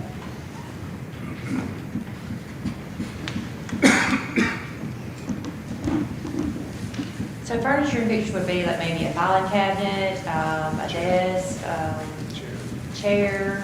So it's anything that's not equipment related that an office may need. And you'll notice on most everybody's, they're very, very small amounts.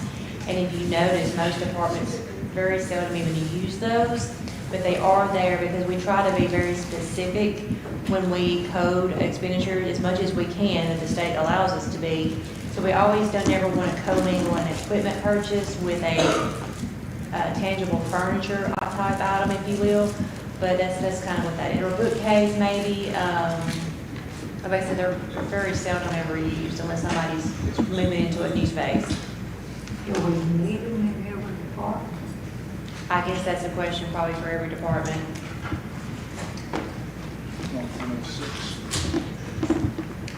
I'd like to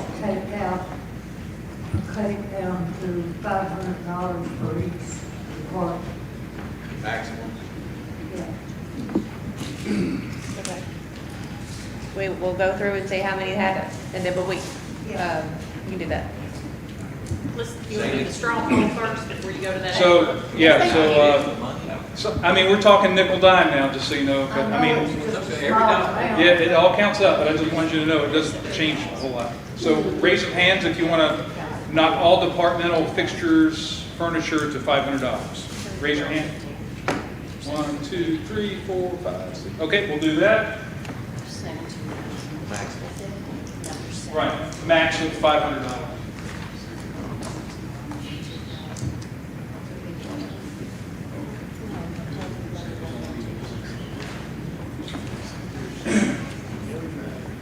All right. So after we have reduced the pay raise to 2%, we're at 16.06 pennies that have been reduced. That I'll count furniture. okay.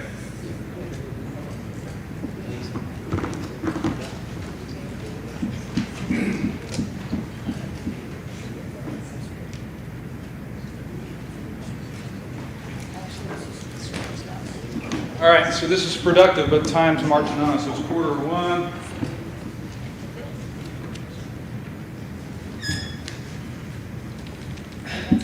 So in rough numbers, we cut enough that we still have a $3.7 million deficit. 40 cents. Yep, you're still at 40 cents. So let me do this. If you're, I know we don't have all the commission here, and this isn't a binding vote, but how many of you would not support a 40-cent tax increase?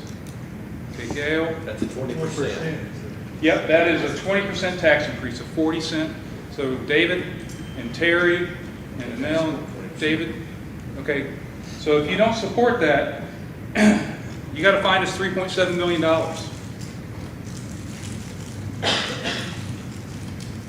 That's your job. I don't know where it's coming from, guys. The furniture total out of the Hope County budget was $5,800. $5,800? All right.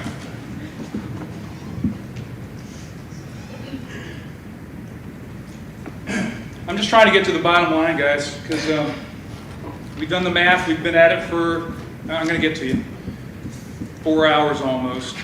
And we've made some good cuts. And you're right, David, it's been productive. But we're getting to the point now where we're saying furniture and fixtures, let's say, $5,800. We need some massive cuts if we're going to close some bigger gaps. Those of you who raised your hand, who said you can't support this, are you anywhere between 0 and 20%? What is our target? What are we trying to get to? Yes, sir. Where would we be at if we went to last year's budget and had a 3% raise across the board? Well, we've already cut it down to 2%. So this is, Beth can speak to this better than I can. Going to last year's budget isn't as simple as just saying, hey, let's use last year's numbers, because we've got a number of contracted services that have gone up. So and insurance has gone up, and lots of things have gone up, so you can't just bring all those numbers back to last year's budget. Yeah, Matt?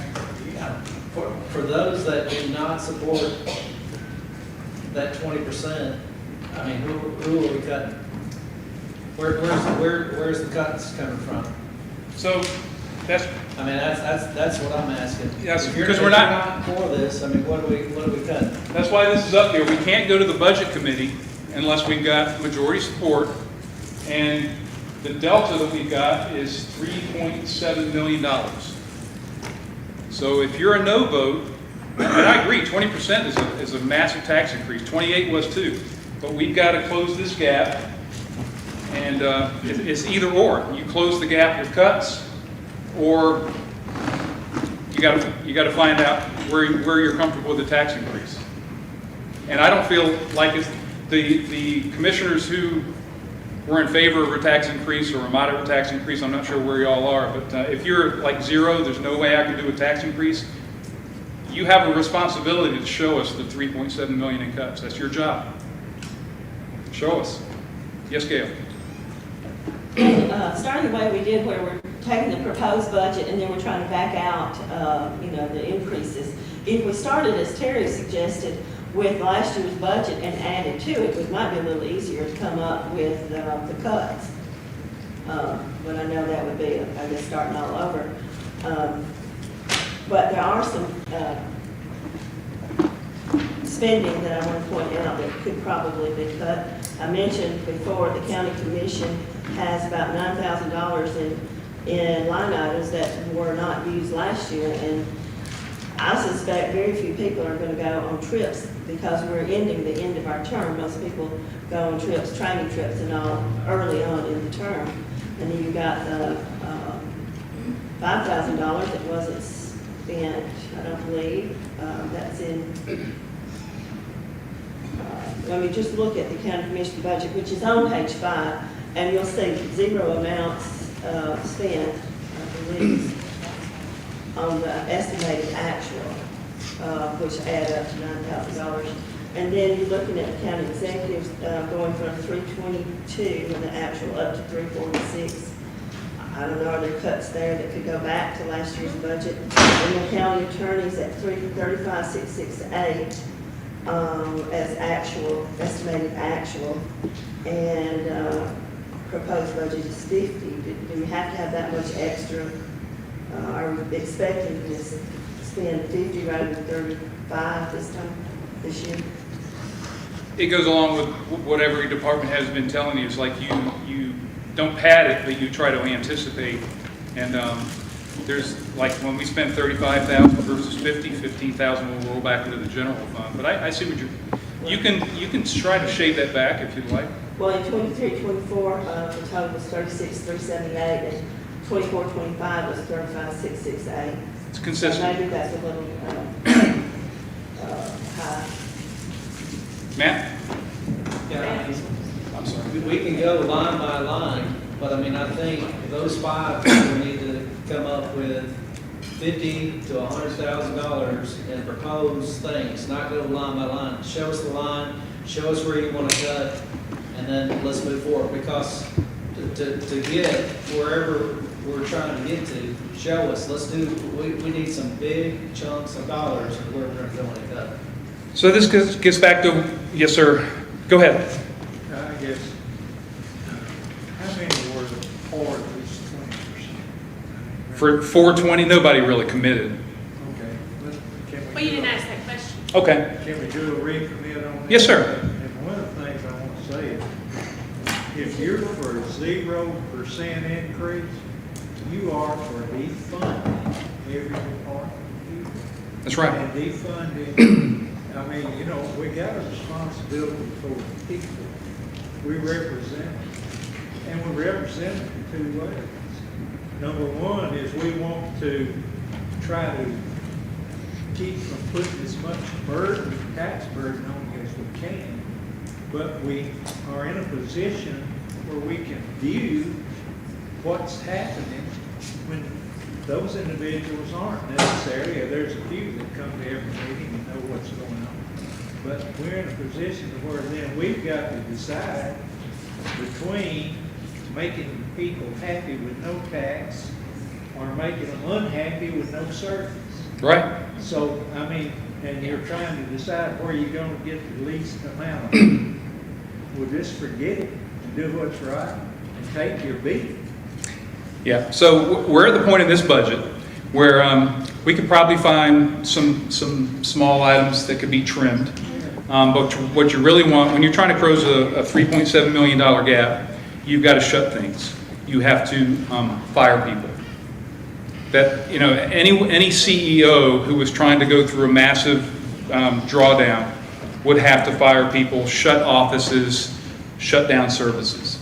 So you all saying that, Gail, I hear you, county attorney, 35,000 versus 50,000, that's not closing a $3.7 million gap. So you all who are an absolute no on tax increases, this is where I've gone with, the math reality is you've got to show us $3.7 million in cuts, or you've got to find something you can support. Or, to really Mr. Reedy's point, we need 12 votes, a majority vote, 12 people that would support whatever we've got done so far. Okay? Gail? How many employees are being funded in the highway department? Well, how many salaries do you have in there as far as, that equate to the number of employees? 38. And you don't have any increase, because you mentioned you wanted to get your employees up to, 50? That's all I got, Gail. I got 38 slots, they all filled. And that's what's in your budget, reflecting those 38? Yes, ma'am. Somebody else had their hand up. Hey, whoa, let me back that up. I do have one, had a gentleman who's no longer with us last week, but there's actually one vacancy. But you have that position? Yes, that position vacant. Yeah, go ahead, man. Judy's had her hand. I'm sorry, Judy. Go ahead. It's okay. I've always been for a tax increase, not personally, but for the county. It's going to be a hardship for me also. But we've got to compromise somewhere. 28 is too high. 20 may be too high. I wanted to see personally it down to at least 17 and a half. I think that's more palatable. But however, none of it's going to be popular. But do we want to fall behind? We can't just stay the same anymore. If we don't have an increase in revenue, we are falling behind. So I am willing to compromise. Maybe we don't buy any vehicles at all this year. Maybe we don't hire any people at all this year. Maybe we have to close the part-time offices. Maybe we do have to suffer a little bit. If you have to wait in line to pay your taxes, hey, you want to increase in your taxes so you can have a part. Think about it, people. We've got to make some movement. Yep. That's all I got. I want to add on to what Judy's saying a little bit. There's been a lot of talk about why do we need increased property taxes when we're not growing. We're not growing because we don't invest in this county. We have heard more than once that we are 13th out of the Southern Tennessee, Middle Tennessee counties in our tax burden. In the last census in 2020, only one county of those 13 counties grew less than us, and that was Wayne County, and they went negative. We at least went almost 2%, and we were so happy to get to that number because it put us over 30,000 people in this county. We don't get looked at for retail and restaurants until we are over 30,000, and our estimated population has not grown since 2020. So until we start investing in this county, nothing is going to change. And it's going to be hard. We were so proud of the fact that we were a debt-free county. Well, again, if we're not investing in our county, nothing is changing. Our schools are improving. Yeah, it'd be wonderful if we had a brand new school. But we are at least doing our renovation projects and making some progress. And if we don't do something, y'all, we are truly going backwards. Okay. Matthew? Nobody's gonna like either of these two. Use your microphone. Nobody's gonna like either of these two, and I don't really care because it's I'm trying to serve the majority of the people, and most people don't like this. I don't care to fund the libraries. I know it won't get a majority vote, but I'm gonna put it out there because it's the right thing to do. Why? The majority of people do not go to the library. Tell me the last time you were in the library. Well, I can tell you, I haven't been in one in years, decades. But we're still funding it. Anything I need, like pretty much everybody else in the county, get on the internet. We paid a buttload of money to help make sure people have internet available. My motion is for one, to kill that, the other is to kill animal control. Why? It's not a requirement. It's between those two, you got $300,000. If you're going to make serious cuts, if you're going to make serious changes, you don't want to pay or vote for higher tax rate, there's your options. You wanna do that? Go for it. So, let's get a straw poll on each of those. I know they come out, but at least we get it on record that try to make cuts, try to find a better way. People don't wanna do it, then they don't wanna do it. I can't help that. Already looked at pulling back $500,000 from schools. Y'all don't wanna do that either. It's fine, but then you're leaving no choice. But for a higher tax increase. Take it there. Thank you. Okay, so we will talk about libraries and animal shelter, Mr. Sutton. Isn't the county government under an obligation to fund the head library and a couple of libraries in the county? So there's a maintenance of effort for libraries in order for them to continue with state funding, Beth? I don't know how that works. If we were to remove our support, then the state would remove their support. Mr. Sorry? I will, but I think there's some discussion. What were you saying about the schools and 500,000? Recommended pulling back $500,000 of over collection from the schools. We discussed that an hour Yes. ago. Yeah, we're done with that. Done. We did. I agree. I know. I'm just saying. I know. I've made recommendations. Y'all don't want them. I've made more recommendations. Let's find out if you want those. If not, then you want higher property taxes. So put your hand up for huge property tax increases because you're in favor of it. Thank you. Okay. So the proposal, how about for defunding the libraries completely? I don't know how much money that is. $200,000. Okay, say $200,000. Raise your hand if you support that. 2? Okay. I've got a straw poll. I'd like to put the money back in for the Mount Hill Library and Council Library with the $4,500 massive cut we did through the budget process. They were their only cuts we made. So my straw poll is to put Okay. that money back. Still have animal control that I asked? I'm going to get to that. I'll get to that. Let's stick with the libraries for a minute. Okay. So if you have support to add $4,500 back to the Minor Hill and Campbellsville libraries that they had originally requested, raise your hand for that. Yeah, massive support for that. So Massive support for more debt. no. So Beth, I'm not going to write that on the board. Can you all? Yes. Okay.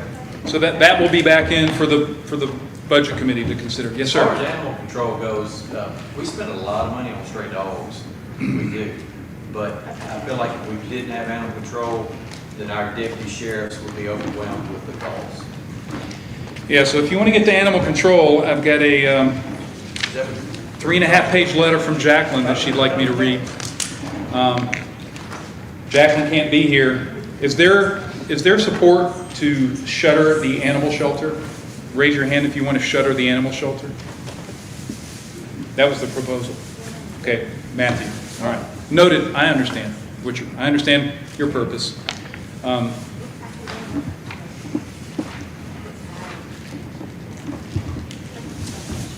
I also understand your point that if you're trying to close a $3.7 million gap, you've got to throw things out there. Sir. Yep. David. With the $3.7 million gap, we still have the option of using cash on hand, especially the 171 fund, to pay for some of these expenses. I put some of my thoughts together and gave out to the commissioners before this, but one question we have to ask ourselves is, should we raise our property taxes to pay for some of these items, or use the cash that we have on hand? That's what closes that gap. Not a huge way, but that might get us to Judy's 17.5%. I know we've been through the highway department already, but if we pay for the $450,000 worth of equipment out of the cash that we already have on hand, that would get us to probably the 18% mark, which would be a 10% reduction in where we were. The only reason I haven't been able to support that, David, is because we'll be back here next term. I probably won't be, but somebody will be sitting in this seat and have to make another hard decision. Not even next term, Not even next year. Next year? You'll be here. Oh, So if I can just throw these numbers out, the difference between 20% and 17.5%, you see the numbers on the far right, is roughly $460,000. So you can pull 460 out of fund balance. You really couldn't pull it out of 171 unless it was a capital project. Well, the trucks would be. We've already done that though, right? We didn't take Gene's trucks out. Okay. No, we didn't circle that, that's right. No, it doesn't, did have 6 votes there? Yeah, that, you could do that. Yeah, is that solving the world's problems? No. Is that No. reducing the tax increase burden on our citizens? Yes. We're used to use the money we have. Well, I can support that. I can. This year, so we can vote, yeah. And we are talking about solving problems this year. Matt? So the answer to that is no, I don't think it does. And here's the reason why. As I've gone through and talked to people about this property tax, and they question after question, nobody is happy about this. I'm not happy about it. But when you go through and you start educating and you talk to them, they think that this $5.25 million includes, and this is one thing I think we all need to think about, includes an ambulance building, Yep. a courthouse, includes all these other things. And I said, whoa, whoa, whoa, whoa, whoa, whoa. Everything we're trying to do right now with this property tax is just to balance our budget. And that's what I'm asking us to think about here. We're talking about $5,800 cut here, there, and everywhere else like that. We've got to realize that we've gone through, every time it comes through and it comes time for us to pull the checkbook out, pull your wallet out, we falter every time. We're scared to spend the money, and that's fine being scared to spend the money. But it doesn't include all of these future expenses of what we're going to have. There's still a revenue issue here. That's what I'm trying to say here. We can pull out of 171 and do what David's talking about. And yes, can we do that? But we'll be in the same boat next year.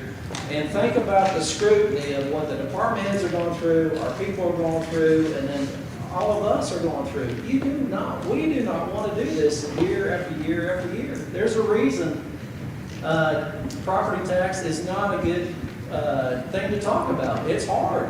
Yep. And that's the reason we're here. But we have to realize there is a courthouse. If we don't do something to this place, an ambulance, you've got teacher raises coming. You've got E911 that's going to be coming to us for $1 million and $2 million. We haven't even talked about the nonprofits. You can go through about future raises of next year. You can go through what Gene brought up of talking about the Dillon Bridge is going to be $250 to $1 million. We still are going to be beating our heads up against the wall with I struggle with this, and I'll tell you why I struggle. I am an improved, and I want to develop, and I want things to be better. And in this environment here, you know what? I can't thrive in this right here. I can't survive in this right here. That's what absolutely kills me. I want to get things done. I want to move forward. And you know what? If this is a business and we want to move forward with things, it's going to cost us. And I don't like it here. But let's move forward with stuff. We've got to move forward. And I know that sounds strange, but we have got to move forward with this here. And if you're against this property tax, come up with a solution. Cut the $500,000, and as I talked to a gentleman on there, he said, you're going to have to make the hard decisions. Just like a CEO, you're going to cut positions. You're going to have to cut people. You're going to cut this right here. That's what we're talking about. Bring those up. Let's have those discussions right now. And you think a property tax is hard to bring up? You go through and we do a RIF, we do a reduction in force, or we fire people, and you talk about an uproar. That right there is going to be even worse of a situation than what we got. Okay.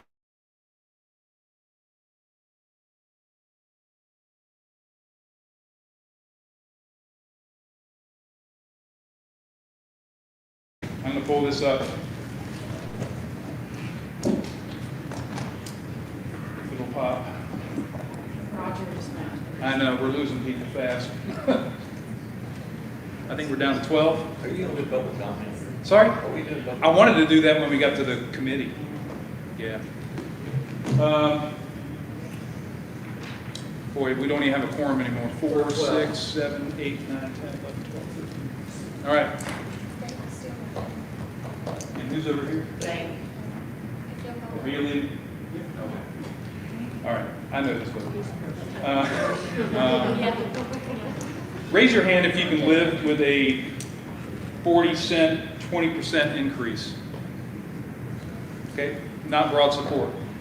It's the 17.5% where we knock another roughly $500,000 off, 17.5%, which is a 35-cent increase. That gets people closer. All right, this is about compromise at this point. So that extra $500,000 goes back to David's idea to pull $450,000 out of 171.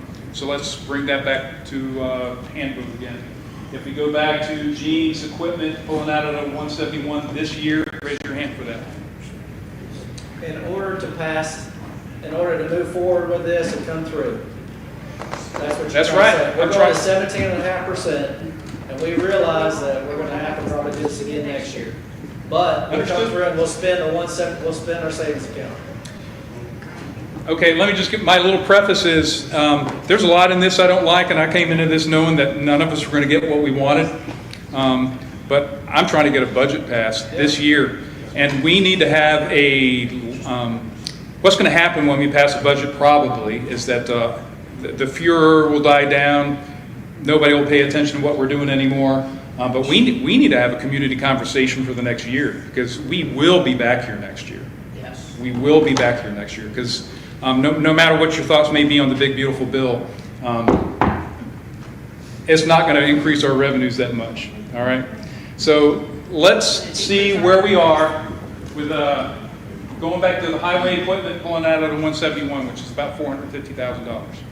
Raise your hand if you can live with And that. that takes the property tax to 17.5. It brings it down to So we're 17.5%. voting for- You'd be voting for a 17.5% increase. 35-cent overall, 17.5%. Okay. Yep. And it looks like there's support for that. And Matthew, I'm not for it. No, I'm not, yeah, hey, if we can get a budget passed and that's what we want to do, then let's go through it, we're going to do that. That's Yeah. fine. That's all hands. All right, so we got support for that. All right. Now let's go back to this, because we're almost ready to send it to budget. If this is where y'all are, a 35-cent increase, 17.5%. Yes, Beth? We got to talk.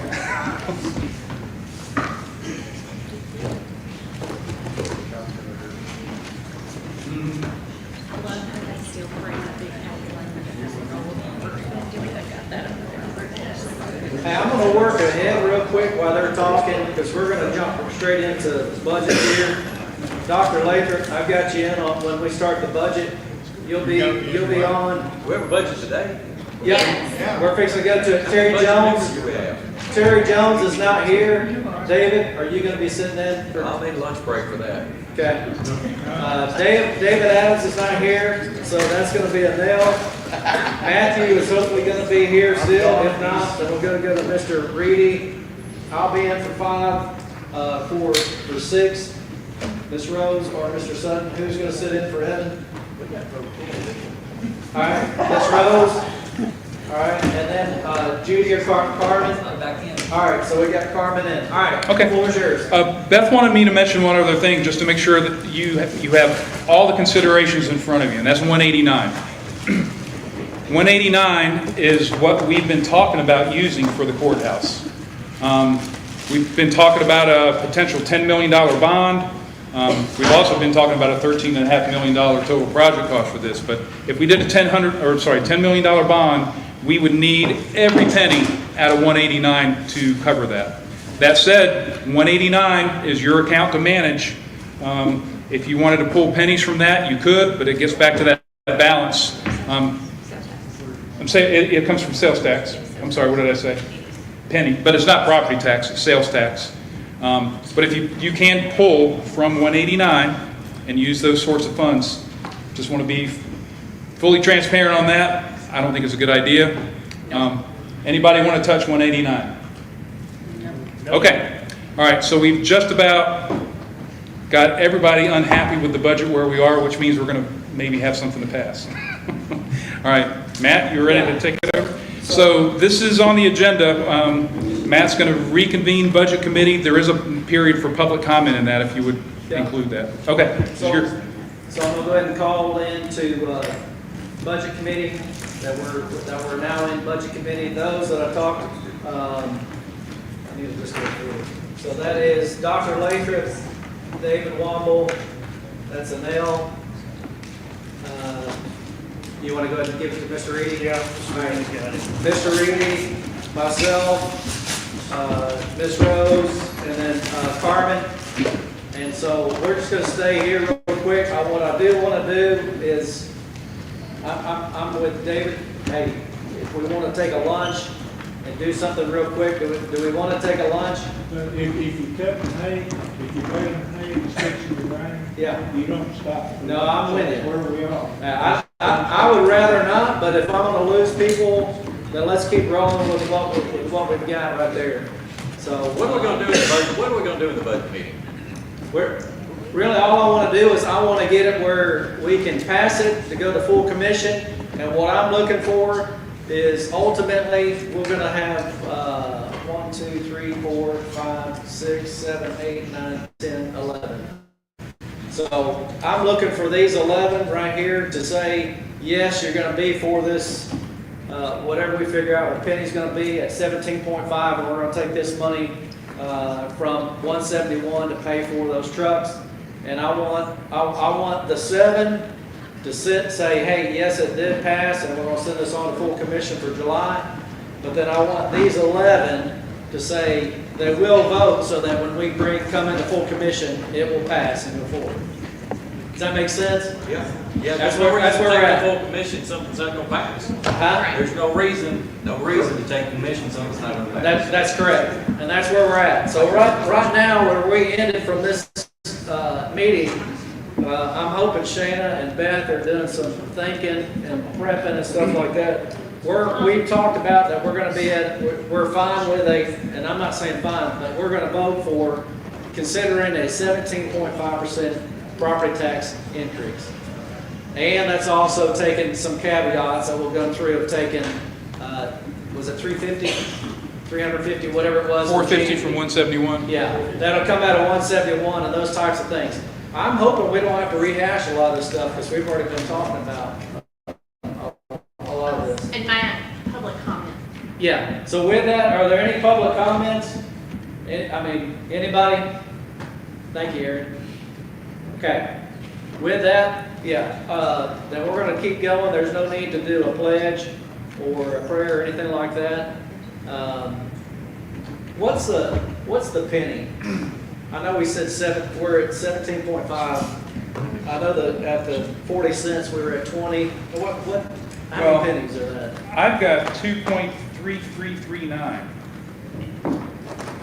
Matt, it might be helpful, if we go through just what's on the chart again, and let us refigure, and then maybe take a few minutes of break, and let us kind of work. I tell you what, y'all do that.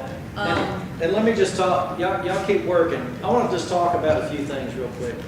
One, I hope that the public or all of our constituents see that there is not a lot of fat. So a lot of people talk and say, hey, there's a lot of fat on this budget, come through. There's not. And I know people aren't going to be happy with this. I'm not happy with this. But there's not a lot of fat when we come through and we look at this. Other thing, I know Tommy's not in here, he was in here. There's a misconception. So I did talk with him about this property tax because they kept saying, hey, we're going to get hit twice with this property tax. We're going to get hit when it was the 28%, and then when they do the reassessment, we're going to get hit again because my house is going to go up $50,000 or $25,000 or $100,000 or whatever. I want to just kind of tell everybody about on the property tax real quick. So if we come in and we do a 17.5% increase, which is what we're kind of talking about right now, and then when a reassessment comes in, we reassess every 5 years. It's not next year, if I was saying 26. It's in 27 is when the reassessment will come in. It's done every 5 years. When that reassessment comes in, this is kind of how it works. Let's just say your house is $100,000. Well, right now, the only way that your property tax is going to increase is if we pass a property tax. So when we pass this 17.5%, there will be a property increase. But everybody was saying, well, when we hit 27, you're gonna hit us again, because then if my value of my property is gonna go any higher. So now, I was at 100, and now I'm gonna go to 125,000. On that 5th year, when they do a reassessment, they neutralize. It neutralizes into that period. Into the sense of what happens is they reappraise, and your house was 100 and it goes to $125,000. It does. It does. The reappraisal will go up. So your house was at 100, it's now 125. Then what happens is the calculation is different. Say it was at $2, the way they're coming through on the pennies. Now I'm talking the pennies of how it was calculated. So it was, your property was 100, now it's 125. When we do the reassessment, the pennies will drop and the assessment will continue to be the same. We can't increase our revenue when we do a property with a reassessment. Let's just say the total reassessment value of our property taxes is $1 million for the county. When we do a reassessment, all it can, the calculation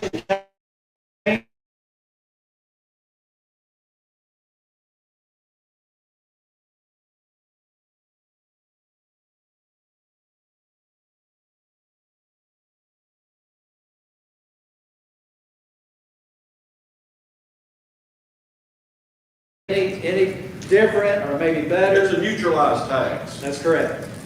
Yeah. So it's not like we do the only way the property increases in 2027 is if we do if the commission were to pass another property tax, then it would increase. Other than that, it neutralizes it and it stays the same. So that was a lot of people out there saying, hey, you're going to get me, you're double dipping because you're going to hit me here and then you're going to hit me there. So that's not true on that right there. So I just It's in 27.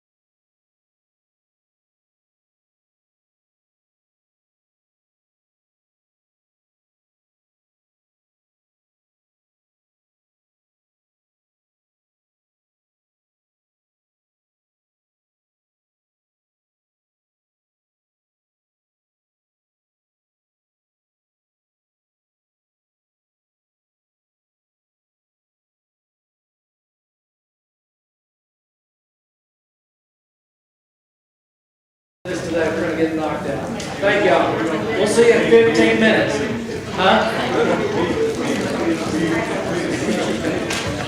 Southern Tennessee Regional Health System. Pulaski is here to help you be well. Our mission is to make our community healthier, and we're your community hospital. We're committed to providing trusted care when you need it most. From wellness checks to emergencies, we're here for you and your family. Visit us today at southerntennessee.com or call 931-363-7531. When it comes to real estate, Haney Realty and Property Management is the team you can trust. Our extensive knowledge of the market and industry allows us to help our clients with any real estate need. We know how to get results. So whether you're looking to buy, sell, or rent, let us put our expertise to work for you. Call us today at 931-347-9150 or visit HaneyRealtyPM.com to learn more. Haney Realty and Property Management, your best friend in real estate. If you're looking for a new job, let M&M Staffing be your guide. With over 20 years of experience, we know how to connect great people with great opportunities. We work with over 80 companies, so we're sure to find the perfect job for you. Our team is dedicated to helping you succeed, and our high customer satisfaction rate proves it. Ready to get started? Visit us at mnmstaffing.net or give us a call today at 931-347-4255. For over 50 years, PES Energize has been proudly powering our community in Pulaski and Giles County, Tennessee. We're dedicated to providing safe, reliable, and innovative services.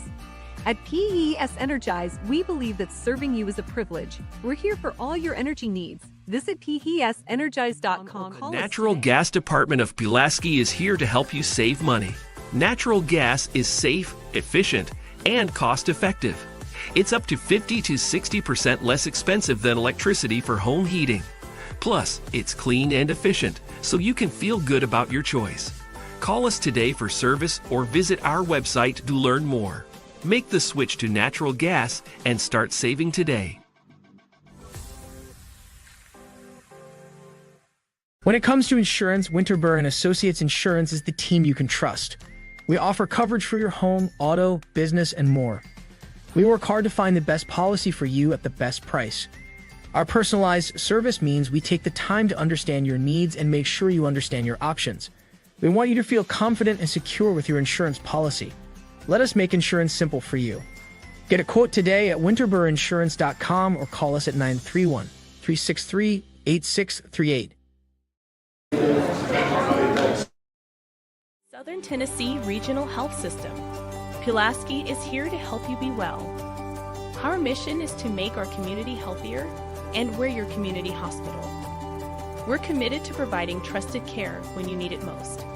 From wellness checks to emergencies, we're here for you and your family. Visit us today at southerntennessee.com or call 931-363-7531.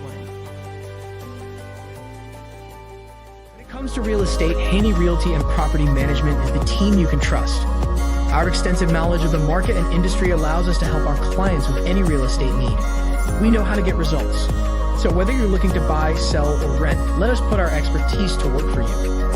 Call us today at 931-347-9150 or visit HaneyRealtyPam.com to learn more. Haney Realty and Property Management, your best friend in real estate. If you're looking for a new job, let M&M Staffing be your guide. With over 20 years of experience, we know how to connect great people with great opportunities. We work with over 80 companies, so we're sure to find the perfect job for you. Our team is dedicated to helping you succeed, and our high customer satisfaction rate proves it. Ready to get started? Visit us at mnmstaffing.net or give us a call today at 931-347-4255. For over 50 years, PES Energize has been proudly powering our community in Pulaski and Giles County, Tennessee. We're dedicated to providing safe, reliable, and innovative services.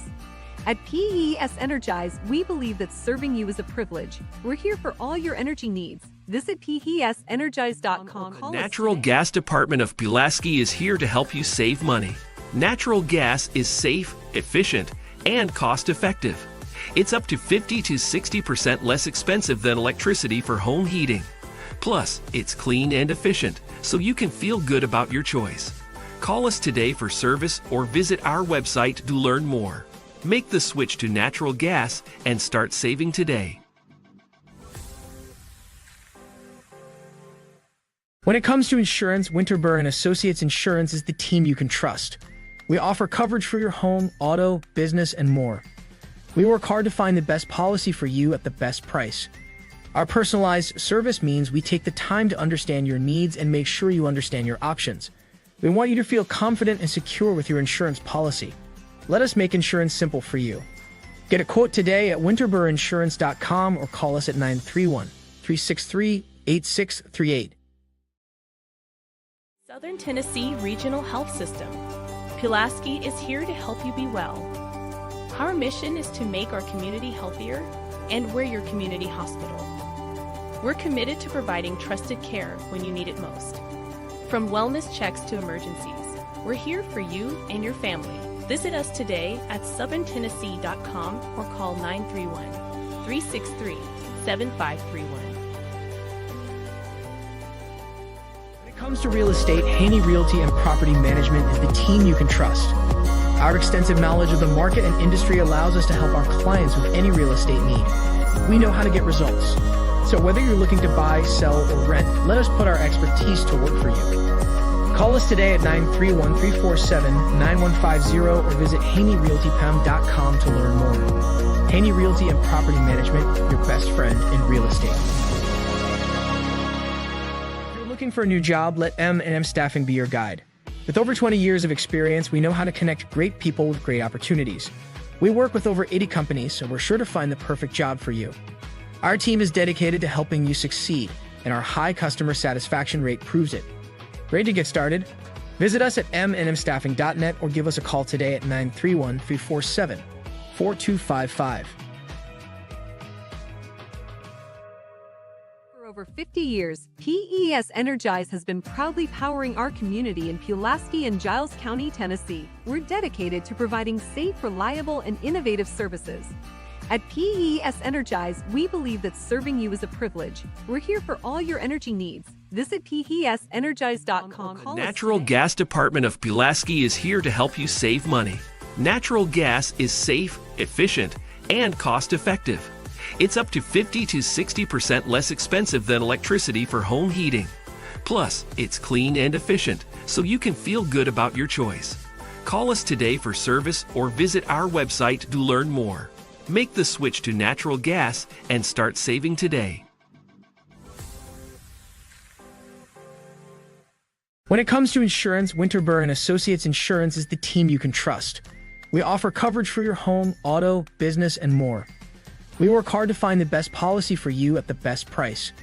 Our personalized service means we take the time to understand your needs and make sure you understand your options. We want you to feel confident and secure with your insurance policy. Let us make insurance simple for you. Get a quote today at winterburinsurance.com or call us at 931-363-8638. Southern Tennessee Regional Health System. Pulaski is here to help you be well. Our mission is to make our community healthier, and we're your community hospital. We're committed to providing trusted care when you need it most. From wellness checks to emergencies, we're here for you and your family. Visit us today at southerntennessee.com or call 931-363-7531. When it comes to real estate, Haney Realty and Property Management is the team you can trust. Our extensive knowledge of the market and industry allows us to help our clients with any real estate need. We know how to get results. So whether you're looking to buy, sell, or rent, let us put our expertise to work for you. Call us today at 931-347-9150 or visit HaneyRealtyPam.com to learn more. Haney Realty and Property Management, your best friend in real estate. If you're looking for a new job, let M&M Staffing be your guide. With over 20 years of experience, we know how to connect great people with great opportunities. We work with over 80 companies, so we're sure to find the perfect job for you. Our team is dedicated to helping you succeed, and our high customer satisfaction rate proves it. Ready to get started? Visit us at mnmstaffing.net or give us a call today at 931-347-4255. For over 50 years, PES Energize has been proudly powering our community in Pulaski and Giles County, Tennessee. We're dedicated to providing safe, reliable, and innovative services. At PES Energize, we believe that serving you is a privilege. We're here for all your energy needs. Visit PESenergize.com. The Natural Gas Department of Pulaski is here to help you save money.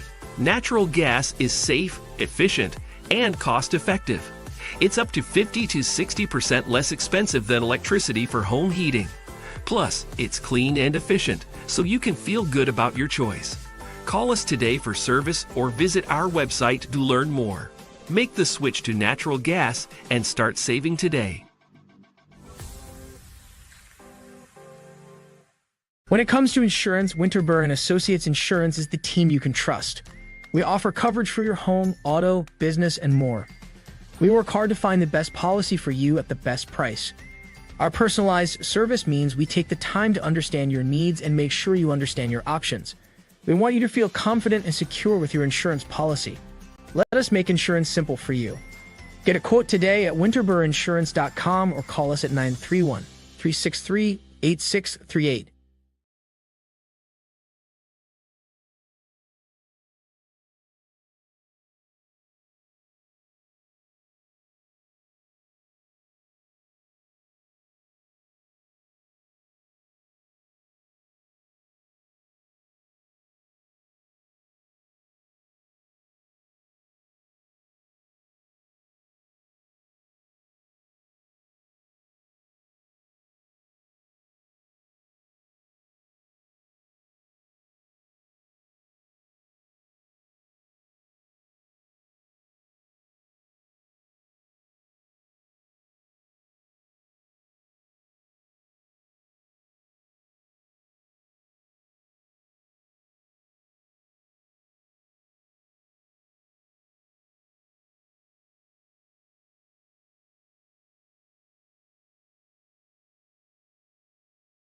Southern Tennessee Regional Health System. Pulaski is here to help you be well. Our mission is to make our community healthier, and we're your community hospital. We're committed to providing trusted care when you need it most. From wellness checks to emergencies, we're here for you and your family. Visit us today at southerntennessee.com or call 931-363-7531. When it comes to real estate, Haney Realty and Property Management is the team you can trust. Our extensive knowledge of the market and industry allows us to help our clients with any real estate need. We know how to get results. So whether you're looking to buy, sell, or rent, let us put our expertise to work for you. Call us today at 931-347-9150 or visit HaneyRealtyPM.com to learn more. Haney Realty and Property Management, your best friend in real estate. If you're looking for a new job, let M&M Staffing be your guide. With over 20 years of experience, we know how to connect great people with great opportunities. We work with over 80 companies, so we're sure to find the perfect job for you. Our team is dedicated to helping you succeed, and our high customer satisfaction rate proves it. Ready to get started? Visit us at mnmstaffing.net or give us a call today at 931-347-4255. For over 50 years, PES Energize has been proudly powering our community in Pulaski and Giles County, Tennessee. We're dedicated to providing safe, reliable, and innovative services. At PES Energize, we believe that serving you is a privilege. We're here for all your energy needs. Visit PESenergize.com. The Natural Gas Department of Pulaski is here to help you save money. Natural gas is safe, efficient, and cost-effective. It's up to 50 to 60% less expensive than electricity for home heating. Plus, it's clean and efficient, so you can feel good about your choice. Call us today for service or visit our website to learn more. Make the switch to natural gas and start saving today. When it comes to insurance, Winterburn & Associates Insurance is the team you can trust. We offer coverage for your home, auto, business, and more. We work hard to find the best policy for you at the best price. Our personalized service means we take the time to understand your needs and make sure you understand your options. We want you to feel confident and secure with your insurance policy. Let us make insurance simple for you. Get a quote today at winterburinsurance.com or call us at 931-363-8638.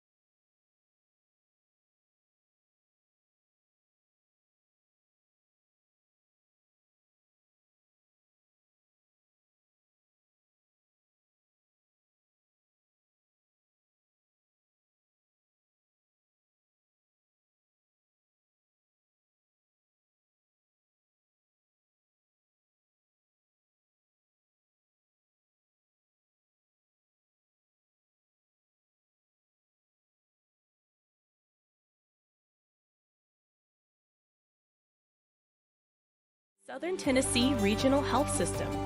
Pulaski is here to help you be well. Our mission is to make our community healthier, and we're your community hospital.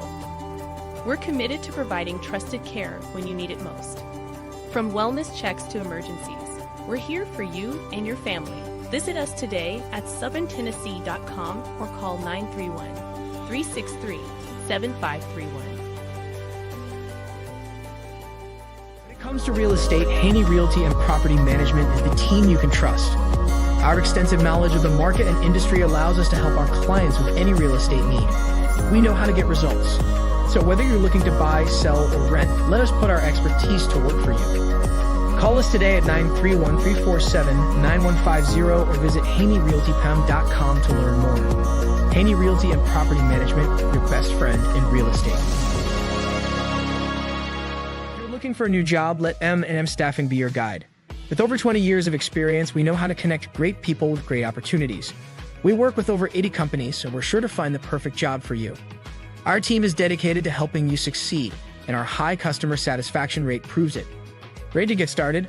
Visit us at mnmstaffing.net or give us a call today at 931-347-4255. For over 50 years, PES Energize has been proudly powering our community in Pulaski and Giles County, Tennessee. We're dedicated to providing safe, reliable, and innovative services. At PES Energize, we believe that serving you is a privilege. We're here for all your energy needs. Visit PESenergize.com. The Natural Gas Department of Pulaski is here to help you save money. Natural gas is safe, efficient, and cost-effective. It's up to 50 to 60% less expensive than electricity for home heating. Plus, it's clean and efficient, so you can feel good about your choice. Call us today for service or visit our website to learn more. Make the switch to natural gas and start saving today. When it comes to insurance, Winterburr & Associates Insurance is the team you can trust. We offer coverage for your home, auto, business, and more. We work hard to find the best policy for you at the best price. Our personalized service means we take the time to understand your needs and make sure you understand your options. We want you to feel confident and secure with your insurance policy. Let us make insurance simple for you. Get a quote today at winterburrinsurance.com or call us at 931-363-8638.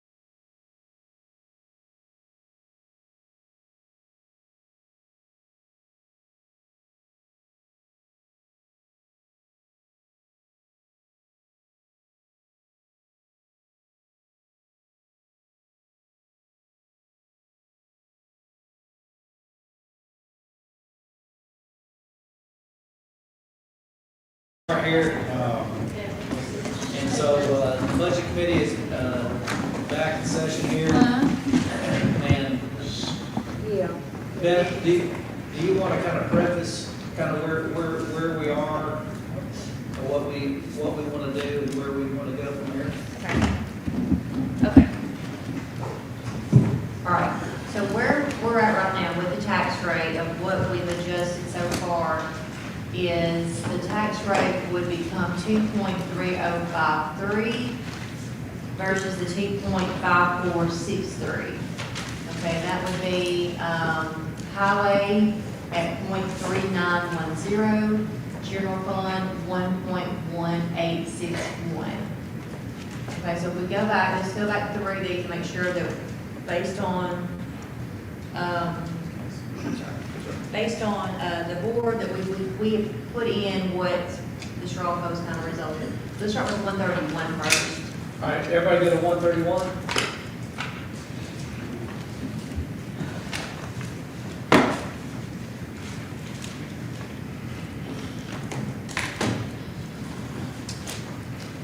Okay, so we'll start with the cuts that Gene is proposed to make.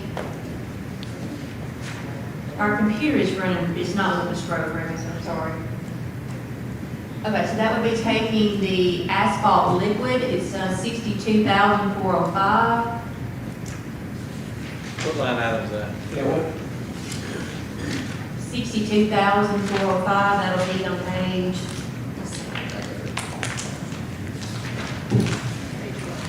Have a page number, it's the second page. It'll be the second page.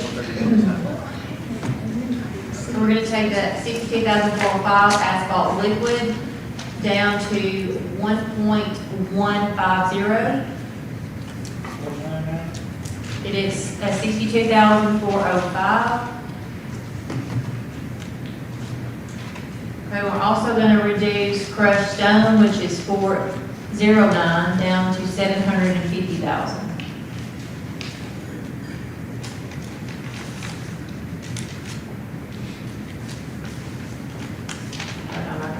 Slog gets up out.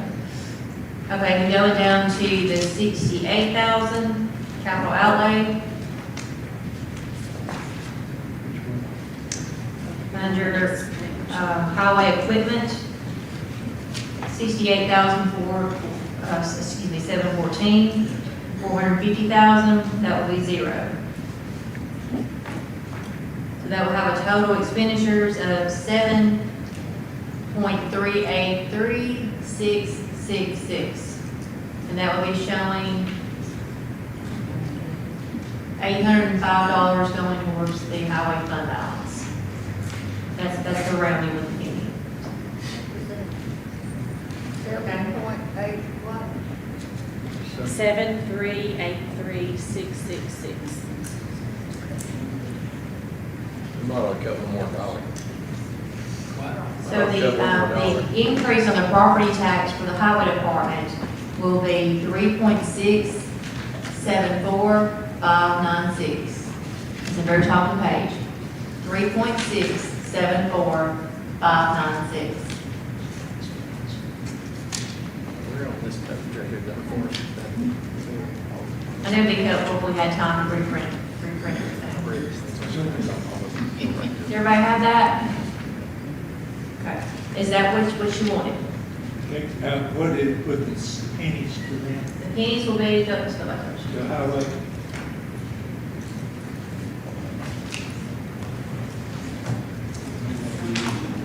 .3910. So that would be an increase of pennies of, second,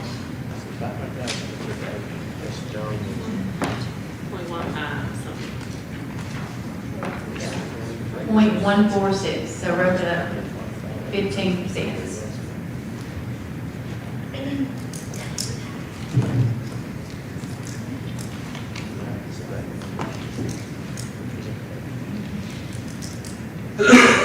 So,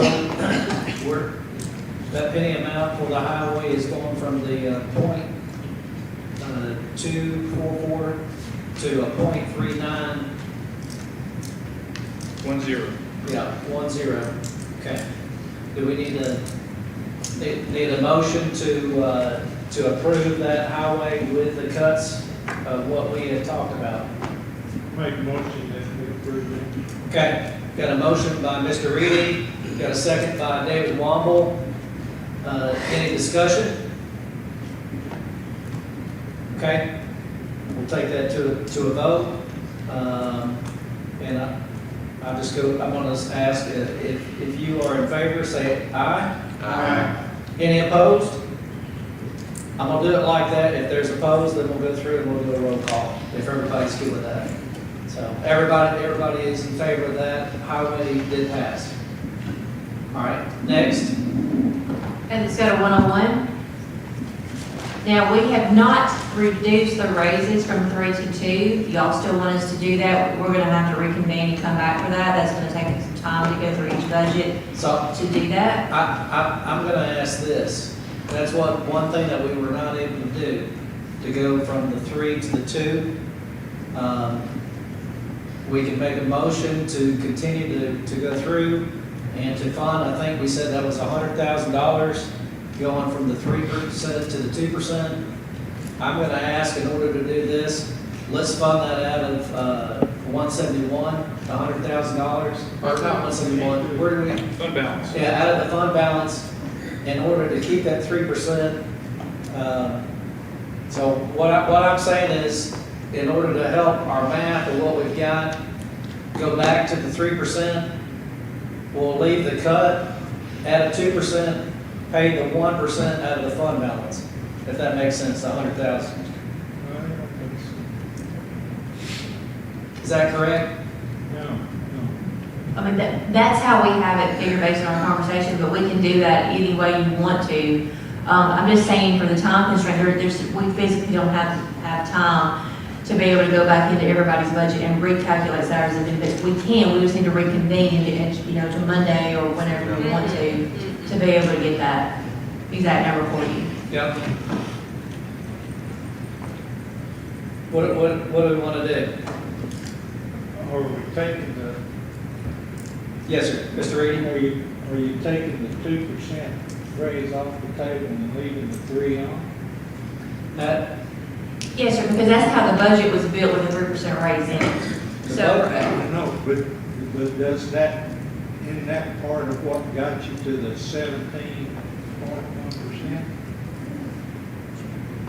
I think that's what we were talking about, and he was talking about using that out of the fund balance. We can do whatever, I'm just saying, we physically cannot do this in a matter of a short amount of time to get the salaries adjusted back down, plus the benefits. David Wall. I'll make a motion to proceed with the work session's suggestion to change it to a 2% raise, understanding that Beth has to not only change it to a 2% raise, but change the Social Security, the Medicare, the retirement, and everything goes along with it. So I'm making a motion, we stay with the 2% raise, and knowing that Beth will have to give us those numbers at a later date. Okay, so got a second by Dr. Lathrop, and so again, I just want to state, the cut will be there at the 2%. We just don't have a definite number that we can give at this time. But the cut will be at the 2%, and we're going to give Beth and the discretion to go through to pass that. That's what this motion will be. We're going to do the 2%, as stated. Yeah. Can we clarify that motion as to what departments that would exclude? Obviously, would it exclude EMS? I want to make sure we have a clear understanding in highway and any of the adjustments that were made for the custodial staff. Yeah. So, Mr. Reedy, are you good with making? Yeah, he made the one.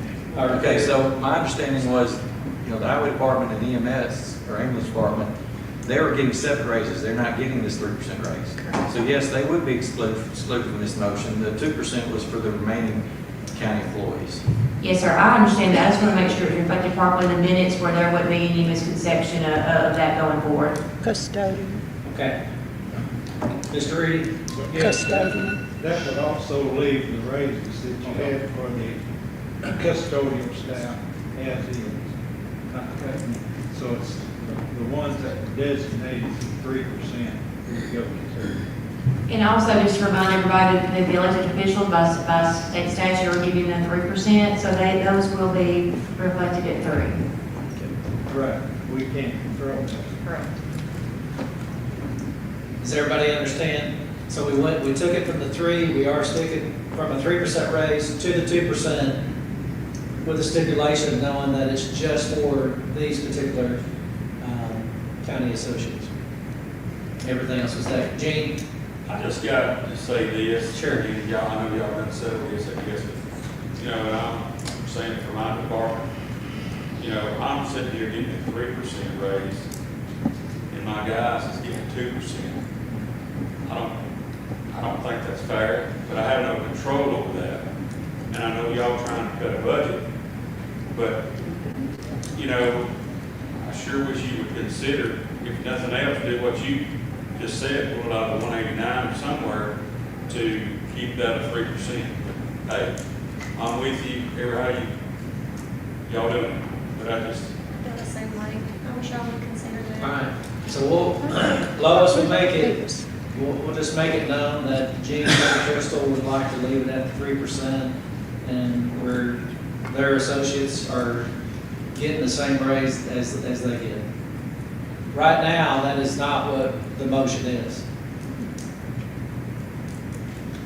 Any further discussion on that?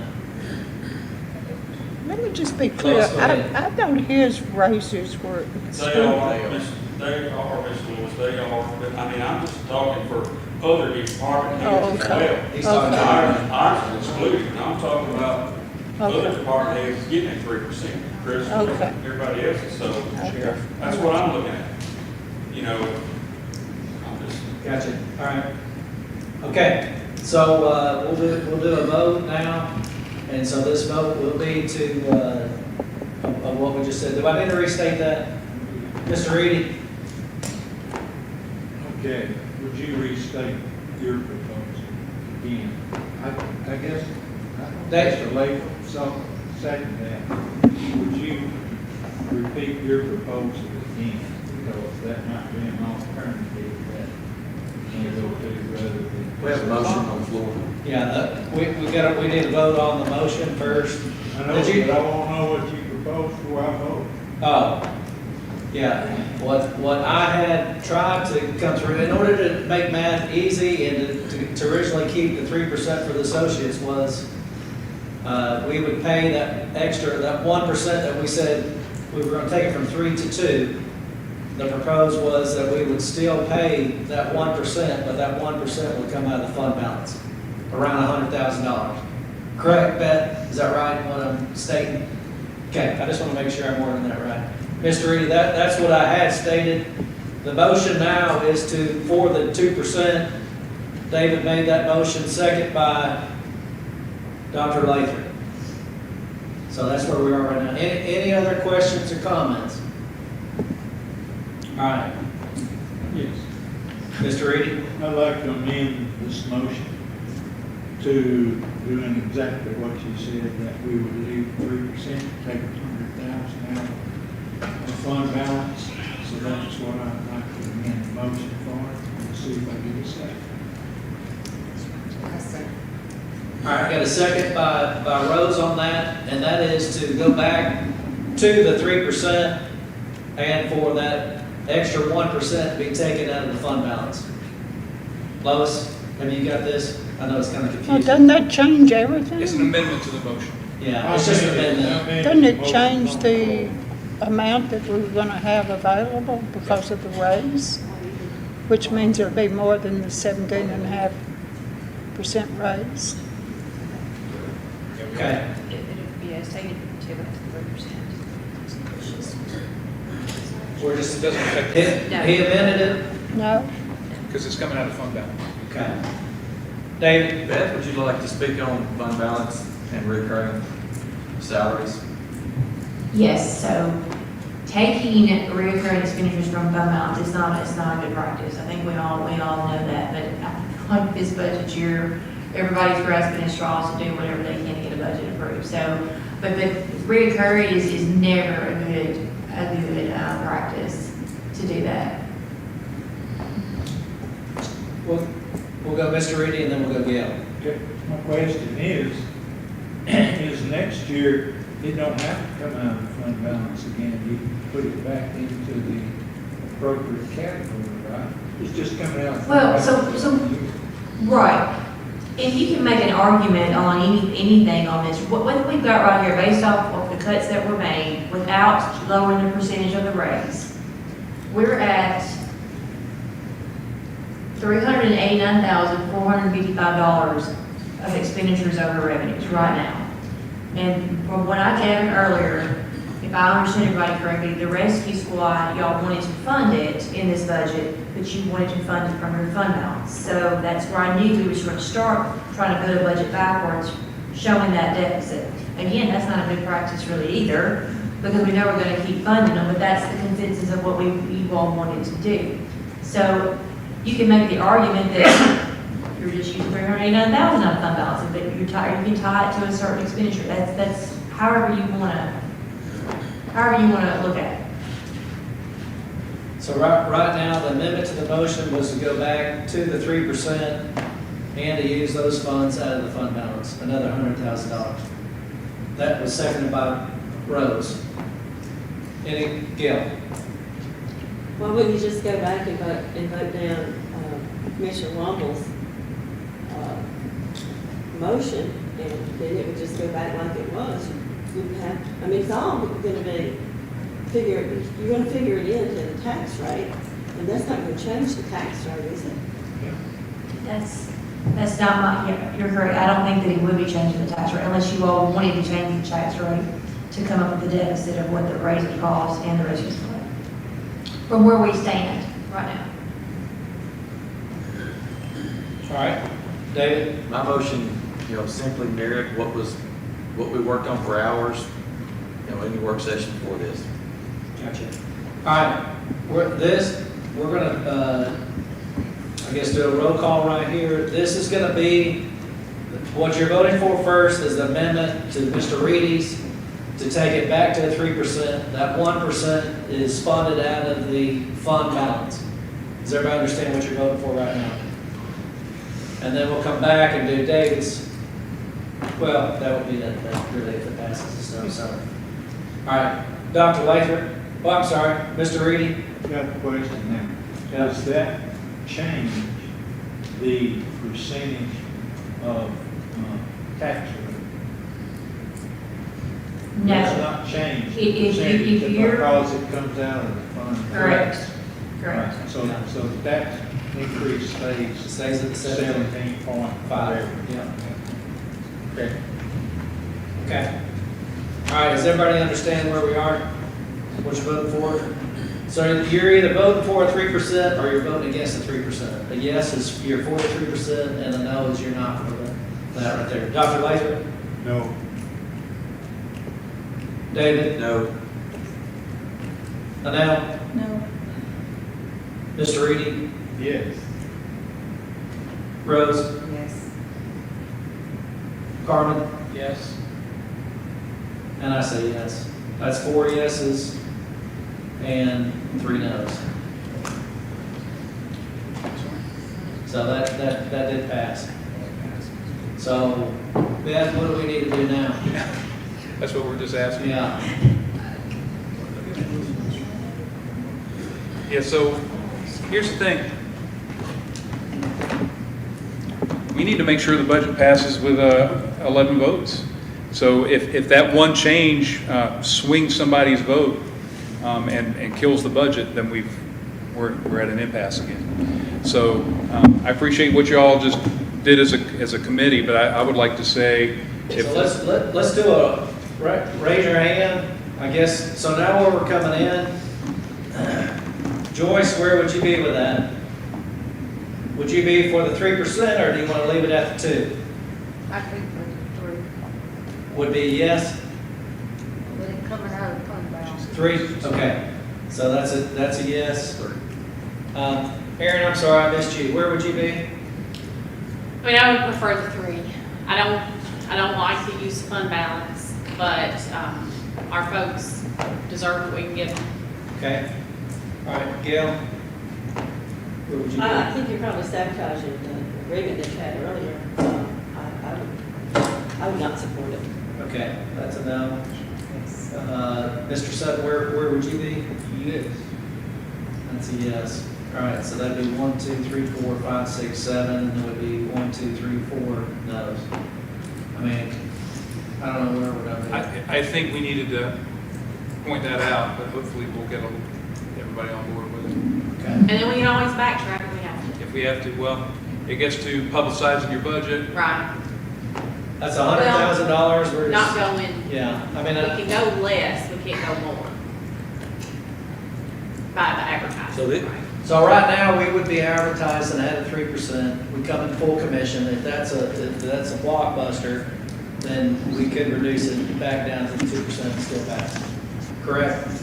I'm sorry, I was side conversation here. I'm just saying, if this presents and we bring this to the full commission, and it's a stopper, a showstopper, we're advertising that it's gonna be a 3% raise for our associates. During that time, if we came in, if it did stop it, where we didn't have the votes, we could reduce that to 2% and then still pass our budget. We're not increasing, we're decreasing. Can we do that? No. According to the auditors, no, we'd have to have another public hearing and so forth, no matter if you're increasing or decreasing. Aaron? And then I'm gonna do something I don't usually do, but I agree with Gail that we'd be sabotaging the vote if we, You do what? I think I agree with Gail that if we don't need to risk having to re-advertise and delay it another month. Yeah. So If you had everybody here right now, you'd be able to make a better decision. yeah, we got a lot of people. Look, like last time, I know people wanted to vote because they want to see where people are. It does us no good if we don't pass the budget. Nobody wants to do it. Nobody. We want to make sure we pass this. So sending something out of this committee 4-3 is setting up a little disaster. It is. Yeah, and that's why I think we need Mr. Reader. I did this, and I think it's gonna create a disaster, and I'm trying to think through how to undo it. So, Well, you just revert back to I think really, Just go you know, back to I think 2%. really it's the best thing for the county to do, but the better thing for the county is to get the budget Yeah. passed. Let's strike that motion if everybody's good with that, Mr. Reader. We voted on it, how do we do? That was an amendment, so now you go back to David's. All right. That's So one we'll way come- around it, that'll work. I changed my vote on that previous. And I changed my vote too. Lois is having a great time. All right, Lois, we took it to Lois needs at least a 3% raise. All right, it did not pass. Therefore, we go back to David's motion. No, we just changed votes. We changed our. Yeah, we just changed votes. It did not pass. Yeah. Yeah. Lois, are you good? Mr. Reedy and I changed to no's. I got you down here. Okay. All right, that motion is no more. We'll go to David. David, what was your motion again? My motion was passed what came out of the work session, and that is the 2% raise. Knowing that Beth has not had time to do all the calculations, but that she will. Okay. And this does not apply to highway or EMS, nor the custodial workers in the courthouse. Good job. Gotcha. All right, any other further questions with that? Or the All those in elected. favor say aye. Or the elected. Any opposed? Elected. Was that, nobody opposed? I didn't think. Okay, I heard some. All right, we'll move on. Beth, are you good with that? I know you're working through this as we're talking. You don't know what meetings that will be. While she's doing that, thank you all for trying to get them the 3%. We appreciate that.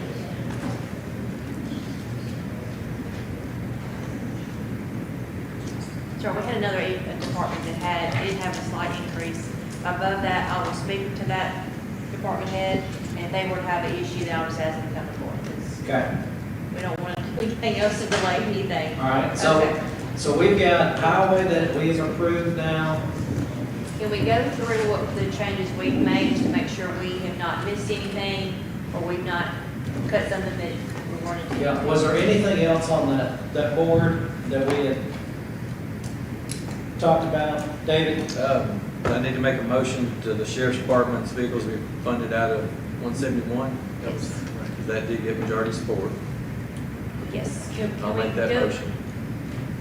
Could we go What's that? through one with the adjustments that we've made, and then we'll go to 171 and go through Yeah, that? let's Oh, I do, thought you were asking for more. Go ahead. all right. David, hold on to that, we'll come back to that. Beth, where do you want to go next on 101? Okay, let's go to ambulance. All right, what page are we?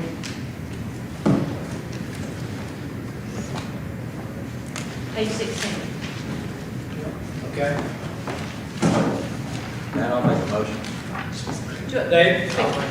Can I, just for the sake of making sure I haven't messing that, can I go over the changes that I've made to make sure, where we can make sure that you're good with that? Yeah. That's consistent? Sure. Go That ahead. way you can make those adjustments too. Okay, $650,000 is what the overtime pay rate would be, or excuse me, not the rate. Line would be 650.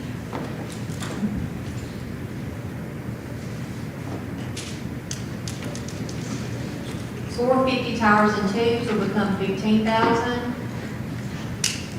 Uniforms, 451 will be 25,000.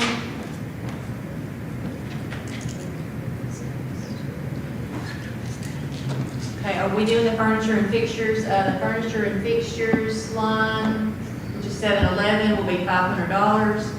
Hey, we didn't pass that. That didn't pass. That didn't We didn't pass, okay, I'm sorry. Did it? No. That was 15, I don't think that passed. Okay. Hold on. Where's your board? See, we've made adjustments that we didn't. Well, they've got it, they're kind of marking. That didn't pass, Greg? I thought they passed that. I thought it went too fast. No, because it was only gonna be like $5,500. It was $5,800. Oh, I know. But I passed it. Yeah, but it passed. And then Graham said, well, that's $5,200. Yes. I didn't think, I mean, there's not, I took a picture, there wasn't anything written beside it. Oh, I know, I didn't read it, but I think it was most people raised their hand. Yeah, it was Did pretty. everybody, did we pass that? All right, it's $500, all those lines went to $500. Okay. Okay, and then, 718, 719, 735, 790 are all zero.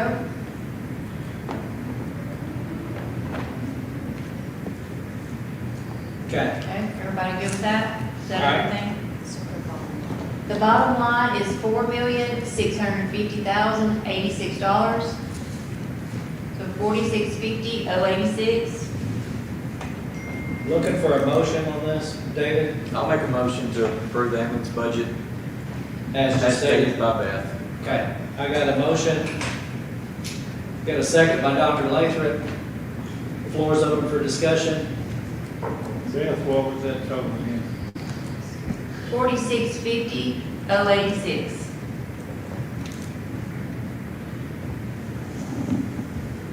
Okay, any other discussion?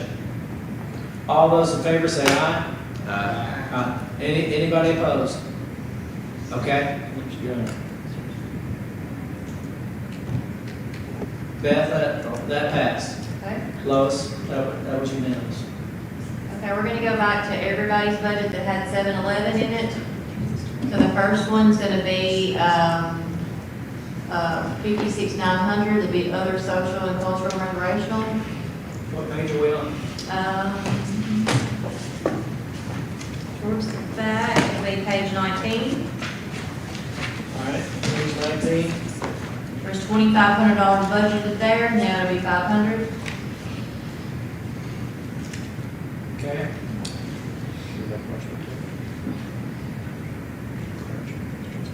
Do we need to do a motion on each one of these coming through? Probably since we've already had. All right, can I get a motion? This is on 56,900 to reduce furniture and fixtures from 2,500 to 500.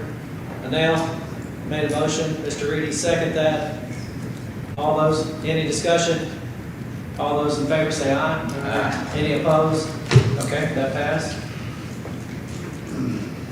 Okay, the next one will be page 7, county buildings. Under 711, it was budgeted for 2,000, now it'll go to 500.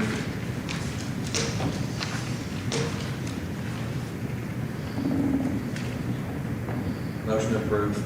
All right, got a motion by David, second by Rose. That's taking it from 2,000 to 500, correct? All right. Any discussion? All those in favor say aye. Aye. Any opposed? Okay, that passed. Okay, so the next would be 52500, What page? page 9. It's 800, it'll go to 500. Yep. Motion by David, second by Carmen.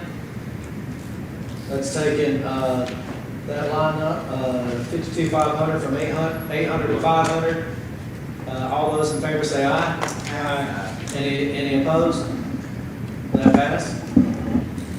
Okay, page 12, 54110, Sheriff. We'll take that one from 1,000 to 500. Got a motion by David, second by Carmen. Any discussion? All those in favor say aye. Aye. Any opposed? Passed. Okay, Health Department, that's gonna be page 15. Furniture and fixtures, 711 again, it goes from 2,000 to 500. All right, got a motion by David, got a second by Carmen. Discussion? All those in favor say aye. Aye. Any opposed? Passed.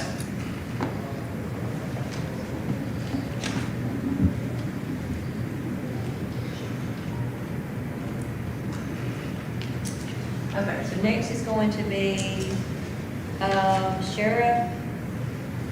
We're going to remove the vehicles to 171. So that'll be on page, 12. Under 718, motor vehicles, 300,000. 300,000. 300,000. Motion approved. Got a motion by David, got a second by Carmen. And that 300,000, is that just out completely, or did we come in? 171. Yeah, that's coming out of 171. So I just want to make sure it's out, but it's paying the 171. Any further discussion on that? All those in favor say aye. Aye. Any opposed? Okay, that passed. Okay, let's go to Rescue Squad, 54,420, page, top of page 14. Okay, that is now 289,433. That goes to last year's budget. Got a motion by, go ahead. I'll make the motion approved. Got a motion by David, got a second by Rose. Discussion. Floor's open for discussion. Also, didn't we vote to pay that out of fund balance? Yes, sir, so when we get to this, I'm showing that the usage of fund balance for this particular amount. Does that need to be part of this motion, to approve the amount and the funding? Well, I guess you could, but you don't have to necessarily. All right, Let's do it. so I'm gonna make the motion to approve the amount and the funding from fund balance. okay, so that's 289 coming out of fund balance. That's the motion. Seconded was Rose. Are you still good with that?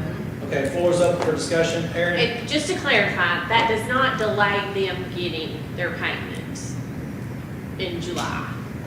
Okay, good. As soon as the budget's approved, then they can request their funds. Good. Any further discussion? All those in favor say aye. Aye. Any opposed? Okay, that passed. All right, Beth, where are you going to go next? Is there anything else on 101 that we have overlooked? Funding's of the libraries. Oh, sorry, okay, let's go back to those.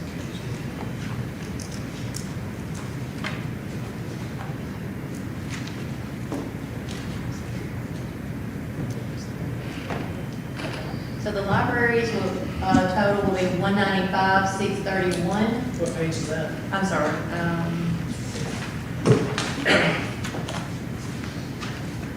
18, bottom of 18. Bottom of 18. All right, so we went from 195, we increased that 5,000 something? What was that, David? I think it was 4,500. Yeah, 4,500. And I'll make the motion to approve that.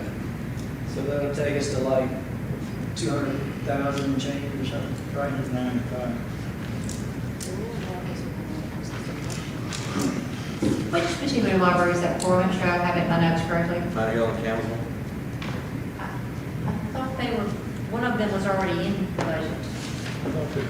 The two that were cut in the first budget process, I made the motion to restore that. I think it was I know it was Minor Hill, and I think it was Campbellsville. Okay. Does anybody have those notes? 'Cause I thought we didn't have.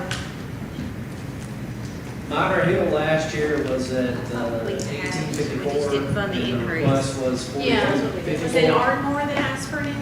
Maybe, I thought there was funding for all of them, just one of them had an increase and you all didn't choose to give the increase. But I'm showing Campbellsville last year was 16, and then the request was 16. Okay, so I know it's Minor Hill. I know Minor Hill made a I request think for it might have been that. Ardmore. Yeah, Minor Hill was, last year 1854, and it's 50, then they requested 5254. So $4,254. That's what I'm showing. I mean, I may not be right, but, I've got it back in my office. yeah. Okay, well, I'm gonna make the blanket motion to restore the funding to the libraries that was removed from the original budget process. $4,500 is what I think we approved in the work session, the number. I'm showing Campbellsville is the same 16 and 16, and then Minor Hill was 1,854, and then this year they requested 4,254. And that's what I'm showing. What How about much difference Ardmore? is that? I don't know who's got it. I can tell you, do 4,254 minus 1,854. 2,400. 2,400. Yeah. What was the difference between Ardmore's request and last year? Ardmore was 3,650 last year, and this year was $4,990. I guess we could do those and then add those up and see if we're at the 45 or whatever. Say that again. Ardmore, Give me the big number first. $4,990. Last year was $3,650.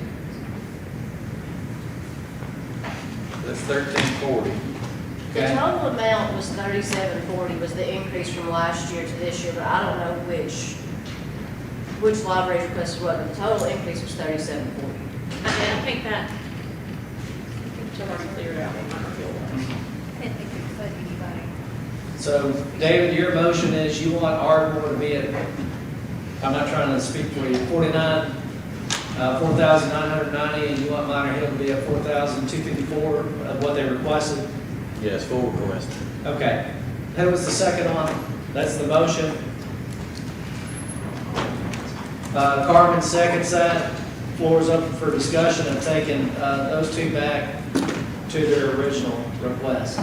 That's what we're talking about right now. Okay, all right, so we'll do a vote. All vote. Everybody know what we're voting for? All those in favor say aye. Aye. Any opposed? Okay, that passed. And so we're gonna make that where we're not gonna force Beth and Shana to come up exactly, unless you can, with a penny amount or whatever we're doing right now, because I know we're really picking on the spot. So where we're at right now with the penny, was it 2.3053? Now that, and with that, let me go back to the budget. Sorry. The penny would be 2.3053. Total penny, The total, yes, sir. 2.3.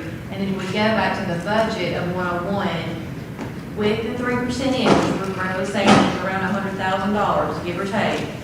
That'll be showing a usage and fund balance of $389,155. That is with the 3% in here. Wait, no, not 3%. I know, but I mean, I know we're gonna take. Oh, I off. see. I'm I just see. trying to tell you. So, but worst so case. your 2.3053 could still change? No, because I thought that was, we would just be backing it off with the usage of the fund balance. Beth, you're confusing everybody because we're not gonna use fund balance to fund these raises at all, right, correct?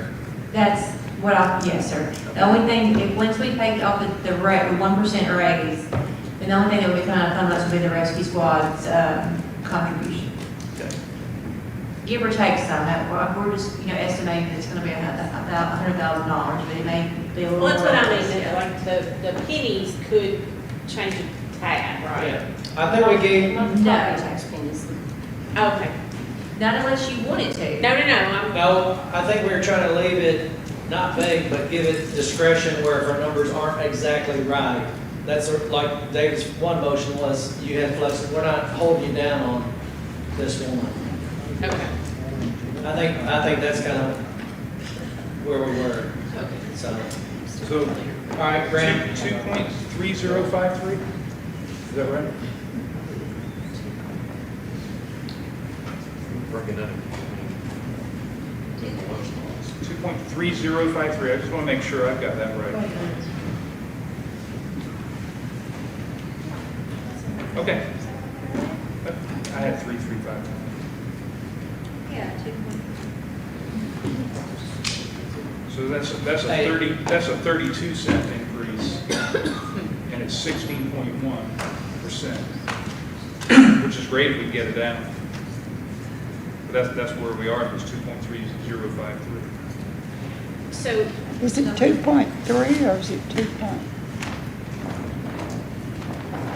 And Beth and Shane, I appreciate y'all.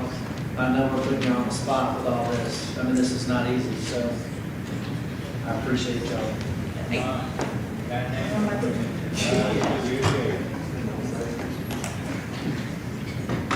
Matt, Yes, Aaron. can we go through the board again, just to be sure we're clear? Hey, Graham, will you just flip I that will. around real quick, just so we can see that? Yep. I just want to make sure I've got her number right. So what is your question, Lois? I'm sorry. I had 2.3053. We're gonna make sure Lois is good first, and then we're gonna look at her, we'll go through the board here. I don't have any others. Well, Bless let's you. see it before. I don't know, I think that's where we're still trying to see where we are. Okay. Have we covered everything on that board? That's what we were doing right there, yeah. Did you already do the capital equipment? Yeah, hold on one second, let's make sure Lois is good, and then we'll move forward. So what number did you have? 2.3053. Okay, that's what I What you had. use is the rescue squad's contribution out of the balance. Okay, 2.3053. That's 3053, which Okay, I heard That's a Graham. 32-cent increase, versus the and it's a 35. 16.1% overall. Okay. All right, Lois, are you good? Yeah. All right, Graham, if you'll just kind of walk us through that board, and we'll make sure we're kind of. Yeah, so I know we got, in 131, we reduced the request by 500,000, right? Yeah. Did we already move the capital equipment to 171? Okay. Under EMS, there was multiple reductions as part of Willow's 9% that you all took out. The overtime went to 650. Fire and rescue, we funded at 289 out of fund balance. The sheriff deputy, we funded the $300,000 in vehicles, came out of 171. Pay raises at 2%, and the furnishings were capped at $500. Have we voted for the sheriff deputies? You have a motion, Sheriff, for the sheriff's budget. Have we voted on that budget? Well, that didn't change. Yeah, the only thing that changed, I think, was that 300,000, wasn't it? Yeah, right. The sheriff, the 300,000 came out of 171, that's the only thing we did there. Sorry, it's messy. Right, Beth, on sheriff, the only thing was the 300,000 on And the vehicles. furniture and fixtures. And the fixture, yes, that's the other thing. Okay. I'm not a researcher. Bless you. Bless you. All right. So Ed, just real quick, Has everything on this board been addressed that we talked about, that we wanted to?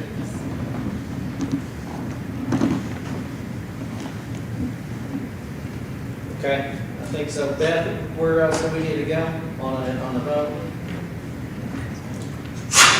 We need to probably approve 101 as a whole, as it is, with the, well, no, don't do that, because we still have to take out the 1% raise. I think we're good. But, yes, so. Do we need to go through penny by penny like we did at that one time, and when we went highway would be this? Yes, let's finish 171 to make sure we're capturing what's on the board. Okay, everybody flip to 171.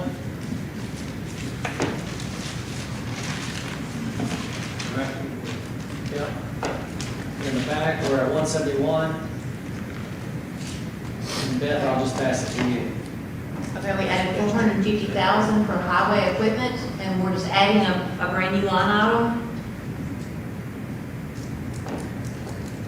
And then where we did have 55,000 in motor vehicles, we're adding 300,000 to that for the sheriff vehicles. And when we do all those adjustments, that leaves us with $170,000 left in 171. Does everybody see that? No. When you take out what we, on the board, of what we wanted to subtract out of 171, that's what she's saying, now would be that balance. So if you look at your paper, it's gonna say, what, 920,000, and then when you subtract what we just did, with that, we're at, what'd you say, $170,734. Okay. So basically, we're going to 171 will be non-existent probably after this fiscal year. Yeah. Yeah. And that's still, we still got, nonprofits too. Dave, what kind of motion we need to wrap this up? So did y'all approve this 171? I make a motion to approve the 171, changes made. All right, got a motion, got a second by Carmen, discussion.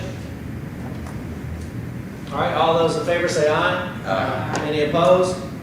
171 pass. What's your fee? Tax rate. Huh? So we need to approve the tax rate. Okay. All right, let's do that then. Okay, tax rate, county general, it will become 1.1861. That's 1.1861. Highway, 0.3910. The schools will remain the same at 0.7282, for a total of 2.3053. That's 2.3053. Make a motion to approve that tax. Got a motion by Mr. Reedy, second by David Wamble. Floor is open for discussion. What's our total percent then, of where we think we're gonna be? You mean the percent increase? Correct. So that's a 16.1% increase? Okay, so we dropped from the 17.5. No, you dropped from 28, well, just recently. Yeah. You're from 28 now to 16.1. Yeah. Okay, all right. All right, any further discussion? All right, all those in favor say aye. Any opposed? That passed. I would like, any other commissioners oppose what we just talked about? That's not part of the board. Mr. Sutton? No comment, Joyce? Okay. Aaron? I'm fine. Okay, all right. I'd rather kind of talk about it right now, so we can come through. Okay, Beth, anything else we need to approve? No, sir. We're going to do our very best to get this done quickly, to change the 3 to 2%. We'll have to send out a mass email to you all, let you know when it's ready for pickup. We'll do our best, and we have to just check with the paper to see if we can get it in the paper I mean, with the holiday and all, they may not be able to accept it next week. Just to work on that and see. So we may have to just shuffle around some dates, but we'll reconvene with that. Right.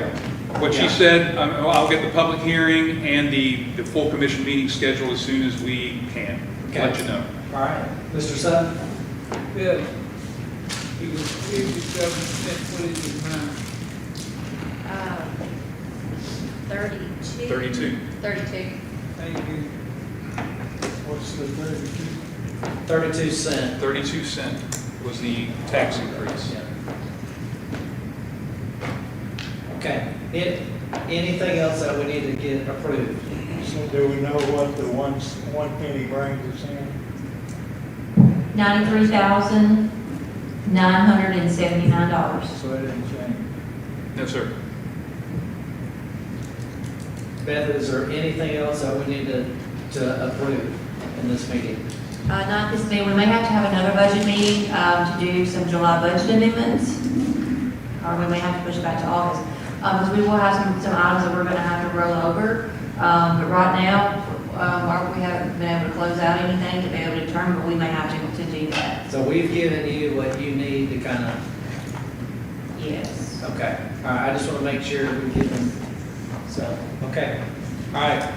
Any old business, which I know we've been focusing on old business? Any new business? Okay, all right. Looking for a motion to adjourn by David, second by Mr. Reedy. All those in favor say aye. Aye. Thank you all so much.